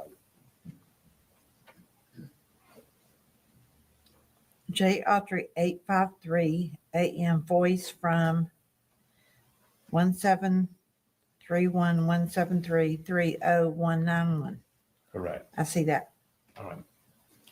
Oh, you agree it shows the 8:52, 8:53 phone call between these two people.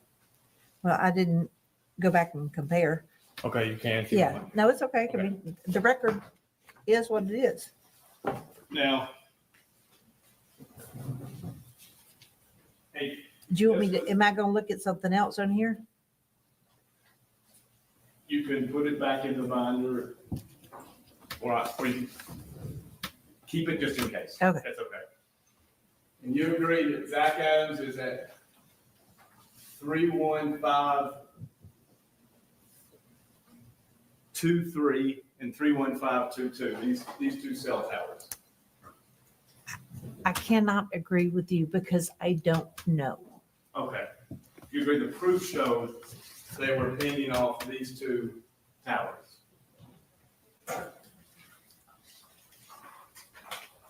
I'm looking at Jason Autry. You said the 853 is the last number where it says cell 31522. Is that a cell tower? Yes, ma'am. Okay, so I read that's what it is. I didn't know that's a cell tower. I don't remember that. But I see that. Well, all right.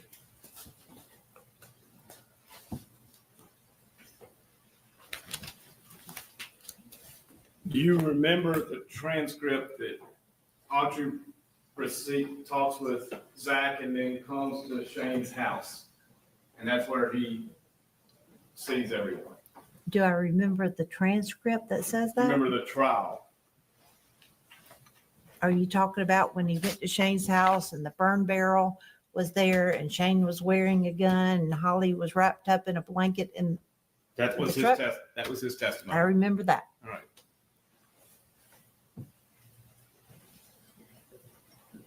Page 1200.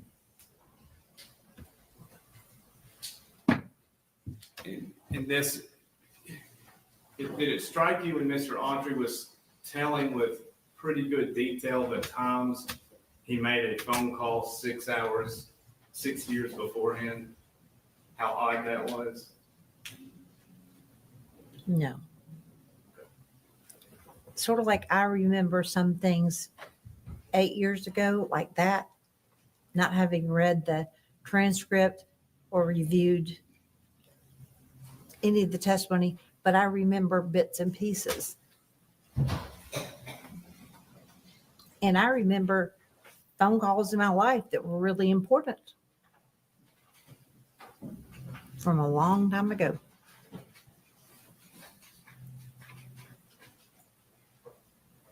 Question, line 9, page 1200. Did you have any idea what time in the morning this was? It was after 8. Okay, probably 8:40, 8:50. Can you maybe. tell me who's asking questions and who's answering? You're asking Jason Autry Okay. questions. Okay. Somewhere in that time frame. Question, earlier you said you wanted to kill time until you could make a phone call. Answer, that's correct. How late were you wanting to wait before you started calling? I made the first call at the river. You can't get a signal. It's pretty tough to get a signal there. It's real low. When I come out of the river, I made the first phone call at approximately 8 besides Palmer, Tool, and Dot. So from 8 until you actually made contact, sometime within the hour, you had called both of them more than once, correct? Hadn't got a response, and then he finally called you back. That's correct. So what you did after he told you, when I get to the, I'm busy, when I get to the location, we'll contact you. I went that general way. I knew that I headed in that direction. Question, okay, I'm sorry. Nobody here but you knows in what direction you're talking about. I went in that direction.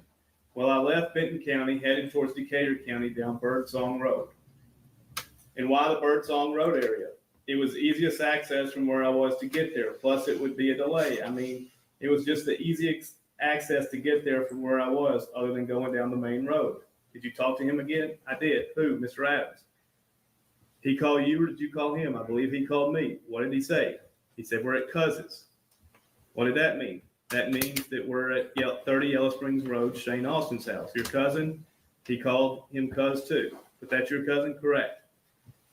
So did you get there? I did. How far away were you? How long did it take you to get there? Probably 20 to 30 minutes.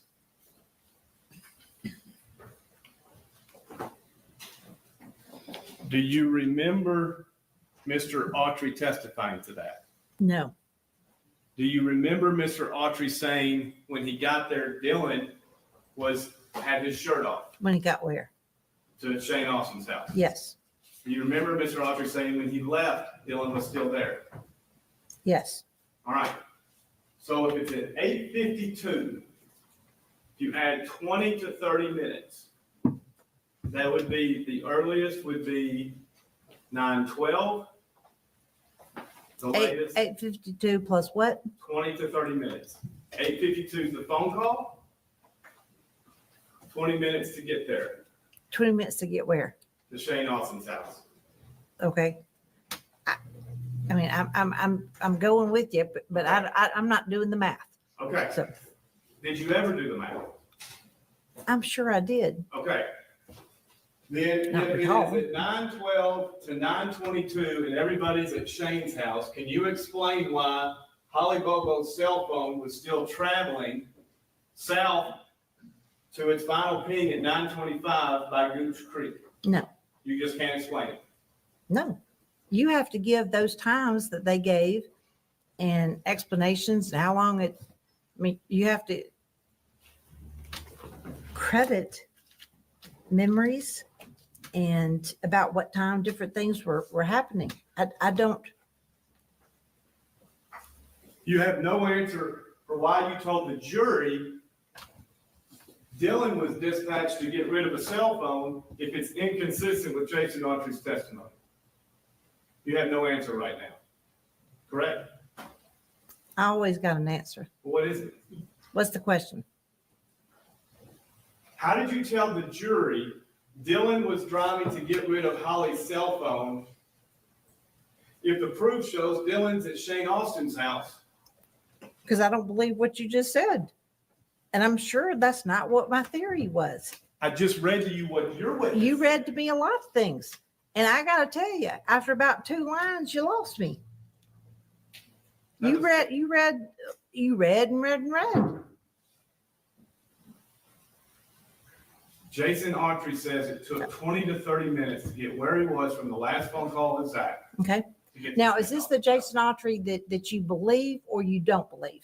You tell me. No. You put him on to the jury. Yeah. How many? Did you believe Jason Autry told you the truth? Told I the jury did. the truth? But I didn't ever think that Jason Autry was Big Ben and that his times were something that should be recorded in history. Any more than when you went through your colloquy with me asking if I remembered times 11 days ago. Yeah, it doesn't show you're a liar if you don't remember something 11 days ago, does it? Doesn't show you're falsifying an alibi, does it? Well, I'm not sure how I could lie when I didn't remember it. If I'd made up something and answered it, maybe I'd be lying, but I didn't. I don't understand the analysis or the analogy between that and what I said versus Jason Autry and what he said. Who in TBI told you they believe Jason Autry raped Holly Bobo? Who at TBI? Yes. The first time I heard it was from Dylan. After the proffer. Who told you that Jason Autry's proffer was not true? What? After the proffer, who employed currently at the time by TBI told you they did not believe Jason Autry's proffer, and did he also rape Holly Bobo? I do not remember that. I can tell you, if you put all the players around a table today, the people who tried the case, the people who investigated the case, there would be differences in their theories, which is why we endeavored to put it all out there for the jury. Is that why you filed a motion for protective order to prevent coming from in evidence the opinions of TBI officers? Opinions of TBI officers would be irrelevant. I know you know what opinion testimony is admissible and what opinion testimony is not. I do not remember filing a protective order. Maybe I did it if I got wind that that was something that the defense sought to introduce.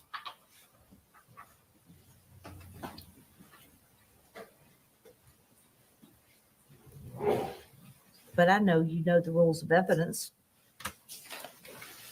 Don't give me too much credit, Ms. Nichols. Well,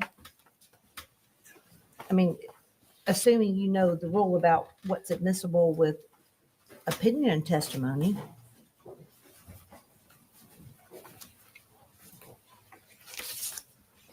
Is this a motion you filed? I got two. Are they the same? Is it two copies of the? Hopefully we're the same.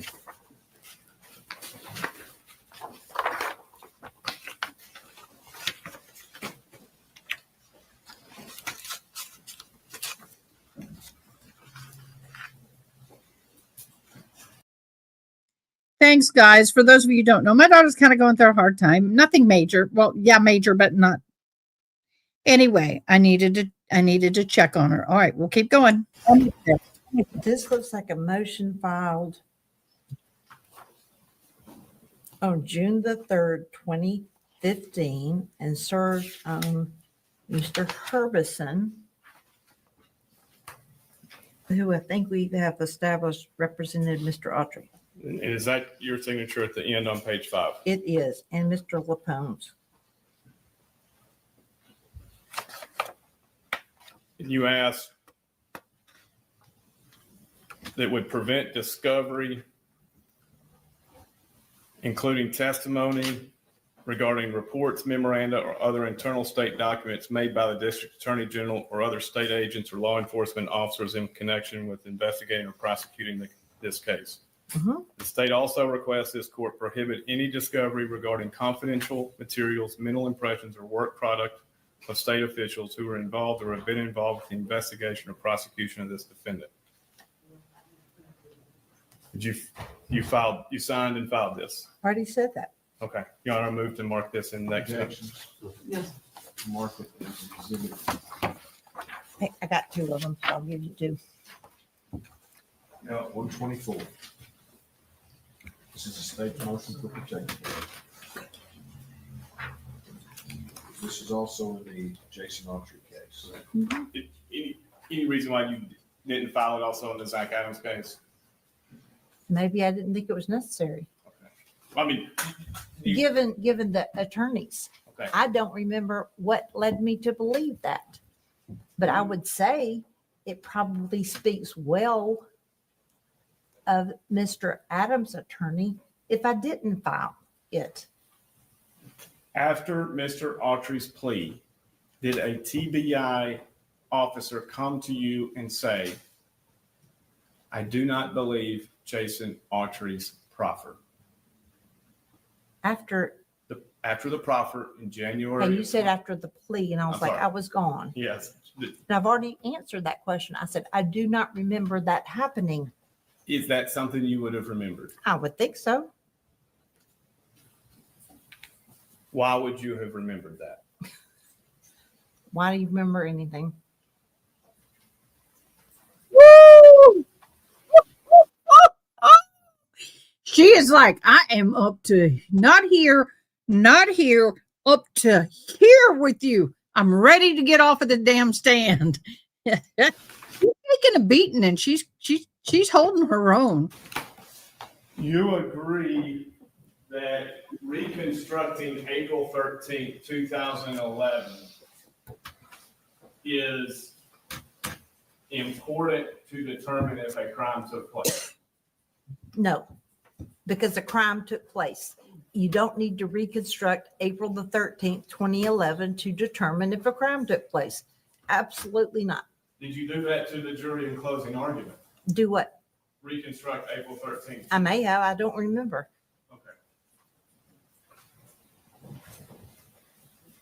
And But what- that wasn't your question. You asked me whether I thought it was. As your role of lead prosecutor against Zach Adams, Okay. do you think it's important to reconstruct what happened, how it happened, and where cell phone information puts various people that day? To accomplish what? To determine what happened to Holly. Okay. That's a different question than you asked a minute ago. So if we start with a crime was committed against Holly, Yes. if we're able to agree there, then of course it's important to try and recreate what happened to Holly. Do you acknowledge the proof or the evidence and discovery put the defendants in different cell towers between 8:26 and 8:56 a.m. April 13th, 2011? I cannot agree with you because I do not remember. Do you agree that that Zach, Shane, and Dylan were in Parsons that morning on April 13th, 2011?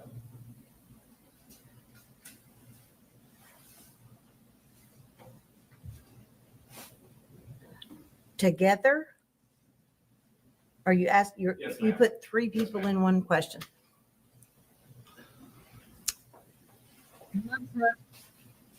I remember the evidence. Are you talking about that morning, anytime that morning? Anytime that morning. Okay. And what's morning? What's the cutoff? You remember at 11:16 a.m., Zach's cell phone was pinging on tower 12572, the south tower of Parsons. I do not remember that his phone was pinging on a particular tower. I remember that his phone showed him to be in Parsons. Same with Shane from 11:15 to 11:52. I don't remember the times. I remember, or the cell tower, but I remember that sometime around that time that their phone showed they were in Parsons. Okay. And you didn't dispute their phones were with them that morning. I don't believe I did. But remember, Mr. Bates, I wasn't the phone person. Right. I didn't put on phone evidence. Now, let's comment on that a little bit. Okay. When you're the lawyer, you have to have experts. You rely on the experts to form the evidence to present to the trier of fact, right? When what? When you're the lawyer? Right. Of course. Okay. Now, when do you understand the idea of starting when these three are in Parsons and working back makes Autry's alleged route very relevant? I don't know what you're looking at. You're using your hands again, and I can't see. I found all of their phones and where they moved to be relevant.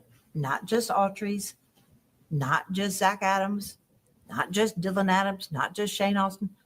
I found all of their phone evidence to be, or their phone locations to be important.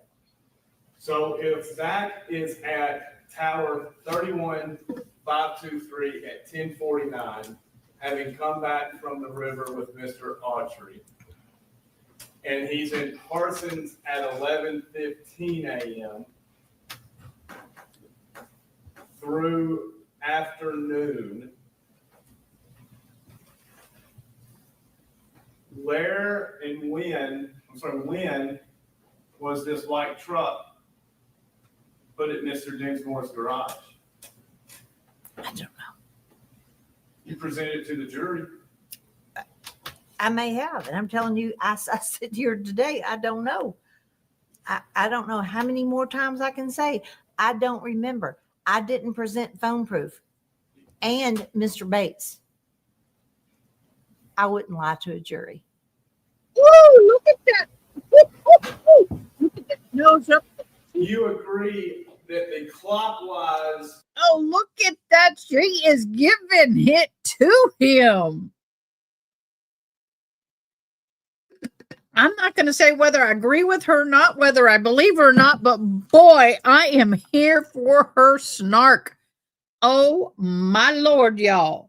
Look at that look. It's like, don't you ever come in my court, dude. It ain't going to be good.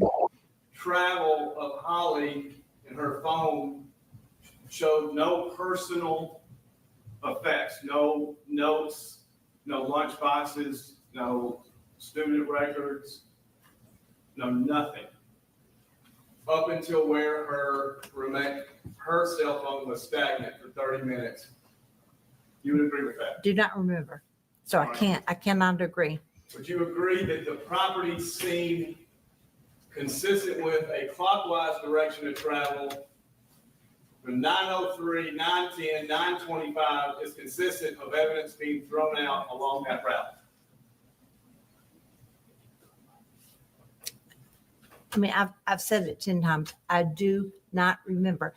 This is why I ask you, if there is something I can do to prepare that you want me to review, tell me. It's my fault. I would have reviewed it. Now, you've read the petition. As a lawyer, you read this petition. Yes? Have you filed an amended one since I left? The ones when you were still the attorney. I did read the ones when you were still an attorney. I don't know if that's what we're going on because you haven't asked me anything about Jennifer Thompson. I thought we were here about her representation. Now, at what point did you realize there was an ATM device held in Alabama that you felt necessary to go and obtain? Okay. To what point? Yes, ma'am. I was still the attorney on the post-conviction when I got a call from TBI that your investigator, Ms. Spirko, had served a subpoena to some bank personnel seeking this device. I don't remember when, But I remember being advised that the bank personnel had, finding her to be sketchy, called TBI and said, what do we do?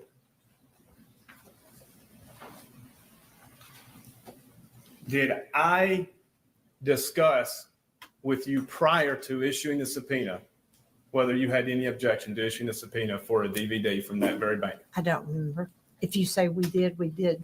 Okay. It was different. Her subpoena wanted the device, not, and so that's two different things. I remember discussing with you the like potential footage versus a machine. A DVD was the first thing. You remember that? I don't know if we discussed a DVD in particular. I remember you wanting to get like the camera footage. That's what I remember. I don't remember a DVD.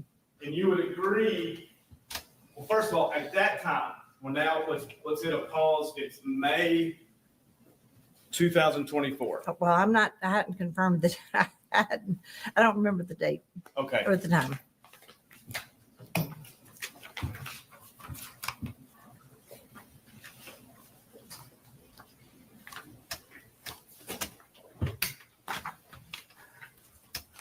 Obviously, she did not review the material before coming to court, which she may have been asked not to. I don't know. But after that many years of trials and then as an assistant DA and then becoming a judge, I can understand why she may not remember everything.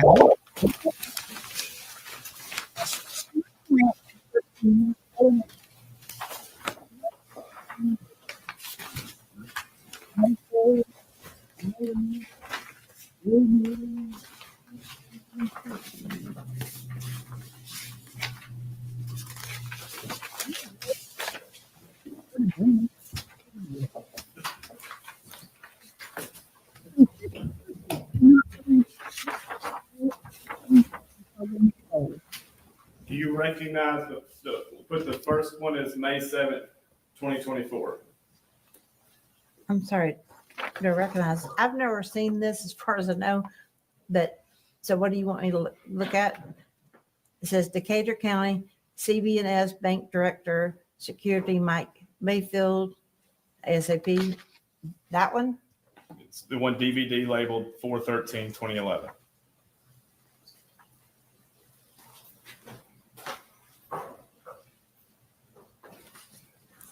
I don't see anything about a DVD. It might be the second page, ma'am. I don't have a second page, sir. That would explain. Yeah.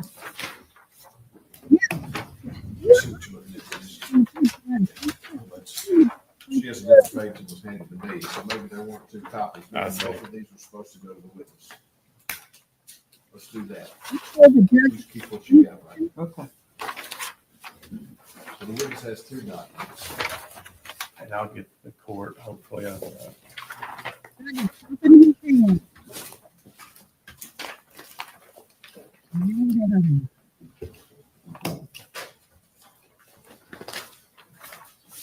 First one labeled May 7th, second one labeled May 13th.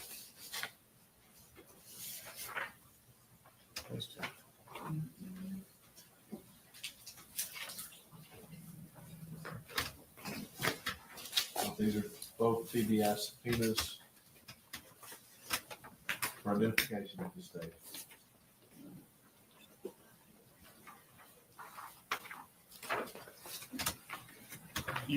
Is it your opinion you've never seen these? I do not recall ever being shown. Okay.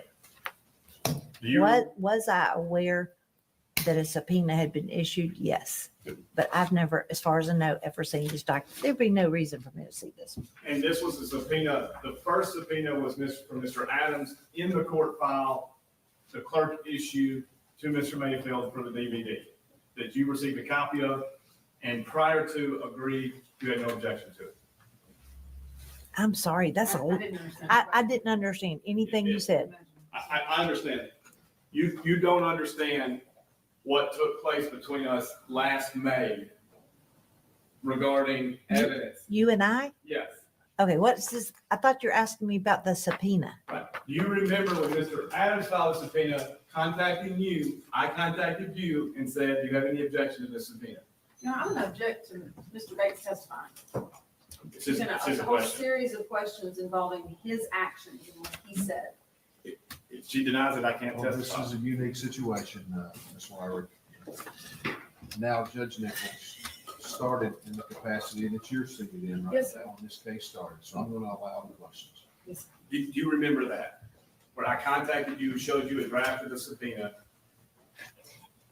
Mr. Bates, The judge is giving him a wide berth, but with caution. you say you did, then I bet you did. I can't testify. But I don't remember it. I remember talking to you. I remember calling you and getting Mr. Boyano on the phone and having a three-way call with you after hours. I remember I was sitting in my house to tell you that TBI was going to get this, had issued a subpoena. Let me finish. This is what I remember about it. And you were dismayed. And I said, look, you can have it. We want to preserve it. We'll keep chain of custody. We're going to look at it. You can have it. And that's what happened. You don't remember it was me who reached out to you and said, were you ever going to tell me that you issued a subpoena to the very ATM machine to obtain it directly without my knowledge? You can get as loud as you want. Who called each other first? I don't remember. I thought I called. If you say you called, I really don't care. I just know that what I told you and we followed through with it. And I know why I was concerned that a piece of like physical evidence could be turned over to the person that you sent to pick it up. There had been no subpoena for the machine yet. Okay. And your subpoena told Mr. Mayfield, don't say anything about it. I didn't have a subpoena. I didn't issue a subpoena. Did you tell Miss Ferguson to? I don't tell Miss Ferguson to do anything. Did you instruct her? I don't instruct Miss Ferguson to do anything. We had a discussion about how to handle this. Would you agree it's potentially exculpatory evidence? No. At this time. Are you talking about the evidence that they already had? Are you talking about the footage that was in the discovery? Did you know it existed? Yes. When did you know it existed? I don't know. It would not, we knew they were in it. The fact that they were in Parsons anywhere. I'm sorry, I'm still talking, Mr. Bates. You asked me a question. You said we knew, and then you stopped. The No, sentence you is, interrupted me, so I stopped. We knew they were in Parsons, correct? Is it my time? Yes, ma'am. Yes. You knew Shane Austin's bank records showed an ATM withdrawal. Don't remember that. Do you recall an IR for his judicially subpoenaed bank records? No. Do you recall an IR where Joe William Walker said, this transaction's not covered by our videos? No. All right. Then what made you look at this video? You talking about when I was putting the case together for trial? Yeah. I looked at a bunch of videos. Did you look through this one? I'm still talking. I apologize. I looked at a lot of videos. There were a lot. I know that this particular video, I mean, they went there because, you know, there were cameras trying to see what it caught. It didn't show a person. It didn't show, I don't think you could make any distinction about the truck. We knew they were in Parsons. So the fact, if it was them at the bank in Parsons, I wouldn't have been surprised. So do you, prior to trial in 2017, do you remember seeing the video of the Silverado on the ATM at 1112? I don't remember if it was the video or if there was a still shot somewhere. And I think there was a still shot, but because that's what's kind of coming to mind. Prior to the But let me finish. I could no more have told you if it was a Silverado or anything else. I remember, I think there was a truck at the ATM machine. And you saw it in 2007, prior to the trial in September 2017? Or was it after? Well, there was no after until the post-conviction was filed. I was gone, so I didn't. So if it wasn't before, it would have been after you. I seem to recall, doing my best here, Mr. Bates, that I'd seen it. If I didn't, I'm not trying to be deceptive. It would not have been astonishing to me if there had been proof it was them. We knew they were in Parsons. Then why go get it? Thank you for asking. Thank you for asking. So you hired a pseudo investigator slash forensic psychologist slash other thing. I shouldn't. Does she still have her license? Because I know they were investigating. She intimidated a witness, Miss Britt, I don't remember her first name, who contacted TBI and advised that she'd been threatened. This is the same person who purchased domain names, my name, my election names, that you connected them to your client's website, so that if somebody looks me up, He's like, Judge, listen. And missed my actual, but it says Jennifer Nichols, judge, goes straight to the domain name. I listened and listened and listened to this person speak on jail calls.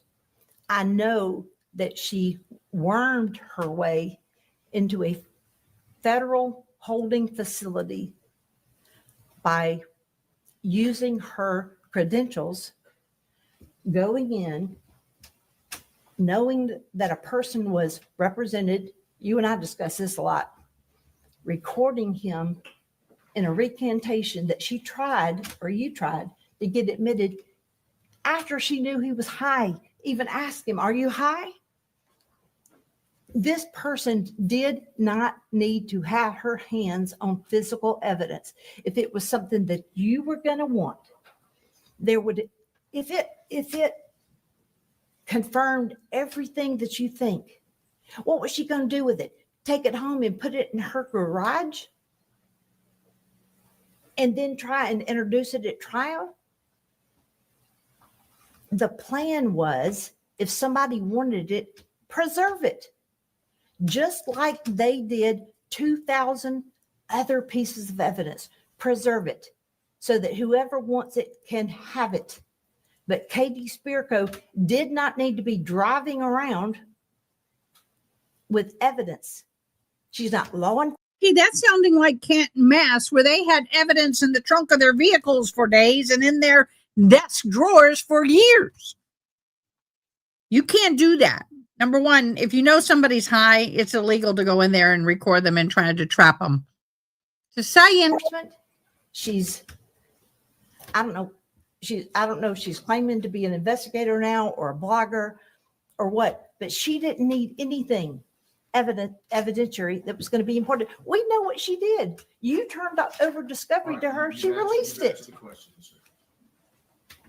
You acknowledge now it is relevant for Zach Adams, where he was in Parsons that morning. That was about 5 questions ago. Do I acknowledge that machinery picked up from the bank is somehow important to this? No.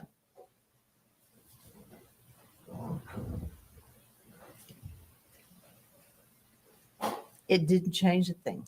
Do you remember who you watched the video from the ATM with? No. Do you know how to get there, like from the file path? No, Do you remember where you were when you watched it? no. Oh, she's been real snarky all day. So if I'm understanding you, you don't dispute that it's consistent with the evidence as you understand it, that Zach was in that vehicle at the ATM at this time. Oh, I do dispute it because I don't know that to be true. I don't know who was in the vehicle. But you do know Zach's cell phone was in Parsons. That's my belief. His And- cell phone was. And we and- thought they were. Okay. Well, I hear what I've heard in the past. Are you saying Zach didn't have his cell phone in Parsons that morning? I'm not saying that. Okay, so you acknowledge Zach was in Parsons that morning? Zach's cell phone was in Parsons. We believe that he was either with it or close to it. I don't know if somebody else used it. I have no reason to believe that he was separated from it.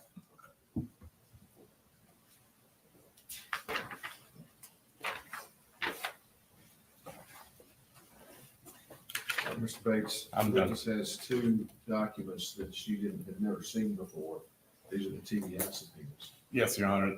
They were part of the motion for sanctions at the beginning of the case. Objections to them being entered? Yes, you can identify. Okay. Then they're part of the record already, if they didn't be referenced in some other fashion. So we'll pass those back to Mr. Bates, please.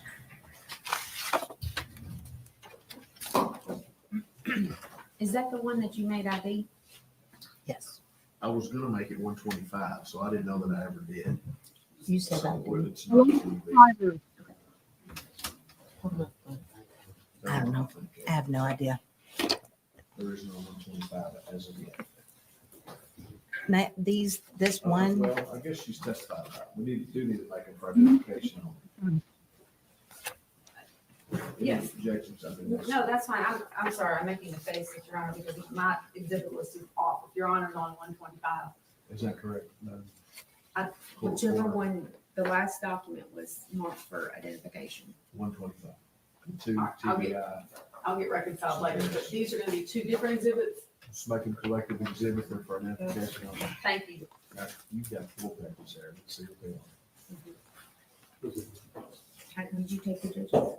I need Yeah. one back. You handed it to me. Sorry. let's leave this here.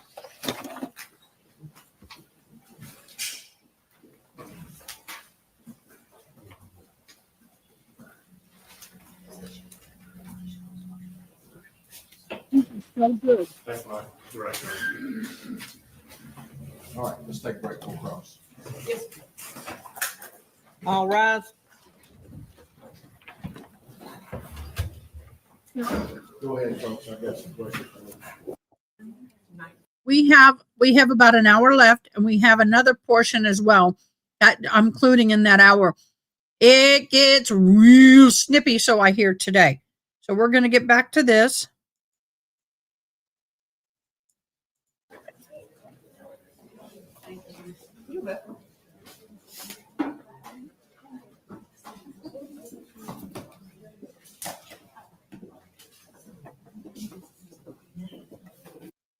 You worked for many years in the major.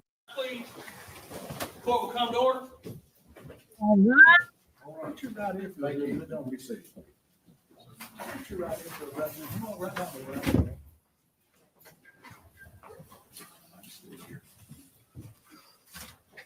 All right, you still have the transcript from, pass that back. Let me pass this back.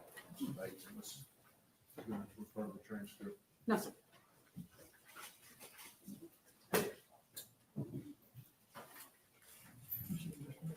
Maybe we'll put this on our little members.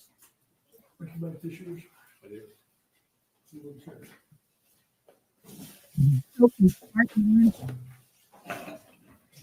Martin. Thank Judge Nichols, when did you start in the district attorney's office in Shelby County? 1991. And in your course of years there, you presided over several units within the district attorney's office. You headed the gang unit, correct? I did. You headed the Special Victims Unit, correct? I did. In your time in Shelby County, how many jury trials did you handle? Well, I also headed the original child abuse and child homicide unit. Yes, I'm sorry. And That's in the my first mind, I special unit. lumped that in under Mhm. SVU, but for a time it was two different things.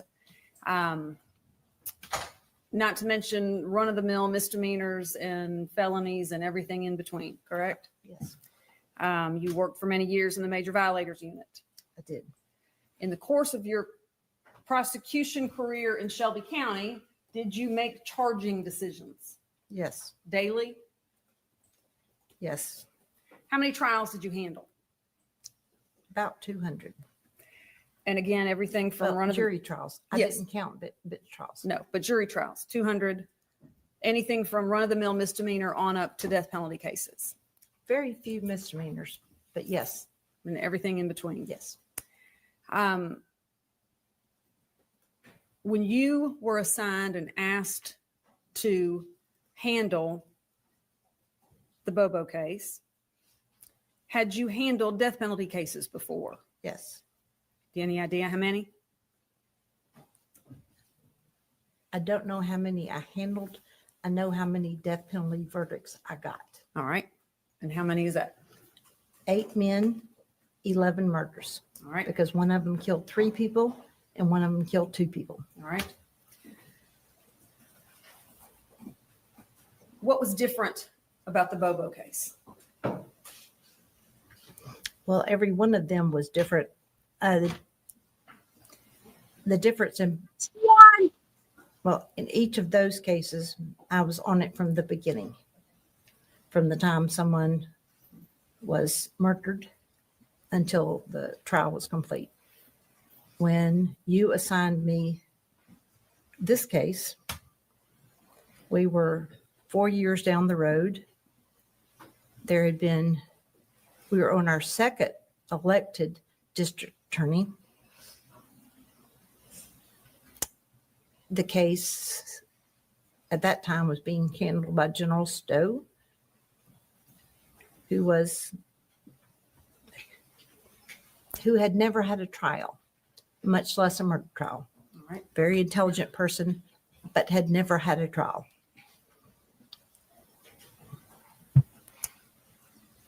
I had so much catch up to do. How big was the file, if you know, when you first came on the case? I remember being told that it was close to 4 terabytes, which meant nothing to me. And then they would tell me it was like 250,000 pieces of paper. There were over 3,000 investigative reports.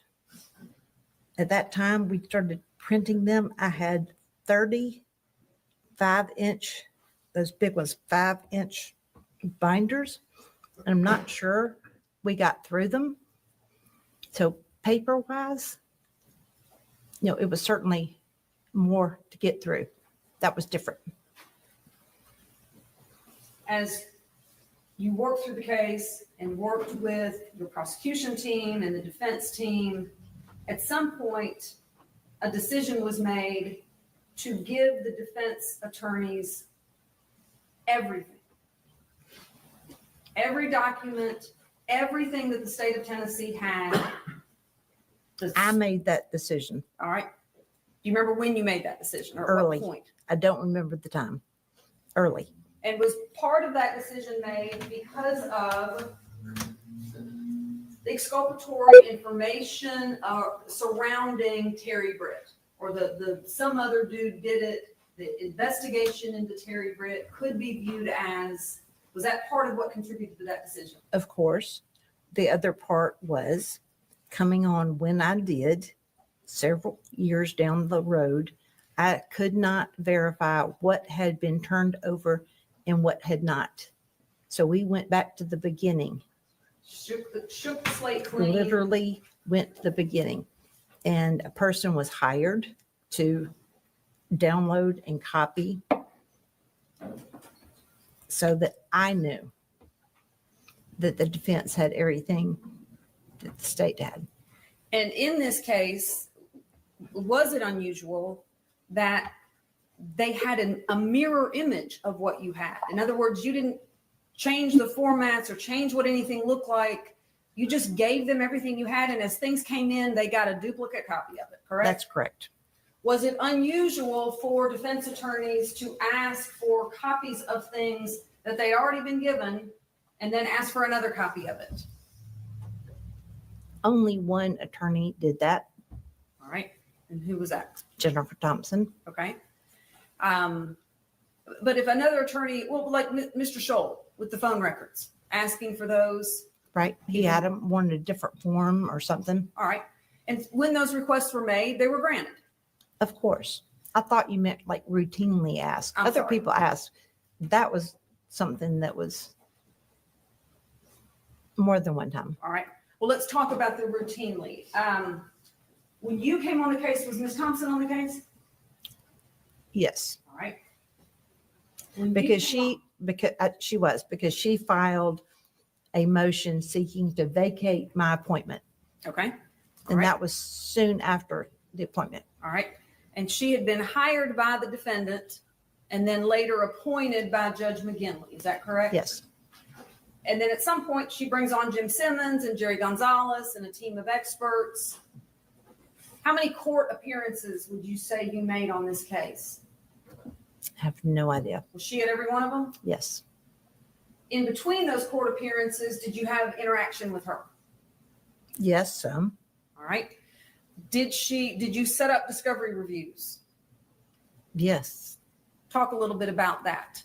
More than one? There was discovery kept.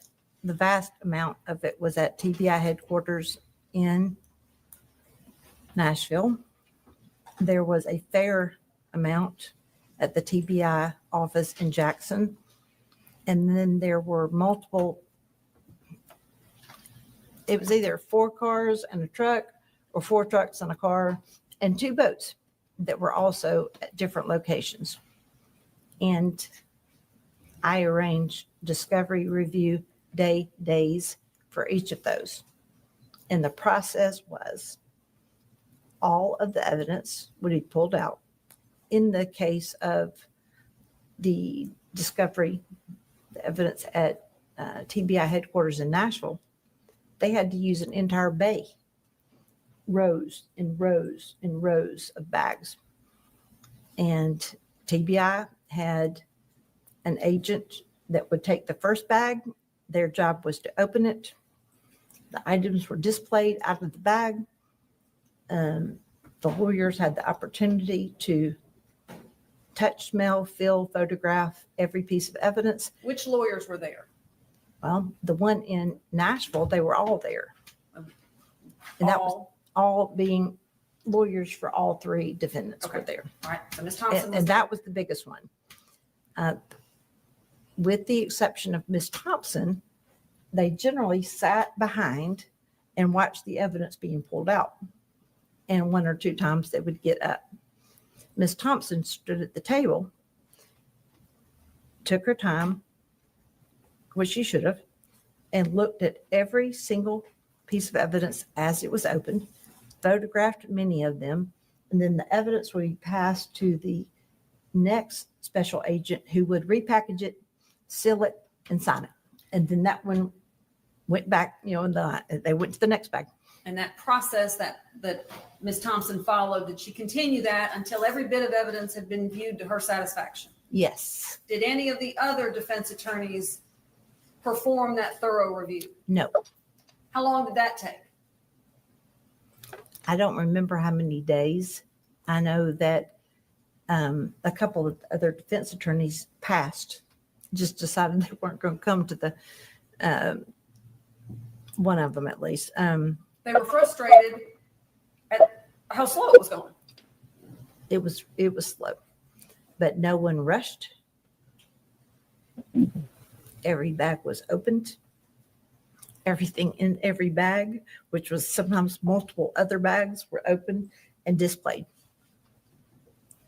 Would you say that by the time the trial rolled around, or when did you first realize how familiar Ms. Thompson was with this voluminous case file? I don't remember when I first knew that. It became clear early with the paper discovery that she was going through the hours with a fine tooth comb. And if something was mentioned in the IR, such as another interview or a piece of evidence or a phone call that was somewhere, she picked up on every single one of them. And she would make a list of what she didn't have there because it might not have been attached to the IR.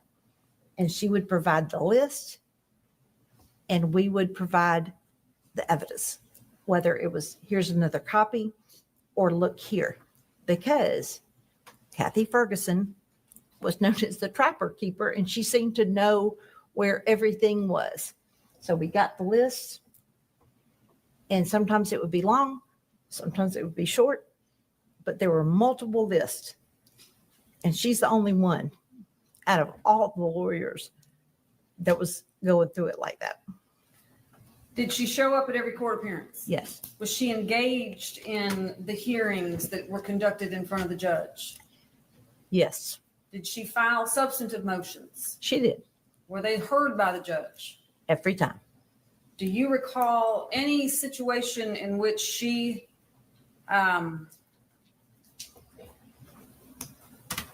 asked for something from Judge McGinley besides a continuance or something that was not based in the law that wasn't granted to her in terms of resources, extra help, extra hands? No. Did she seem to have a strategy, a defense? From the beginning.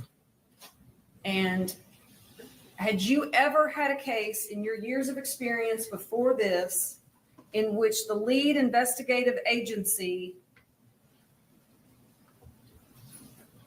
had a case agent who believed strongly in the guilt of one particular person to the exclusion of any and all other suspects? I'd never had that happen. Had you ever had a case before this in which a defense attorney called to the stand a TBI agent or any other law enforcement agency to say, I think somebody else did this besides the people on trial here? No. I had one other case where I had to be recused as the prosecutor because a police officer said something to me that was Brady. I immediately let the defense know. So I was recused in the event they wanted to put that evidence on. So it's a little different, but that was a case involving a police officer. Yes. But any other case in your career in which TBI and federal agencies felt that someone other than the person indicted was actually the person responsible for the crime? I don't remember that I've ever had that. Terry Britt. He was the strategy. When you came on the case, had his house already been wiretapped? Yes. All right. So you had all of that information to digest? Yes. Did you do that? Yes. Did you look through that complete voluminous investigation into Terry Britt? Yes. Did you ever contemplate, maybe he is good for this. Maybe I do need to present this to a grand jury? Terry Britt would have been an easy person, depending on there was no proof. What would you have had a case agent take to the grand jury? There was nothing to take. There was nothing to take. How long? Well, let me ask you this. Were there negotiations between the state and the defense about settlement in these cases for these defendants? For Zach Adams, for Dylan Adams, for Jason Autry? Never with Zach Adams attorneys, because from the beginning, no, never with Jennifer Thompson. Okay. Clarify what you mean. She was adamant that he was innocent, and she never changed her mind. She gave up her law practice to only work on one case for a very long time.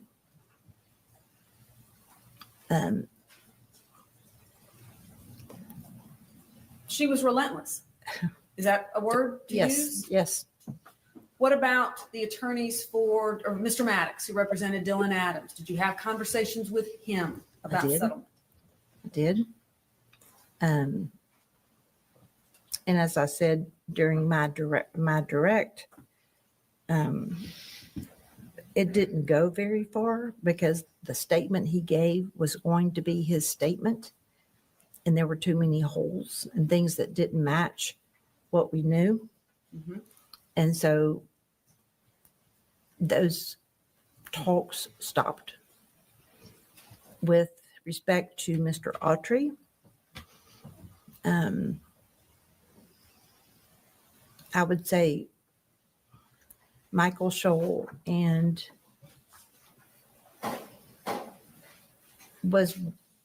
he and Bruno and Max, they all had a lot of experience. He kept it closer to the vest, whether any discussions, whether we were going to talk. He came on it, after I was on it, and I was not surprised that he was in the mode of getting up to speed. He's somebody that is always going to consider the options. I had seen him do that in other cases. There was never a situation where he said, my client is not going to cooperate. And that didn't happen. And we kept moving forward. Was the first time you met Jason Autry at the proffer, other than seeing him in court? Yes. And that proffer took place in Shelby County or somewhere else? Shelby County. All right. You'd interviewed co-defendants before that time. Yes. How's a proffer different from a co-defendant interview? In a proffer, the state has evidence. You're notified that somebody wants to talk to you. Their attorney is not, at least in my experience, not leading it. It's basically, like push a button. Who asked the questions?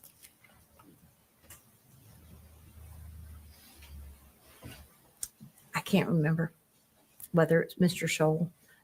I don't remember whether it's Paul or myself. All right. And did you have all of the discovery in the room with you when you're meeting with Mr. Autry? No.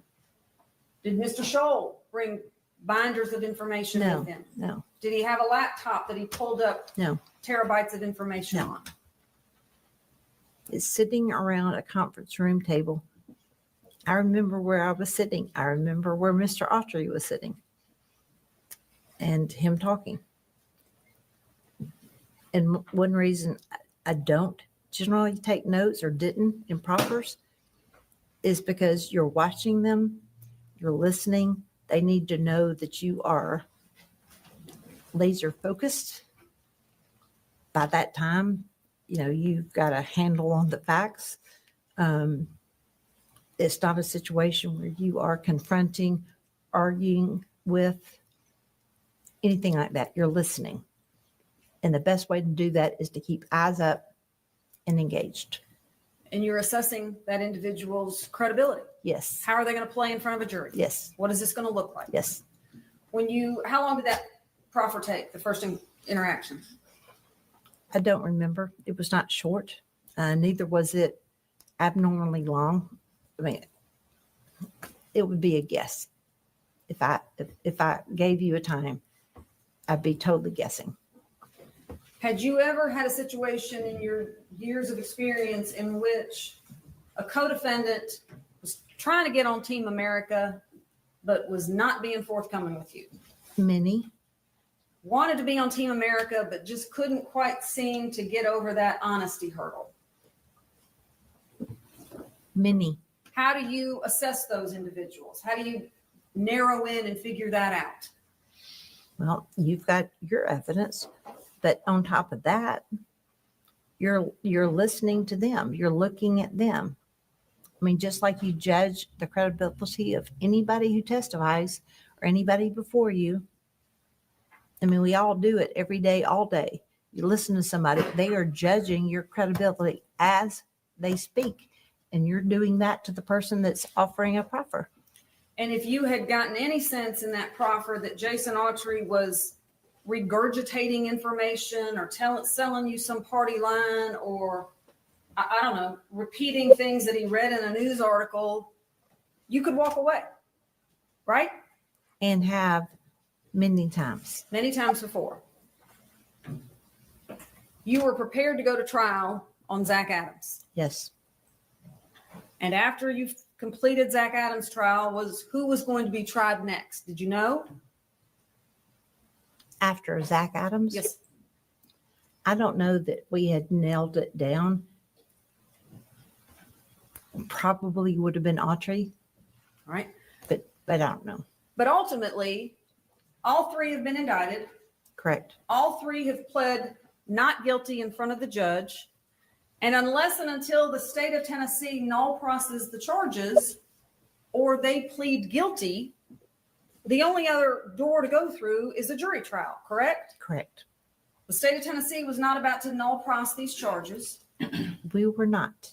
And no firm settlement had been reached on either Mr. Autry or Mr. Dylan Adams. Absolutely not. Okay. Did the case against Zach Adams get stronger after you talked to Jason Autry? Yes. How so?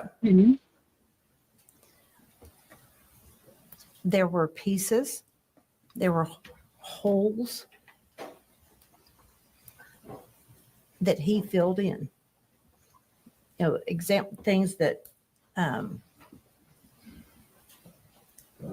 that we could not have known without one of them talking to us.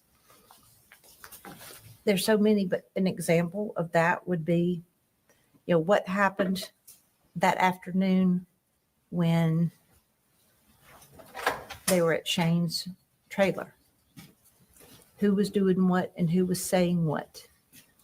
Is it unusual that times didn't match? No. Were these individuals who were all lawfully employed No. and kept calendars? No. Is it fair to say that their days were spent ingesting drugs, getting off of drugs, and finding their next high? Yes. Day bleeding into night, night bleeding into day? Yes. Did you tell Jason Autry what to say? No. Was Mr. Scholl feeding him information? No. Sitting here today, are there still unanswered questions about the last moments of Holly Bobo's life on earth? Of course. In fact, it's not unusual for prosecutors to tell victims' families to tell juries, we're not going to be able to answer all the questions, correct? It was part of a pretty routine practice of mine to tell them that. You give the jury as much information as you can, but you're not going to be able to answer all of their questions. You're never going to be able to answer all of the family's questions, and you're not going to be able to fill in some of your own. Such as? Well,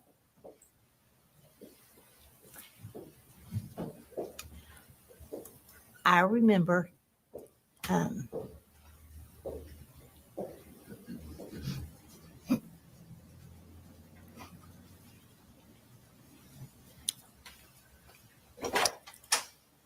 Here from the team.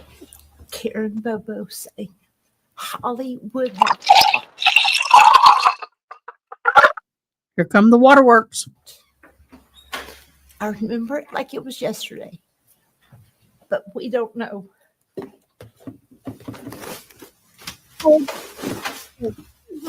We don't. That woman's on the ball. I like that old woman. But we know Zach Adams was seen days following with scratches on his arms that he lied about. Right. And her mama said she would have thought his scratches that he tried to blame on something else was the only proof we had to that. She knew it because she knew her daughter. And he bore the results of that. He lied about it. He said he got it running from the police in Henderson County. Right. That was run to the ground and found to be a lie. It was. And then a few months later, he tells law enforcement, oh yeah, wait, I got him moving some marijuana plants. I forgot that. There were several different versions. None of them were true. They appeared that day.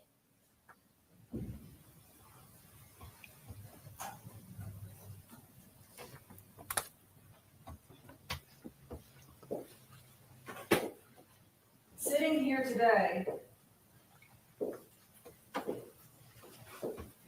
do we know in all of these hundreds of thousands of pages of information that has been gathered, the countless videos that have been collected and viewed and reviewed,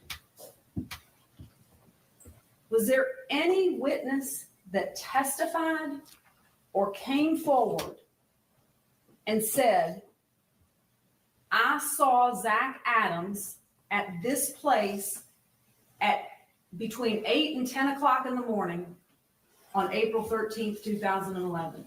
There is no way he could have been raping, murdering, and kidnapping Holly Bobo because I saw him. Anybody? Well, they tried to alibi themselves in the beginning, The co-defendants. the co-defendants, but so co-defendants said that about one another. Right. Let's talk about that. As prosecutors, and you've testified to this, we work with law enforcement, but we don't direct law enforcement. They don't work for us. We work together, but we report to two different heads of agencies, and we have different standards and processes and procedures, correct? Yes. It's not unusual or improper for a law enforcement officer to maybe tell a half truth to somebody that they're trying to get information out of, right? It's not improper or illegal for them to tell them a 100% untruth. Flat out lie. Yep. They can do it. Yep. We don't talk to witnesses like that. No. We like to get information out of witnesses, correct? Correct. Ask open-ended questions and let them talk. Size them up and assess them. So when you picked up this file and began reviewing it through the prosecutor lens, was it concerning to you that law enforcement hook, line, and sinker, I don't know any other way to describe it, what Terry Dicus did, but hook, line, and sinker let three co-defendants literally alibi each other, nothing to see here, keep moving. Was that concerning? Of course, by the time I got on it, they had run it down. It was shocking to me that the names that came up almost first, the names that popped up immediately during the investigation, gave an alibi and nobody checked it. And it wasn't even really a very good alibi, was it? No. They I was couldn't even get their story straight.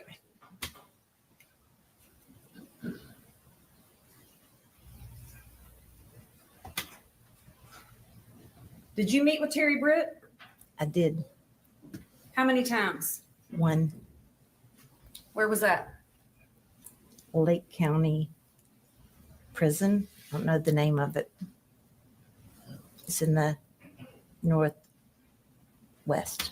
Did you go visit him there? I did. Somebody with you from TDI? Yes, Did you actually go in the middle of the trial? I did. Jennifer Thompson was going to call him as a witness, wasn't she? She was. Did you know that? He was on she didn't give us a witness list, but because that was her strategy, I assumed he was on ours as a potential, but we had not decided to call him. You went and talked to him, I did and then you made the decision to do what? put him on right in the middle, like the next day or the day after. I think it was the next day.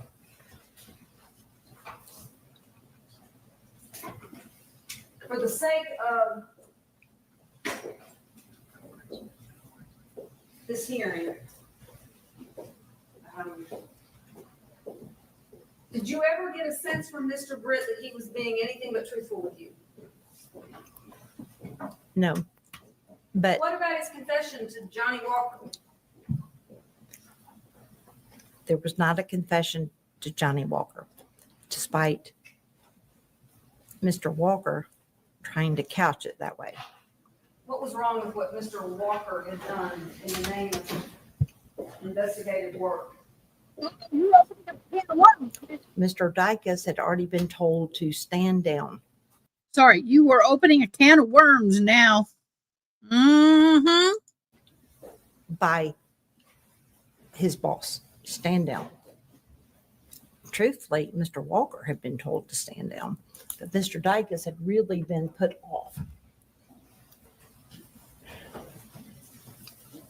Mr. Dykus and Mr. Walker agreed that Mr. Walker would go to the place. I don't remember where Terry Britt was being housed, but he was incarcerated somewhere. And Mr. Walker walked in, did not Mirandize him, and proceeded to ask him questions. He reduced that interview to a one-paragraph report. A memo. It was a memo. I think it was six lines or something like that. In his mind, he's obtained A confession. $60 million confession. That's in correct. The history of Tennessee criminal jurisprudence. That's right. And he puts it in a memo and files it away. Just puts in the file. I remember it well. Had you, in the course of meeting with Terry Britt in prison, what if you'd gotten some uneasy feelings about him? What if in the course of that interview you had said, you know what, wait a minute, something's not right here? What's your duty? What's your responsibility? Depending on what it was, if it was a feeling as opposed to something he said, if he said it and I thought it could in any way be exculpatory to the three defendants charged, immediately tell them. Just like you did with every other bit of evidence that they had in this case. I did. Had they talked with him? Do you know? Not that I know of.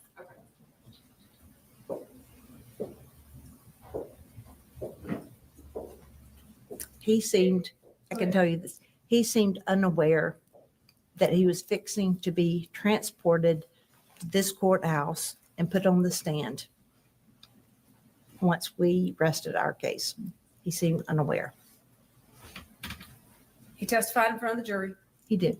They heard it all. They did. They heard over 60 plus witnesses, correct? How many witnesses? I'm sorry. You good? That's about like the Karen retrial, y'all. Holy crap, that's a lot of witnesses. Yep.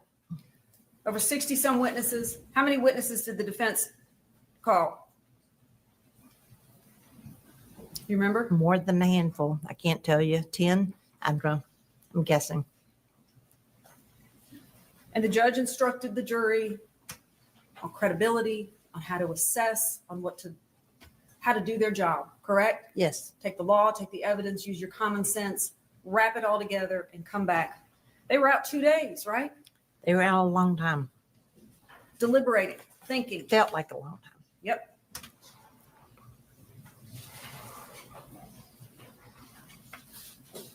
Mr. Bates has spent some time talking about your closing argument. I just want to make sure the record is clear on this. There was not at the scene. Well, let me ask you this. How many different scenes were there where Holly's remains or where her things were found? You remember? Her things were found in there were things found close to where her remains were found, as though her purse had been slung, because that's where they found her purse, her wallet, her keys, her promise ring, like those things that you would think were on her person. Other items were found closer to home. Some appeared to have been thrown out a window, and I say that because they went down the road. And those things were like her books, her study cards, her lunchbox, her phone, the SIM card, which was taken from the phone. All of these things were found in a different location. Where was her body ultimately found? By a cell tower. I mean, I can't tell you how many miles it is from home, but it was.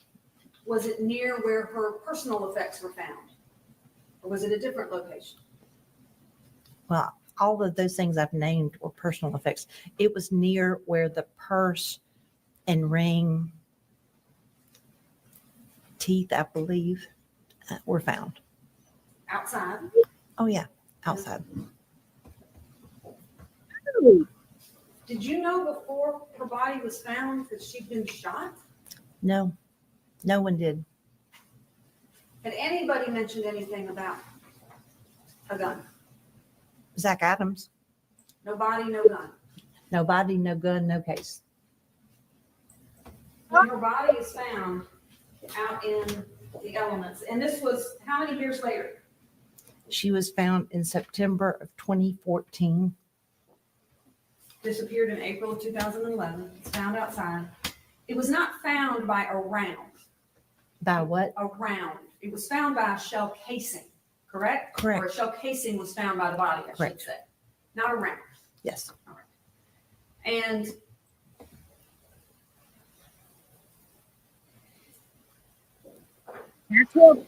any and all evidence that was collected out there, TBI did what forensic testing they could do to it after having been out in the elements for as long as it had been, correct? They did.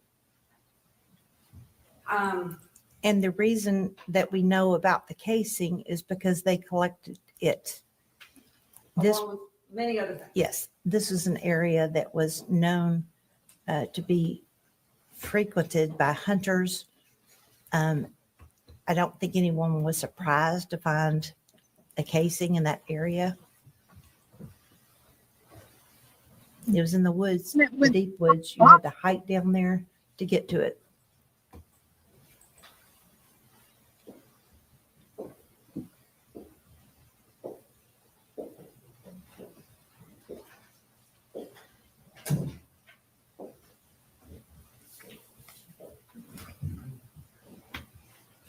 So your experience as a prosecutor and now as a judge, people's memories get better or worse as time goes by? Worse.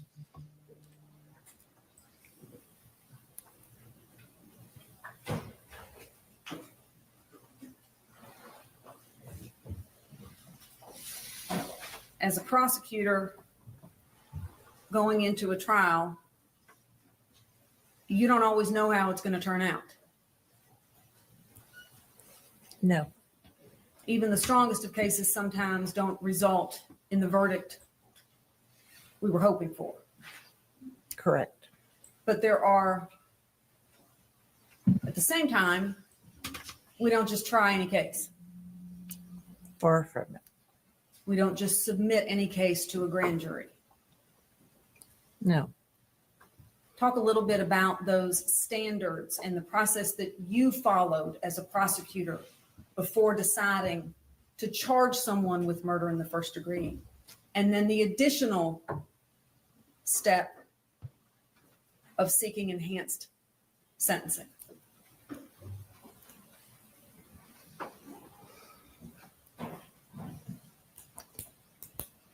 When a case is presented to the grand jury, it requires that you have probable cause enough to support guilty beyond a reasonable doubt of the elements of the crime that's submitted to the grand jury. Many, many, many cases over the years. I thought somebody did it.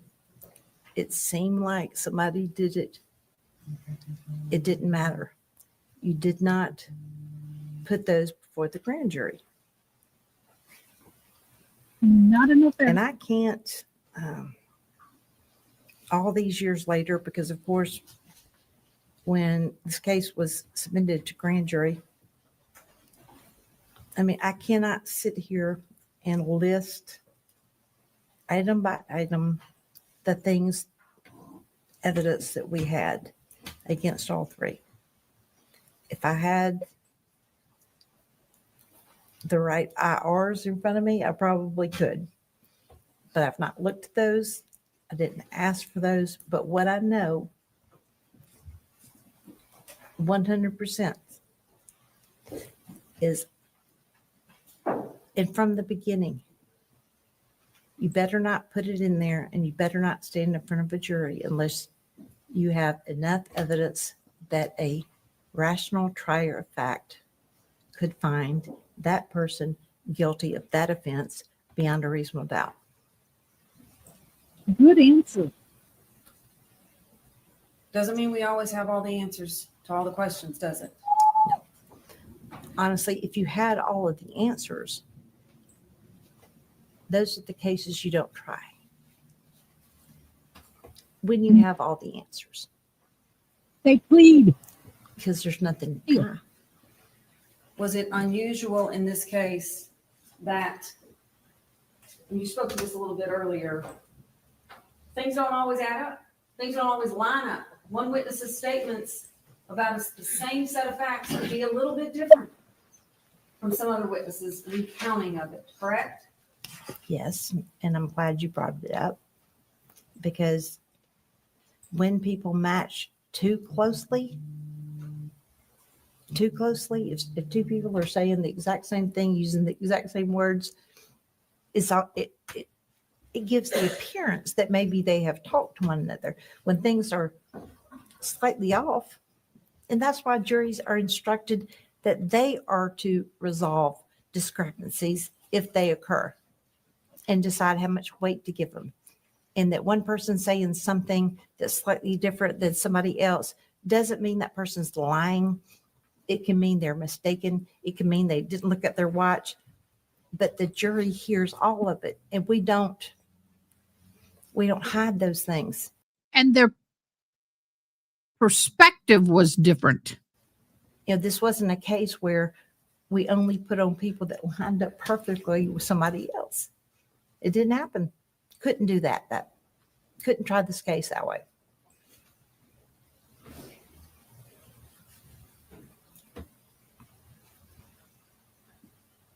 Did Jennifer Thompson do an effective job at trial? Jennifer Thompson knew this case better than any other person involved. I'm ashamed to say she knew it better than me, but she did.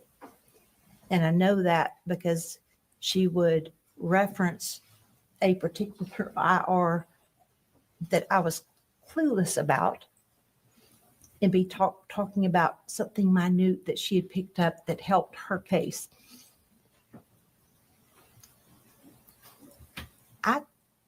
You asked me about the number of trials. I had about 200, but I tried over 50 of those were murders.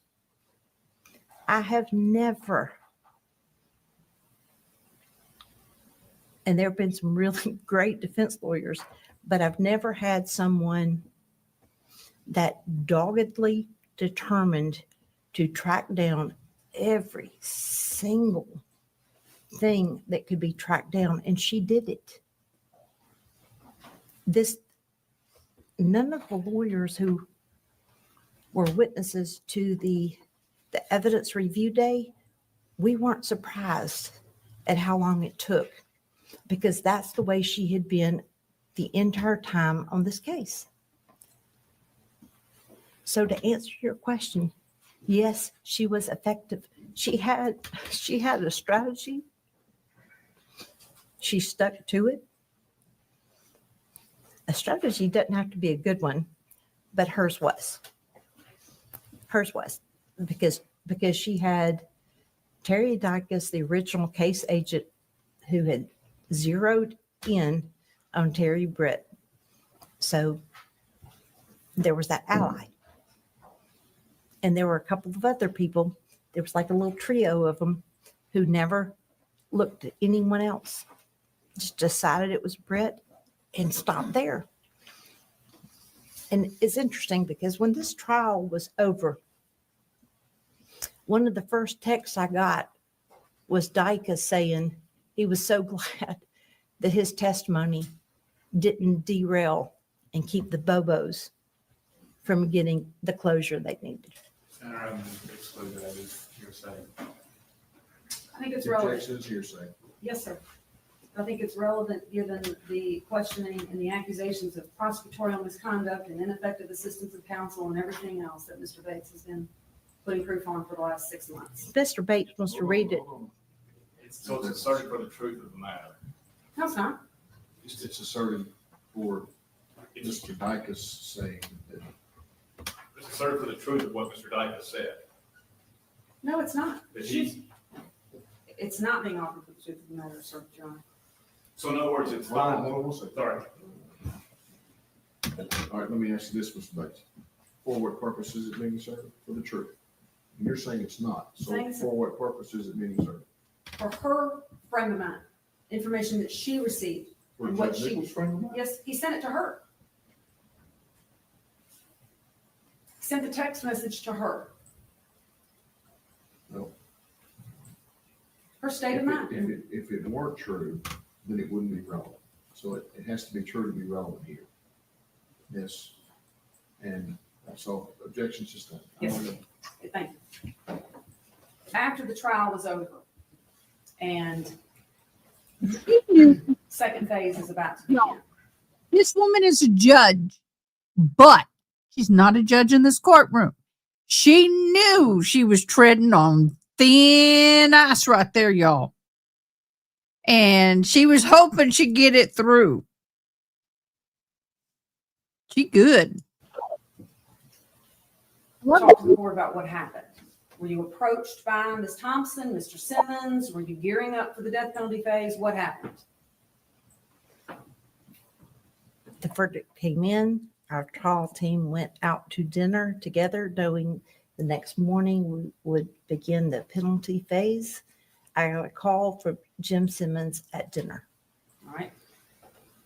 Asking to consider taking death off the table? That's correct. All right. And what did you do next? I told him I was not in a position to discuss that now. I had no real inclination to do that, but that I would gather the Bobos the following morning, which we did in that file room down the hall. And how long did you discuss that issue? Wasn't staring at my watch, but I'd say an hour. It wasn't a short meeting because it wasn't an easy decision. For who? I did. For me to even consider it, and certainly for the Bobos. Did they finally agree to that? They agreed to that for their family, not because they didn't think he deserved it. They did that because their son would outlive them, and they didn't want this still being on him 20 and 30 years later. The appeals process.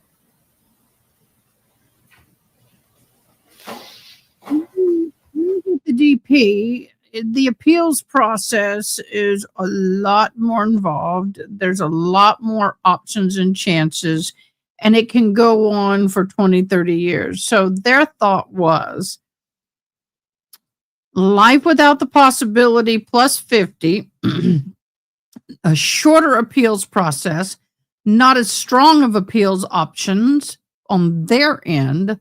On the defendant's end, it's more limited. And by the time they died, the appeals process should be over and their children won't have to deal with this. I get it. So his defense team kept him off death row. They did. And in fact, Ms. Thompson asked you if she could thank the family, correct? The verdicts were in. I walked back between the center aisle. I remember hugging.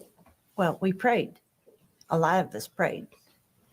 And then I was talking to Karen Bobo. Miss Thompson approached close, looked at me and said, "May I speak to her?" And I looked at her being Karen Bobo, who nodded. And then Miss Thompson thanked her for saving the life of her client. That's all I have, Your Honor. Space. You mentioned Matt Stowe was not an experienced trial attorney. Is that correct? That's what I was told. I want to end on that. That was so dramatic. Come on, dude. Give it up. Do you have any knowledge of how it came to be that he recused himself from this case? I'm not the person to ask because I wasn't present when that was done. He would be the better person to answer that. I know there was friction between him and local law enforcement and state law enforcement. No. I think. You aware if anyone in TBI tried to get him removed from the case? No, You said I don't know about that. you provided open file discovery and am I correct? You knew there was exculpatory information, so it's just easier to say, here's everything. I don't agree with that. What did you testify to just now about why you did open file discovery? Ms. Wyrick asked me whether I took into consideration that there could be evidence in there that someone would find exculpatory, whether it was or whether it wasn't, because that's what we generally try and turn over, because you don't know for sure what everybody's thinking. But what I added, she was asking a leading question, of course. That was something we considered. But the thing that concerned me the most when I came on is because discovery had been like coming out from the state, and I didn't know what they had and what they didn't have. So I developed a system. I made them all bring hard drives and additional hard drives. And I would put in a letter to each of them, here is this, and it contains this. And I hand delivered it. Now sign here. And they would sign as receiving that piece. Okay. And I followed that and was not happy when anybody else turned over something and also didn't do that. But when Ms. Thompson would present her list of things that she couldn't find or didn't know where the attachment was, those things would just be given to her without that list, without that letter being given. And you're aware in that discovery was sworn affidavits from various law enforcement stating there was probable cause to arrest Terry Britt. I don't remember It would not surprise me because Terry Dykes was very focused on him. Hansel McAdams, prior prosecutor, district attorney general. So he was off before I came on the case. Right. Did you see his letter to Judge McGinley saying there's probable cause to prosecute Terry Britt? I don't. I don't think that's what's in the record. I think it's probable cause for a search warrant. Yeah, I was like, I don't remember. Search warrant. Mr. Bates, I believe that's an accurate reflection. It was maybe an affidavit or letter. Was it a letter? It's about a search warrant. Sir? Is it a letter? Perhaps, but it was all relative to a search warrant, not for arrest or prosecution. To answer your question, though, Mr. Bates. Let's clarify this Oh, first. I was like, no, what where?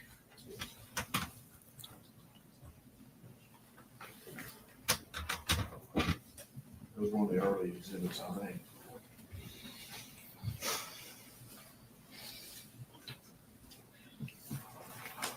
But, Mr. Bates, let's let her answer the question. If we need to go back to it, we will. Do you remember a letter from the prior district attorney general regarding probable cause regarding Mr. Britt? Well, that's a different question. Your question was probable cause to charge or arrest Mr. Britt. No, I don't. And as for any other letter from Hansel McAdams, I do not remember seeing it.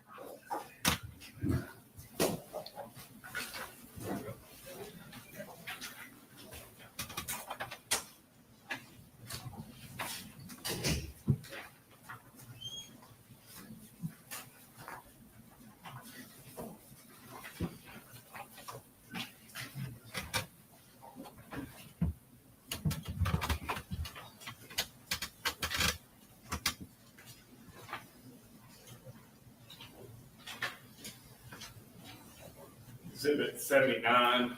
Do you remember 30 minutes of a Hansel McAdams' letter?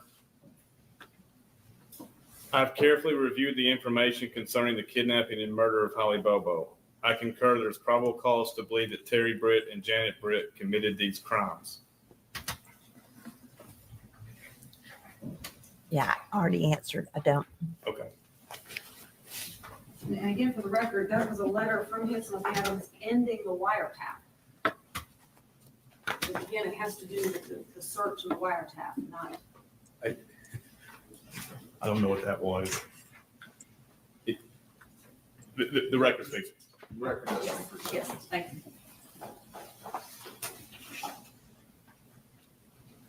Did you complain about the manner in which Ms. Thompson wanted to review the evidence to Judge McGinley? No. I don't remember that. You don't remember a motion hearing where Where I complained to the judge?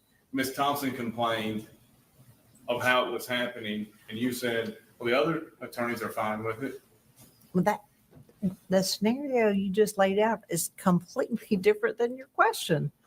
You said, did I complain to the judge? I didn't complain to the judge. And in response, you attacked what Ms. Thompson was asking for.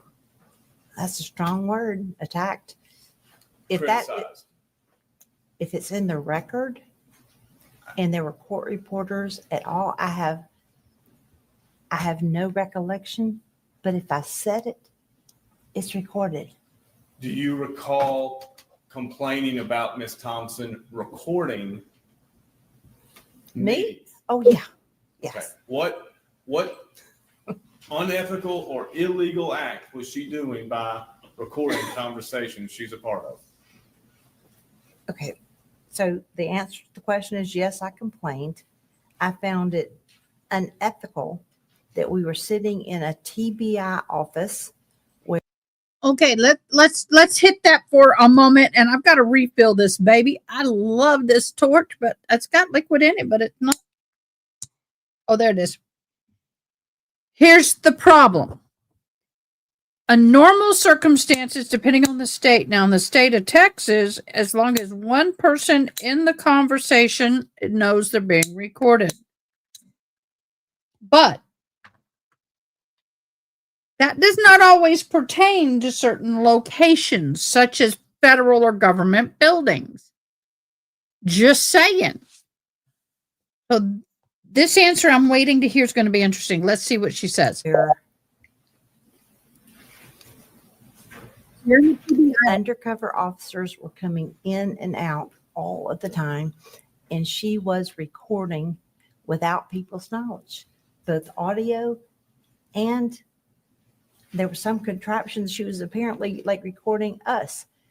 I was shocked. I know today it's a different day. Maybe, I mean, social media is bigger and all that, but at the time, the idea that Jennifer Thompson had this secret pen and she was like recording everything that we said was shocking to me. What rule of Okay, conduct? I don't have the rules in front of me. So how about if I just say, I don't know, I didn't like it. No, it'd take me, you need to spend 2 hours looking at that? So here's the thing. If the conversation was between her and the woman recording it, that would have been one thing. But when you have undercover agents and other people walking in and around and they're getting picked up on that recording, especially when you're undercover agents and you could be talking about other cases, there are limitations. Tell me what you complained to Judge McGinley. I don't remember There's complaining. the rules of conduct. I don't think I complained to Judge McGinley. You didn't complain to Judge? I said, I don't remember. I don't think I did. Here comes the lady again. You don't remember. I said, I don't remember. I mean, asking me again, asking me louder is not going to change it. What I said is, You were asked there was no evidence of anyone who saw Mr. Adams except for the people who alibied him, correct? wait a minute, I'm sorry. I was still thinking about. So what did you say? You were asked in cross that there was no evidence of the people who saw Mr. Adams that morning. That wasn't exactly what the question was. Do you have any explanation for why Mr. Adams' phone calls were taking place in different cell sectors than where Holly's phone was prior to 8:56 a.m.? No. Other than we don't know if Holly was with her phone. You stated in your motion, in one of your motions, that you were not aware of any exculpatory evidence. I don't remember reading one of my motions. You're talking about the motion that Mr. Ragland filed and signed? Correct. State's Okay. motions. Do you disagree there was exculpatory evidence in the file? No, because I don't know what they find to be exculpatory. We never do. But the statement that John Walker listened to Terry Brett, you don't think that's exculpatory? No, And no, in no way do I believe that the statement Terry Brett said when Johnny Walker goes in there and tells him, la, la, la, la, la, and he lays out Terry Brett's, and Terry Brett, who is a very cagey, not unintelligent person, says to him, you got it all figured out, don't you? And goes from there. It was not a confession. And Mr. Bates, you and everyone else knows it's not, because of what he didn't think it was a confession. He didn't do anything with it. He didn't come back and tell TBI, hey, I got a confession. He didn't.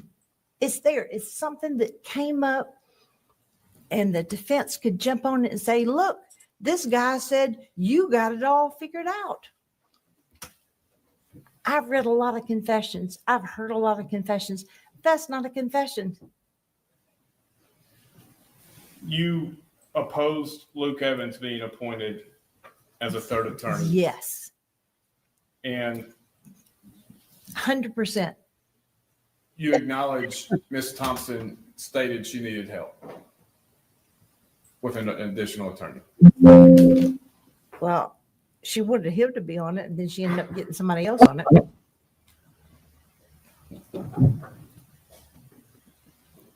You said that where the remains were found, there were hunters back there. What What are you reading? When did I say that?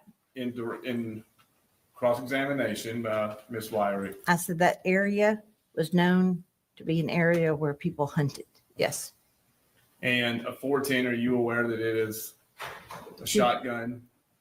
Do what? No, I don't know anything about that. Okay. Do you know of what animal anyone hunts with a 380 pistol? No. My dad shot a squirrel off our deck with a 380, he says, if that's any indication. You said that if stories of witnesses match up, it sometimes gives the appearance they talk to one another. No, I didn't say it just like that. I said if they matched word for word, I mean, every single thing matched. I was using my hands. It's like going back and forth. You said that it could give the appearance. I didn't just say matched, because people that see the same thing, may say the same thing in different ways. Some phrases I've heard, the worst of it. I don't know what you're talking about. It was right there under their nose. You remember talking of this phrase? I literally don't know what you're talking about. Is that a question? You said something interesting, I think. We'll see. That based on your experience as a prosecutor, witnesses' memory gets worse over time. I think I was thinking about my own today. Okay. Well, what do you make of your witnesses who denied certain things as soon as they were asked about it? Like Victor Dinsmore. Okay. And then his testimony changed over time to match what other witnesses were going to say. So you want to know what I think about it? About it. So I'm asking you, is Yeah. that the question? What do I Does that think? concern you? Okay, well, your question was, what do I think about it? So what I thought about it is what I already told you. It appeared to me to be a person who, one, would deny criminal activity if he could, based on his own history. An example of that is not owning up to, at least at one point, like buying and selling drugs. I thought he was a person who, by his own admission, was doing a whole lot of drugs during that time period. He said meth. I think it was morphine. I don't know what else. He was doing a lot of drugs. And I think he's a person that when confronted with something, that his memory was jogged. 6 years later. Was it 6 years? Huh. Well, 2017. I mean, Let me get- Do you recall the informant? can I? Whoa. I mean, is that professional? I'm just curious. It says move along this page. Do you recall the informants and how their testimony matched up with shared phrases? I don't even know what you're talking about. Shared phrases and an informant. You'll have to give me more. You don't recall the informants from jail and how some of their phraseology. Okay, are you talking about your client and the statements he made? Oh yeah, I remember that. You want to know what I think about that? Well, according to your analysis, it could give the appearance it was shared. You want to know what I think about that? You want to go there, really? Come on, let's go there. Please. I'm begging you. Make the end of the day spicy. Please, I'm begging you. Let's go. Let's go. My gloves are on. I'm ready to box, dude. Come on. Come on. Yeah, I know how to. Could be. Could be. Okay. But you know why it wasn't? Because they were in different locations, didn't know one another. There was one instance where he was bragging about, you got to kill a bitch to get a $2 million bond. That was overheard by a couple of people. And both of them reported it. They didn't know one another, but they reported it. So that didn't surprise me. And the interesting part is they still phrased it a little differently. The report that he sent a message to Obion County to his brother, him next to her, that even had different language, but it was overheard by the one he was talking to and another person. Does that help? No. Why do you remember that so well, but you don't the cell phone records? Oh, because those were my witnesses, a lot of them. Okay. Yeah, there's a really good reason for that. Because I don't want you having the information, dude. If it's not written, it's not documented, you don't get it. You acknowledge Ms. Thompson you feel like she knew the case well. There's no question. Did she present that the 380 rounds diameter was under .36? I don't remember. Did she present those three in Parsons at 11/16? I don't know what you're talking about. What three? What three of what? Shane, Dylan, and Zach. 3 people. I thought you were talking about casings or guns or something. Apologize. Did she present that? Ask again. Now Did I she know. present the importance of the 3 in Parsons, Shane, Dylan, and Zach in Parsons at 11/16?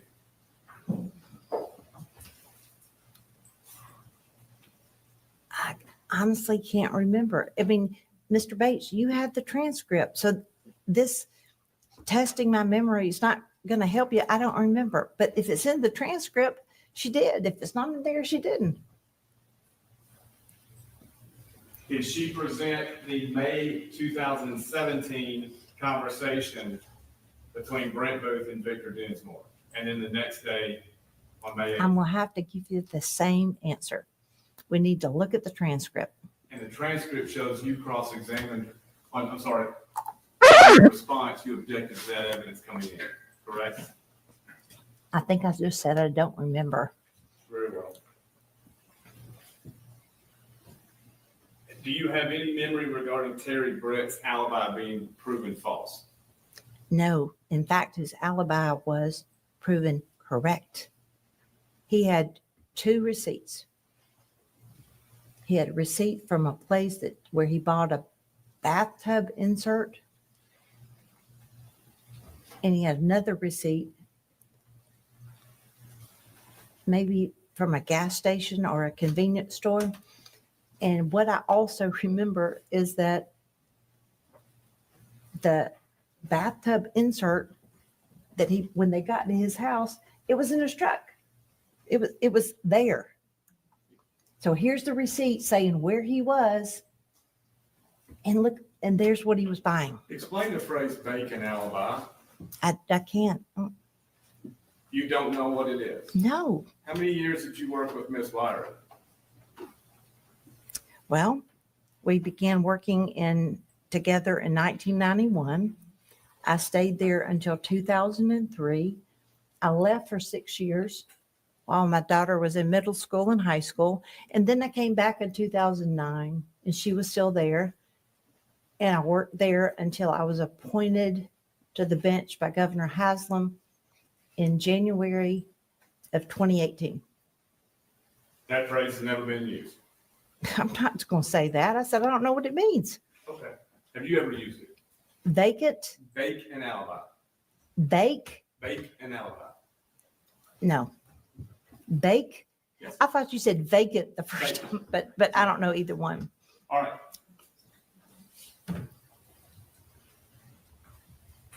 When you say Ms. Thompson unethically recorded, Do you have any idea what rule of professional conduct she was violating? No. All right. I'm gonna have my green book back. Just being dishonest with us. Being dishonest. Yeah. How was that dishonest? Because we were in a meeting where I think All right. Do you know why he couldn't go further? Because she couldn't remember. But basically, a baked alibi is an alibi that you set up. It's kind of like you put the seed, from what I understand it, is when you put a seed in somebody who's given an alibi and letting it bake a little bit, let it cook a little bit, and then they, whoop, the alibi fits. Baked alibi. Anybody else want to give me their rendition? In other words, there's an alibi. You gotta leave it there for a while. So if it's a little sketchy, you let it sit, then evidence pops up to prove it. That's my little pea brain understanding of baked alibi. I thought he said bake it. generally in these kinds of cases that you believe you can talk to the other side freely and not record. Like I never would have recorded anything she said, would have never used anything she said, in a situation like that. Please, Amy.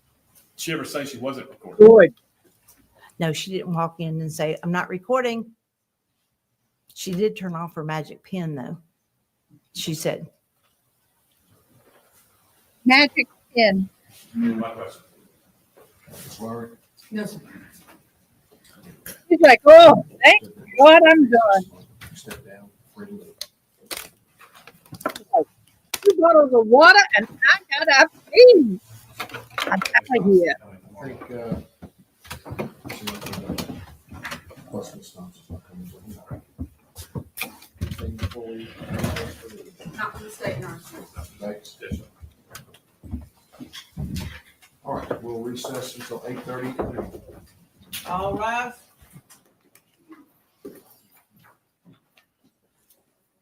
Oh, she's like, oh, that hurts sitting in that chair.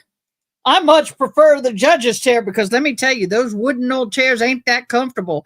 Now, we got about 30 minutes here.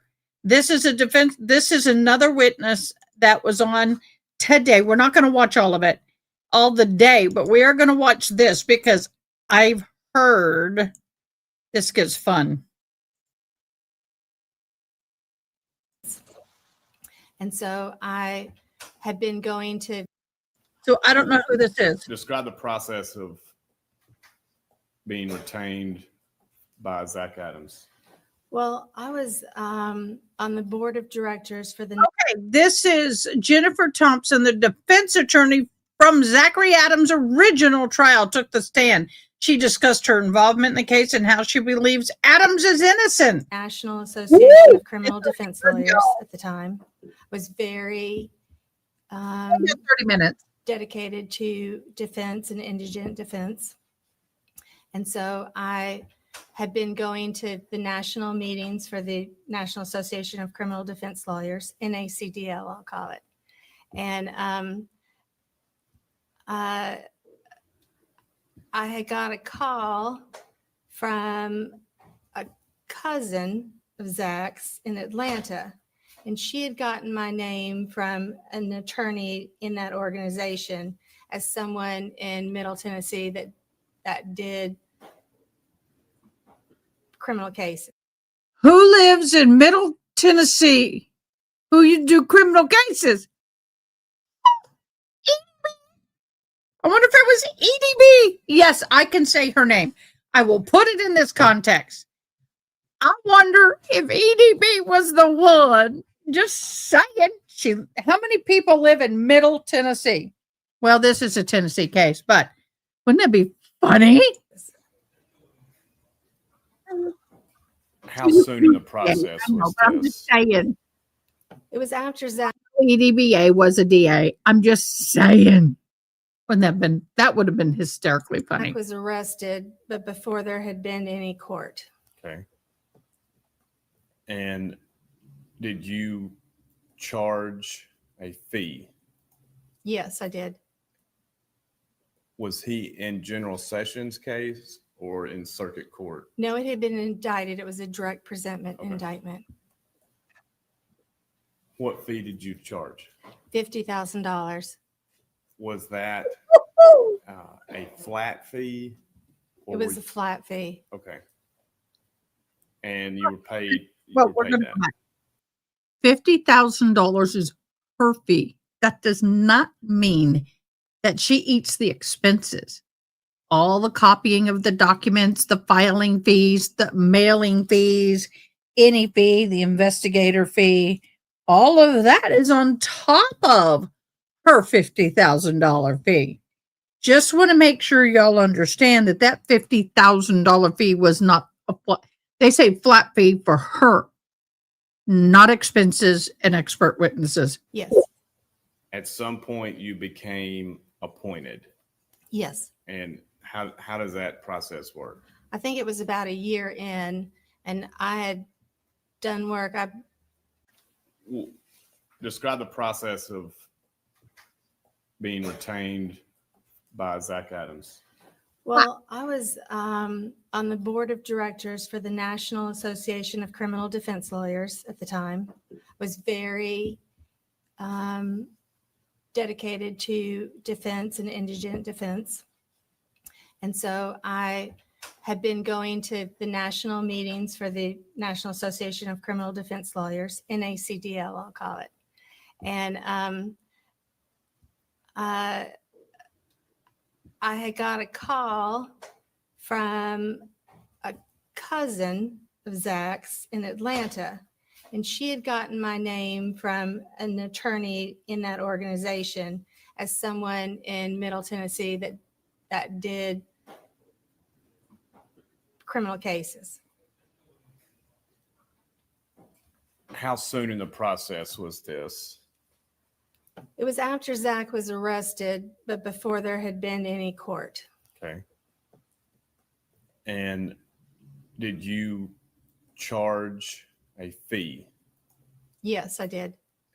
No, well, I didn't Was rewind. he in general sessions case or in circuit court? No, it had been indicted. It was a direct presentment indictment. My bad. What fee did you charge? $50,000. Was that a flat fee? It was a flat fee. Okay. And you were paid that? Yes. At some point you became appointed. Yes. And how does that process work? I think it was about a year in, and I had done work. I had done enough work where if I had been billing at an hourly rate, I would have run through the retainer.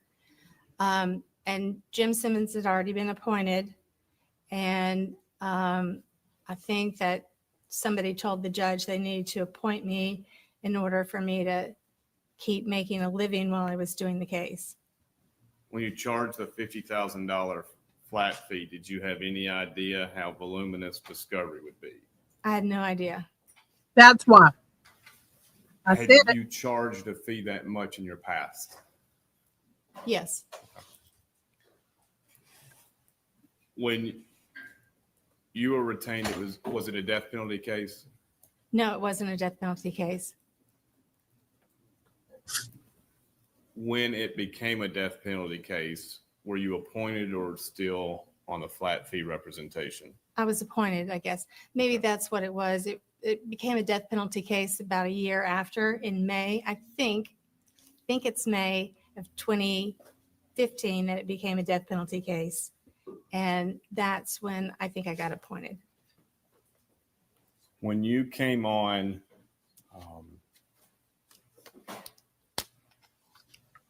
who was the district attorney at the time? Hansel McAdams. Then you were present. And Beth Boswell. You were on the case during the time Matt Stowe was. Yes, so that was a complete crazy happening. Then General Wyrick's office, ADA Nichols and Hagerman prosecuted till the end. Yes. I think that was in the fall of 2015. 2014. Take the court through your initial work after being retained in Zach's case.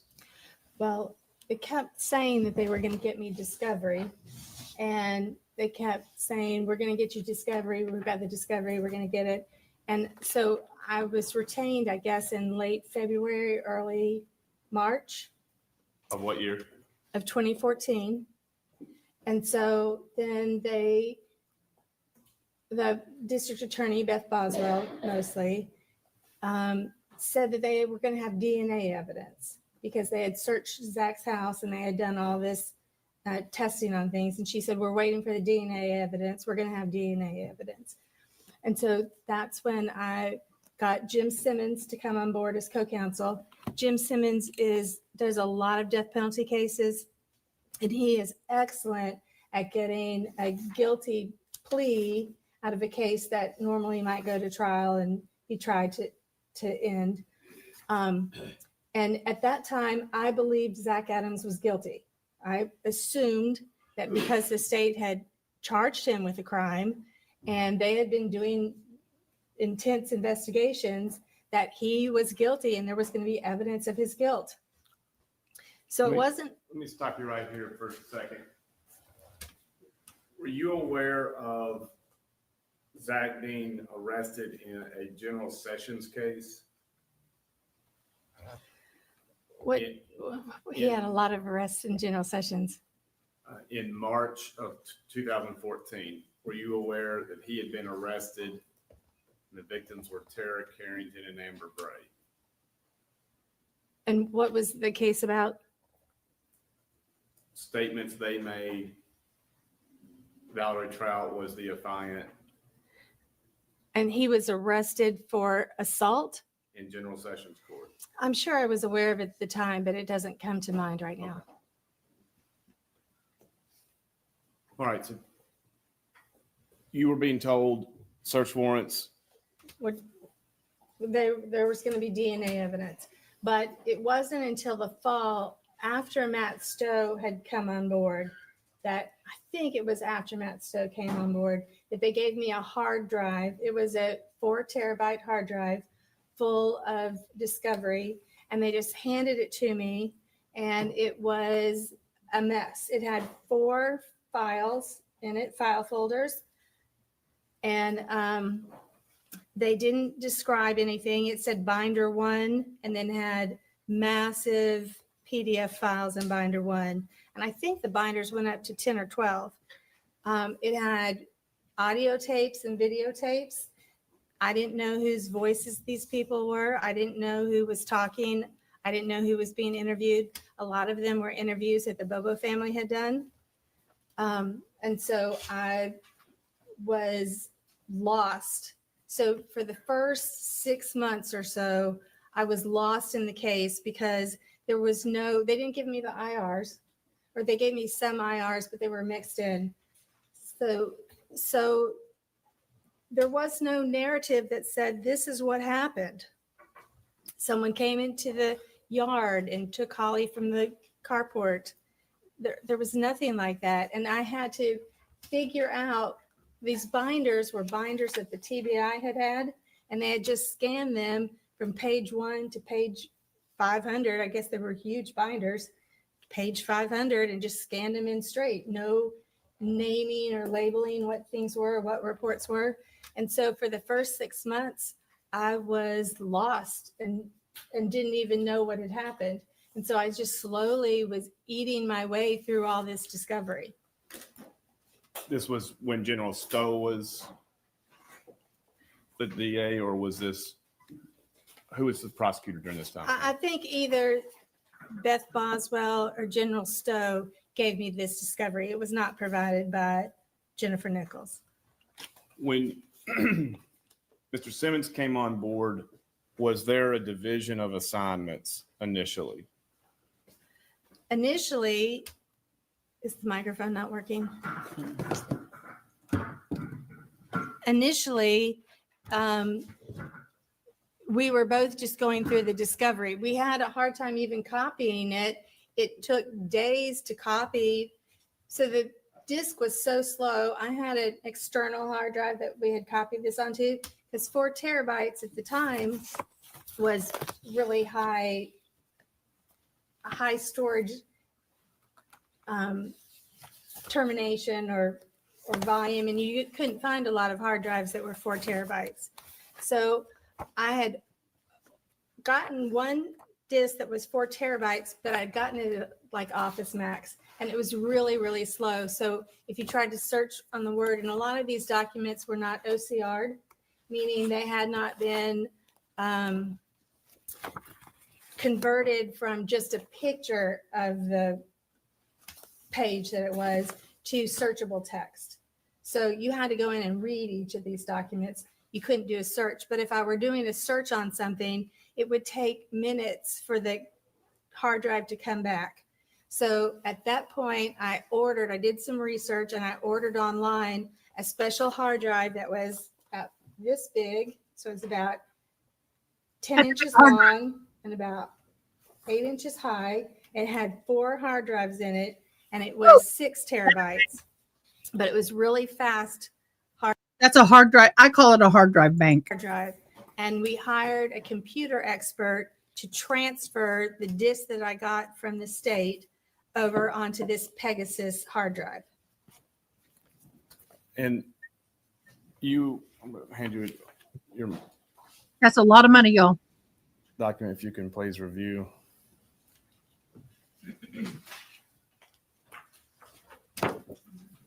All right, witness being handed a motion for discovery in this case, which I'm sure is part of the record, but we'll mark it as exhibit 126.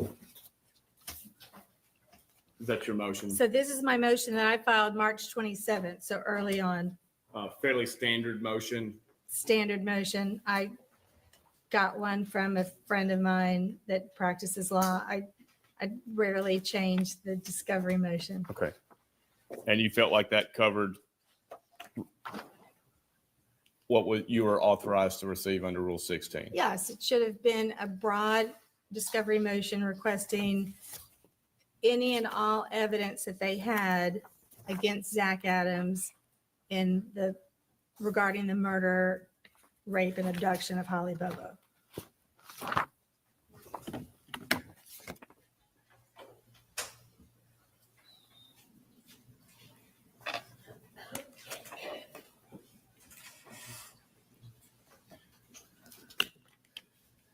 Who were the co-defendants' attorneys?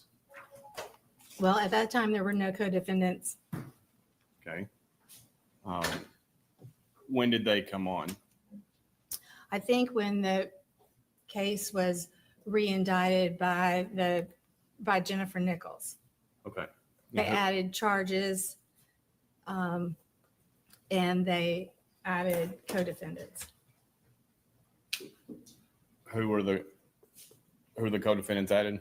Okay, so Matt Maddox, which I did not know Matt Maddox, Paul Bruno, which I did know, they were for Dylan Adams, and then John Herbison and Fletcher Long, both of whom I knew were attorneys for Jason Autry.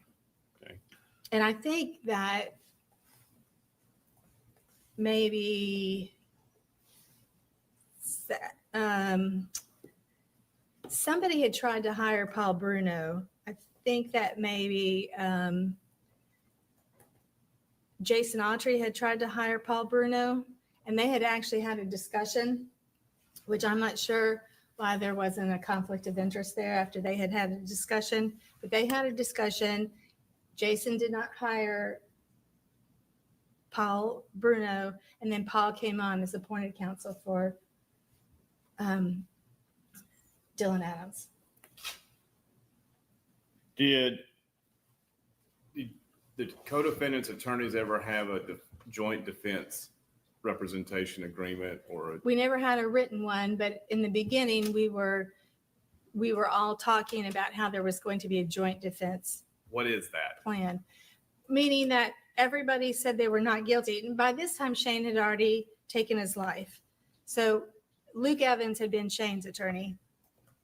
And so Oh, everybody gets together and says, you know, we're all not guilty. We're going to work together to present a defense in this case and combat these charges. At some point, did you tailor the rest of your practice to accommodate this case? Yes, How so? I got off almost all of my other cases. All of my federal cases I got off of, and almost all of my state cases. I think I kept 1 or 2 state cases, but I got off of all the other ones. So I filed motions to withdraw so that I only had this one case to work on. I'm not sure that the other attorneys did that. At what point in this process were you able to devote exclusively to this case? Probably starting in about summer of 2015 or 2016. Okay.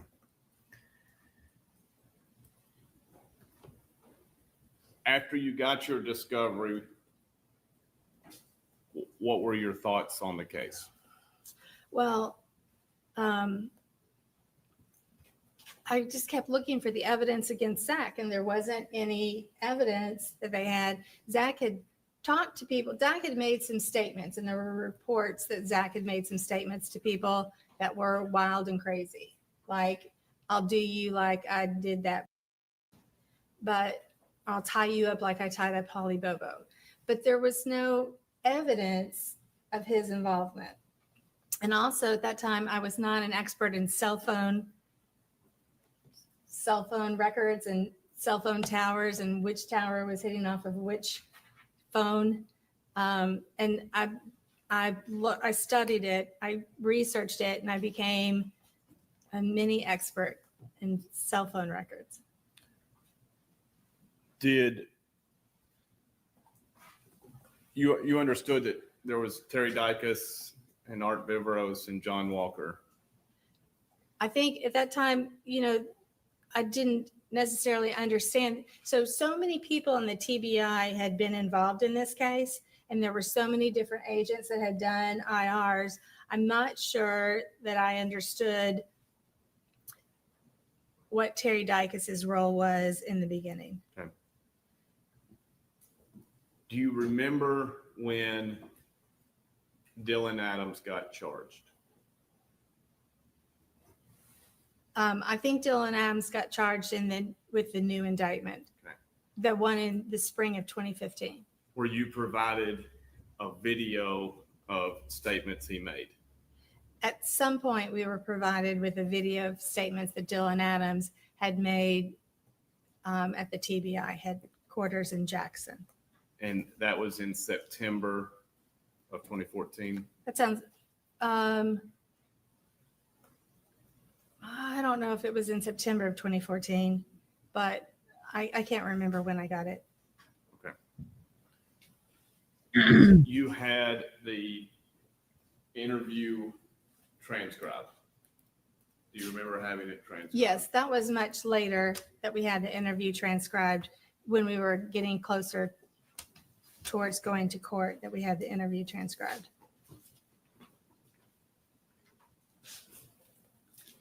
Wow.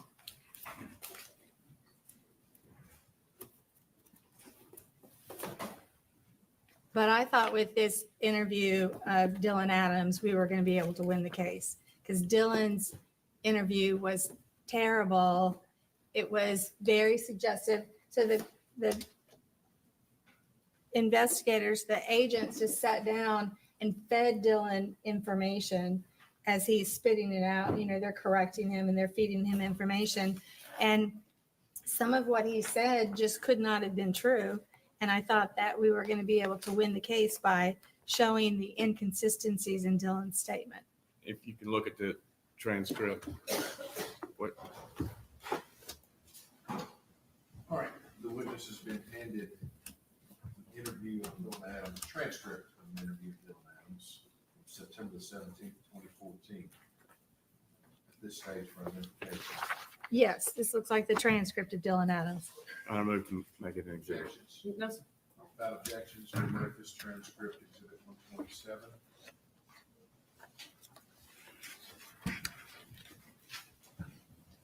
Was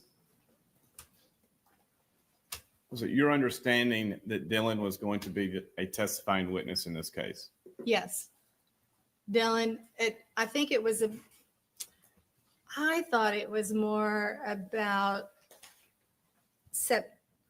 December. It was after we had gotten the initial agreement, or we had agreed as a joint team that we were going to do a joint defense. And I remember sitting in the jury room in Decatur County Courthouse discussing this with the other attorneys, because Mike Scholl and Robert Paris were from Memphis. All right, let's pause here, introduce those to the court. When did they come involved? They became involved in spring of 2015, I think. Okay. Why did they come into the picture? Well, Fletcher Long had been tried for crimes and had lost his law license in Clarksville. And I think John Herbison had also lost his law license. And so we had two disbarred attorneys, or if they weren't disbarred, they were on probation and suspended. And so they couldn't represent Dylan. So we had Paul Bruno and Matt Maddox come on that spring. At the same time, they appointed Jason Autry attorneys that were Robert Paris and Mike Scholl. Had you ever worked with either Mr. Scholl or Mr. Paris? No, I did not know them. Was it the still undefined defense agreement when they came on? So Jim Simmons is a very quiet man. He's very subdued and quiet. Mike Scholl is very outspoken, and he's like, every time we would have a court hearing, he would go out and give a press conference. I didn't speak to the press at this time before all the time it was going through trial. I refused to speak to the press. But Mike Scholl would go out and give statements. And so Mike and everybody was like, yes, we're going to all do a joint defense agreement. And then at some point, Paul Bruno and Matt Maddox kind of began to pull away. Even though we were going to do a joint defense agreement, we weren't having a lot of meetings, like a team meeting and stuff that you would think that we would have. We were having I don't remember having any team meetings with them where we got down and said, okay, let's look at this discovery. What did you think about this report? What did you think about this report? So we never had any of those type meetings. It was just in the jury room at Decatur County Courthouse. By this time, had you gone to TBI offices to review physical discovery? I think that happened in the spring of, I don't know when that happened. Okay. Matt Maddox and Paul Bruno were still part of the joint defense team when we went to TBI and began to look at the discovery. By this time, I had looked through the evidence enough to recognize that Terry Britt was a really good suspect in this case and seemed like the person that had committed the crime. And so when we went to go look at the discovery, I already had Terry Britt as an alternate defendant in this case. Did the other attorneys curtail their practice? I don't think so. And what was your rate of pay that you billed? I don't know, $60 an hour maybe. I was second chair, and second chair gets paid less than first chair on death penalty cases at the time. And so I think maybe I was making $60 an hour. It was much lower than what I normally would charge. Are you able to bill your assistant's work as well? No. You brought on private detective. Yes. Well, do you want to talk more about the viewing of the evidence at TBI? We'll come back to it. Okay. The who did you hire for a background investigator? Well, at first, Jim Simmons hired Danny Mulligan, and I think it's Brian Smith to work on the case because Danny, I knew Danny. I'd known Danny for years. He'd worked on other cases for me. Danny and Jim were very close, and Jim always hired Danny.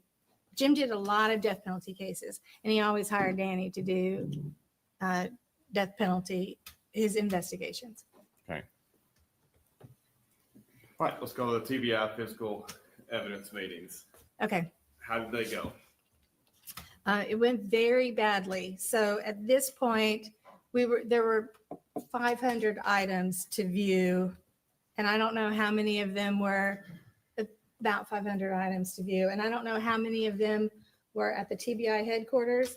But I, at this time, believing Zach was not guilty because the evidence didn't show that Zach was guilty. The evidence was showing me that Terry Britt was guilty. And so at that time, I wanted to go in and see all the evidence. I really felt, I was a very enthusiastic attorney, and I really believed that we needed to look at every piece of evidence in the case before you try it. That was just a given.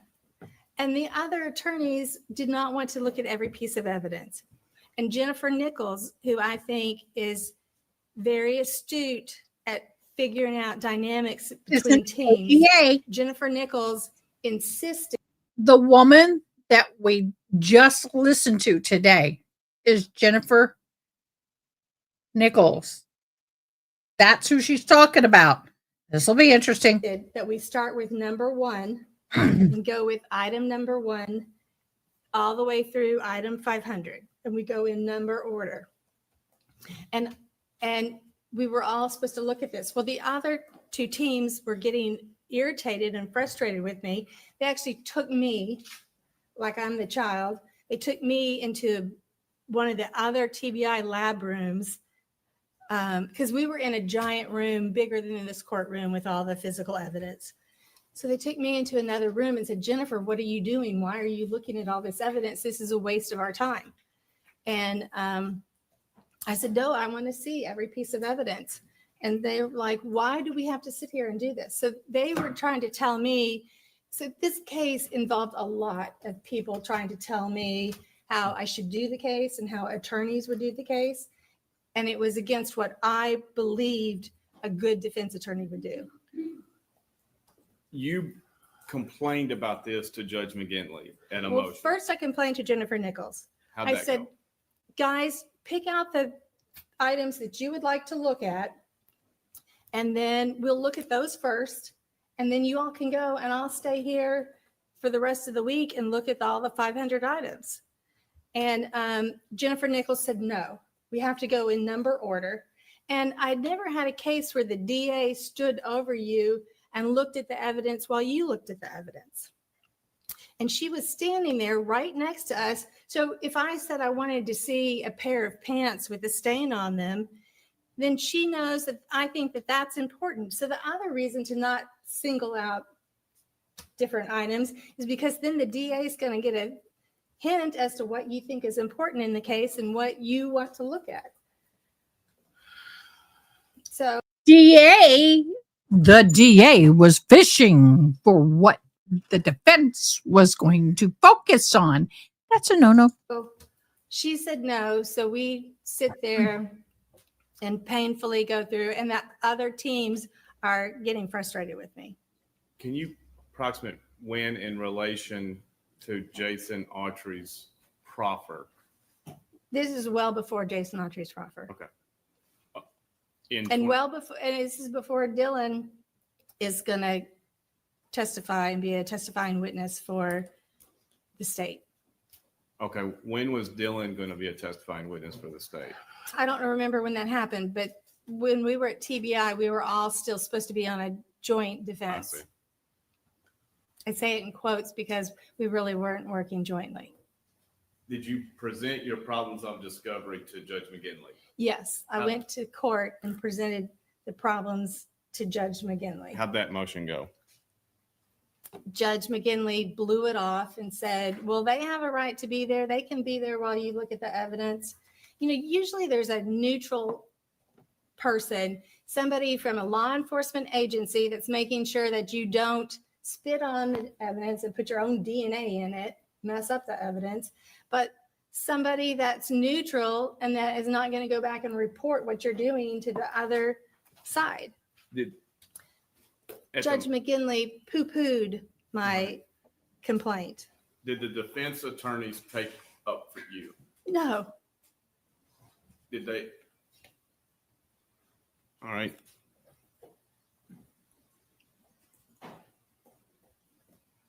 Did your relationship with the other defense attorneys improve or get worse over time? well, after this,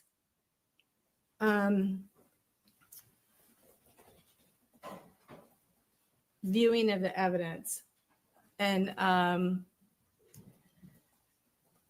I've talked with the mitigation expert that we had hired on, a mitigation expert at this point. Who was that? Oh, now I can't remember her last name. Lee.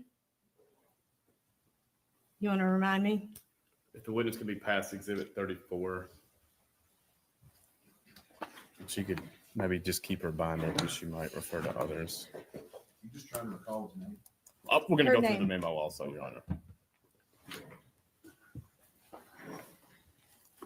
Oh, we include the list. You said You 34. are through with the transcript. Yes, Your Honor. I would have handed exhibit 34. Like we said. Yes, Your Honor.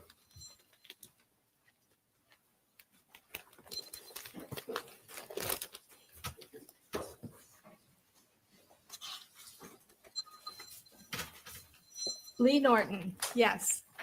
Lee Norton was a mitigating specialist psychologist that Jim always used in his death penalty cases. And Lee gave me some advice that I really held on to throughout this case. First of all, I was complaining to Lee that they didn't stand up, that everyone was attacking me, because when they pulled me aside at the TBI, all the defense attorneys were attacking me. Not so much Matt Maddox and Paul Bruno, but especially Mike Shull and Robert Paris were treating me like a child and fussing at me for being so picky about everything.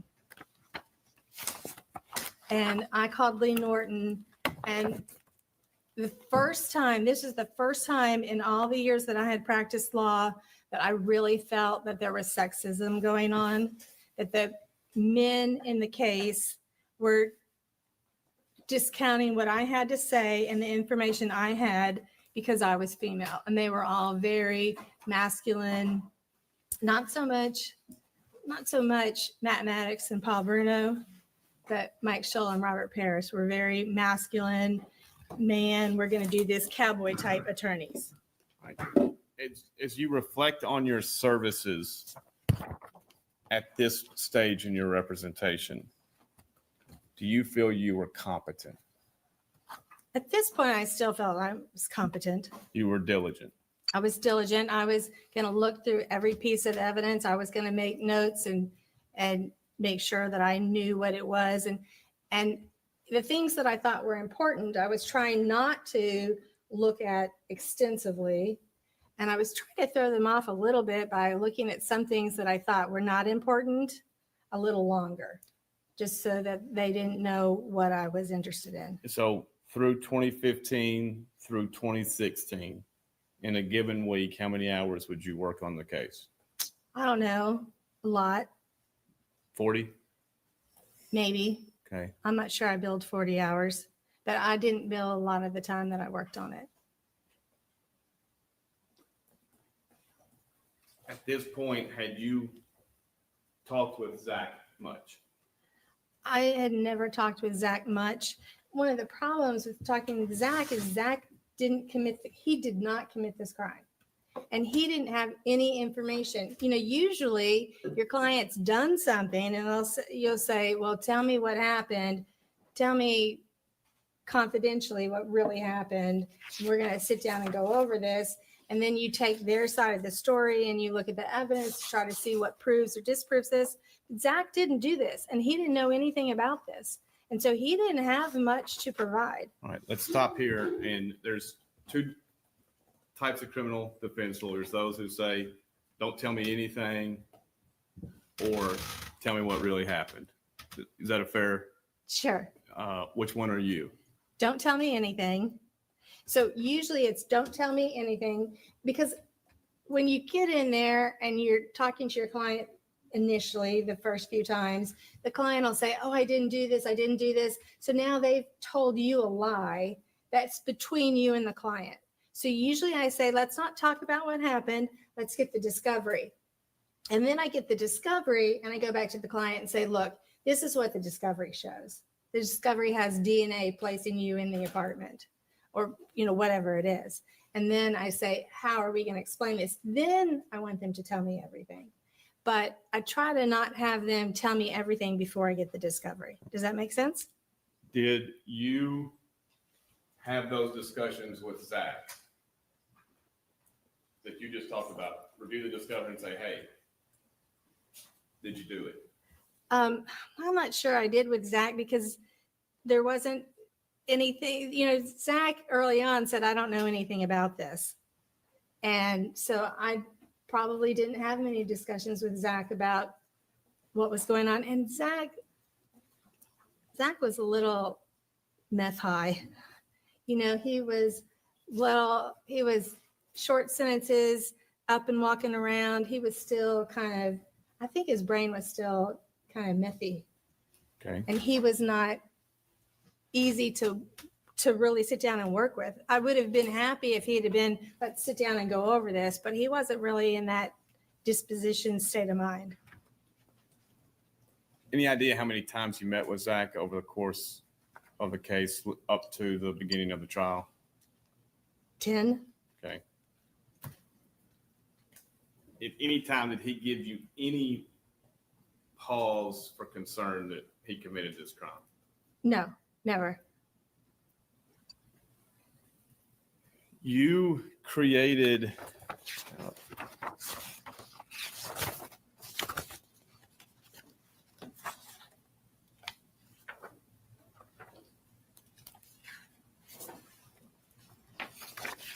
or received list of digital evidence.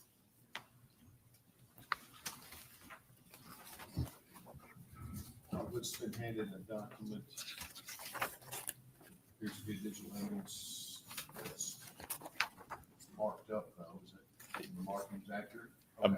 I'll ask that. Do you recognize whose handwriting this is? This is my handwriting. Okay. And what are we looking at? I don't know, a digital evidence in the master case file. Is this something that the provided to me in 2017? Okay. Is this what the state provided you, the typed? Yes, and this is after Jason Autry, or around the time Jason Autry is going to flip and begin his lies about Zach. And then there's a physical evidence list on the third page.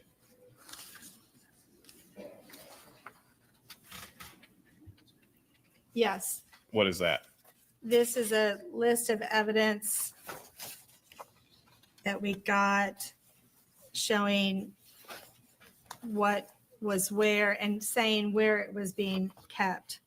A lot of this evidence was being kept in West Tennessee, but they brought many, many pieces to Middle Tennessee for us to review.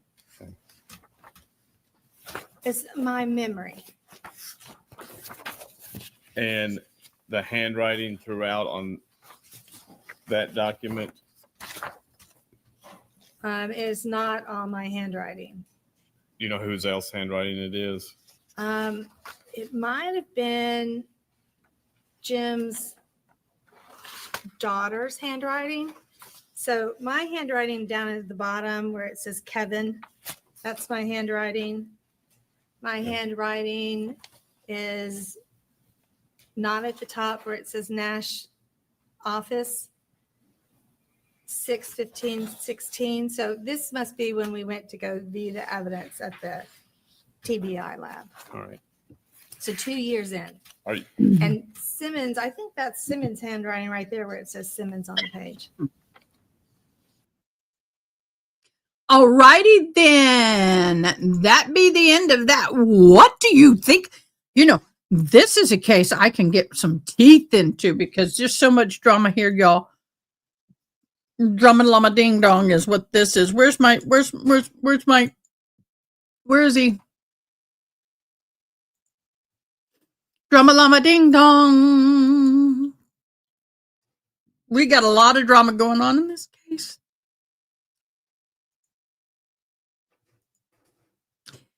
I just inhaled my lunch and dinner. All I've had today is a little oatmeal this morning, a bite or two of eggs and oatmeal this morning, and then the rest was a whole bag of cranberries. So, yeah, I actually had something for dinner I had real food. Speaking of monkey butts over there banging the cage for real food, is she like the tail with the cup on the, no, I'm kidding. Oh, you're still here. Okay. I thought you were going good night too. I thought you were going to go good night too. Okay, guys. We have been live again for over 12 hours today in total time. Thank all of you for joining us. We will be following this case. I'm going to try and get a lot of work done this weekend. I was supposed to go to this big powwow, my big year powwow, but I'm not going to be able to go. My knees are not going to allow me to dance. I may need surgery. So I'm going to stay home and get a lot of work done around here. And we will be, wait a minute. No, we're nowhere near the first yet. I keep thinking this is the members only live, but it isn't. The second will be, nope, wrong month. Members only live will be the 7th. And then I graduate on the 13th. Whoop, whoop. On Thursday, the 4th, I'll be out of town in San Angelo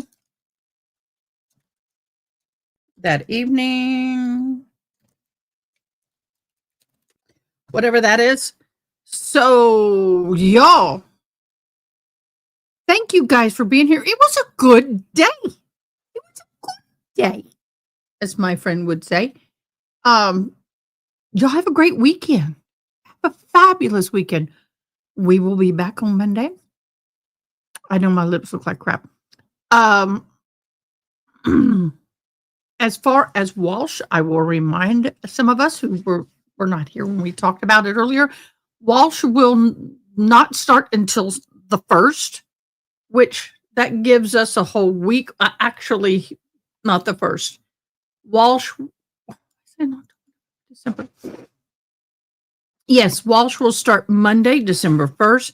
We also have the Courtney Cleaney murder trial that day too, if it hasn't been moved. December the 1st. We've got a lot going on this week. Okay. So y'all be blessed. Have a great weekend. Mods, we love you. Love you. We did it. Another week, y'all. Another week. The rain for us stalled way north. The fronts didn't collide where they were supposed to. So whoop, whoop, we're not going to get flooded. It's always a good. They were throwing the word catastrophic flooding around in the hill country, but they didn't know where. Well, luckily it didn't happen. Thank you, Jesus. Some people go, yeah, they say it, it never does. Well, always believe it because the time that you don't, it will. So again, thank you, everybody. Thank you so much. We love and appreciate you. Y'all have a great night. See you, if not this weekend, for sure, Monday morning. We're going to be following this on Monday morning. Until then, y'all, may go. Thanks for watching. Please comment, like, share, and most importantly, subscribe. I hope you have an awesome day. Till next time, take care.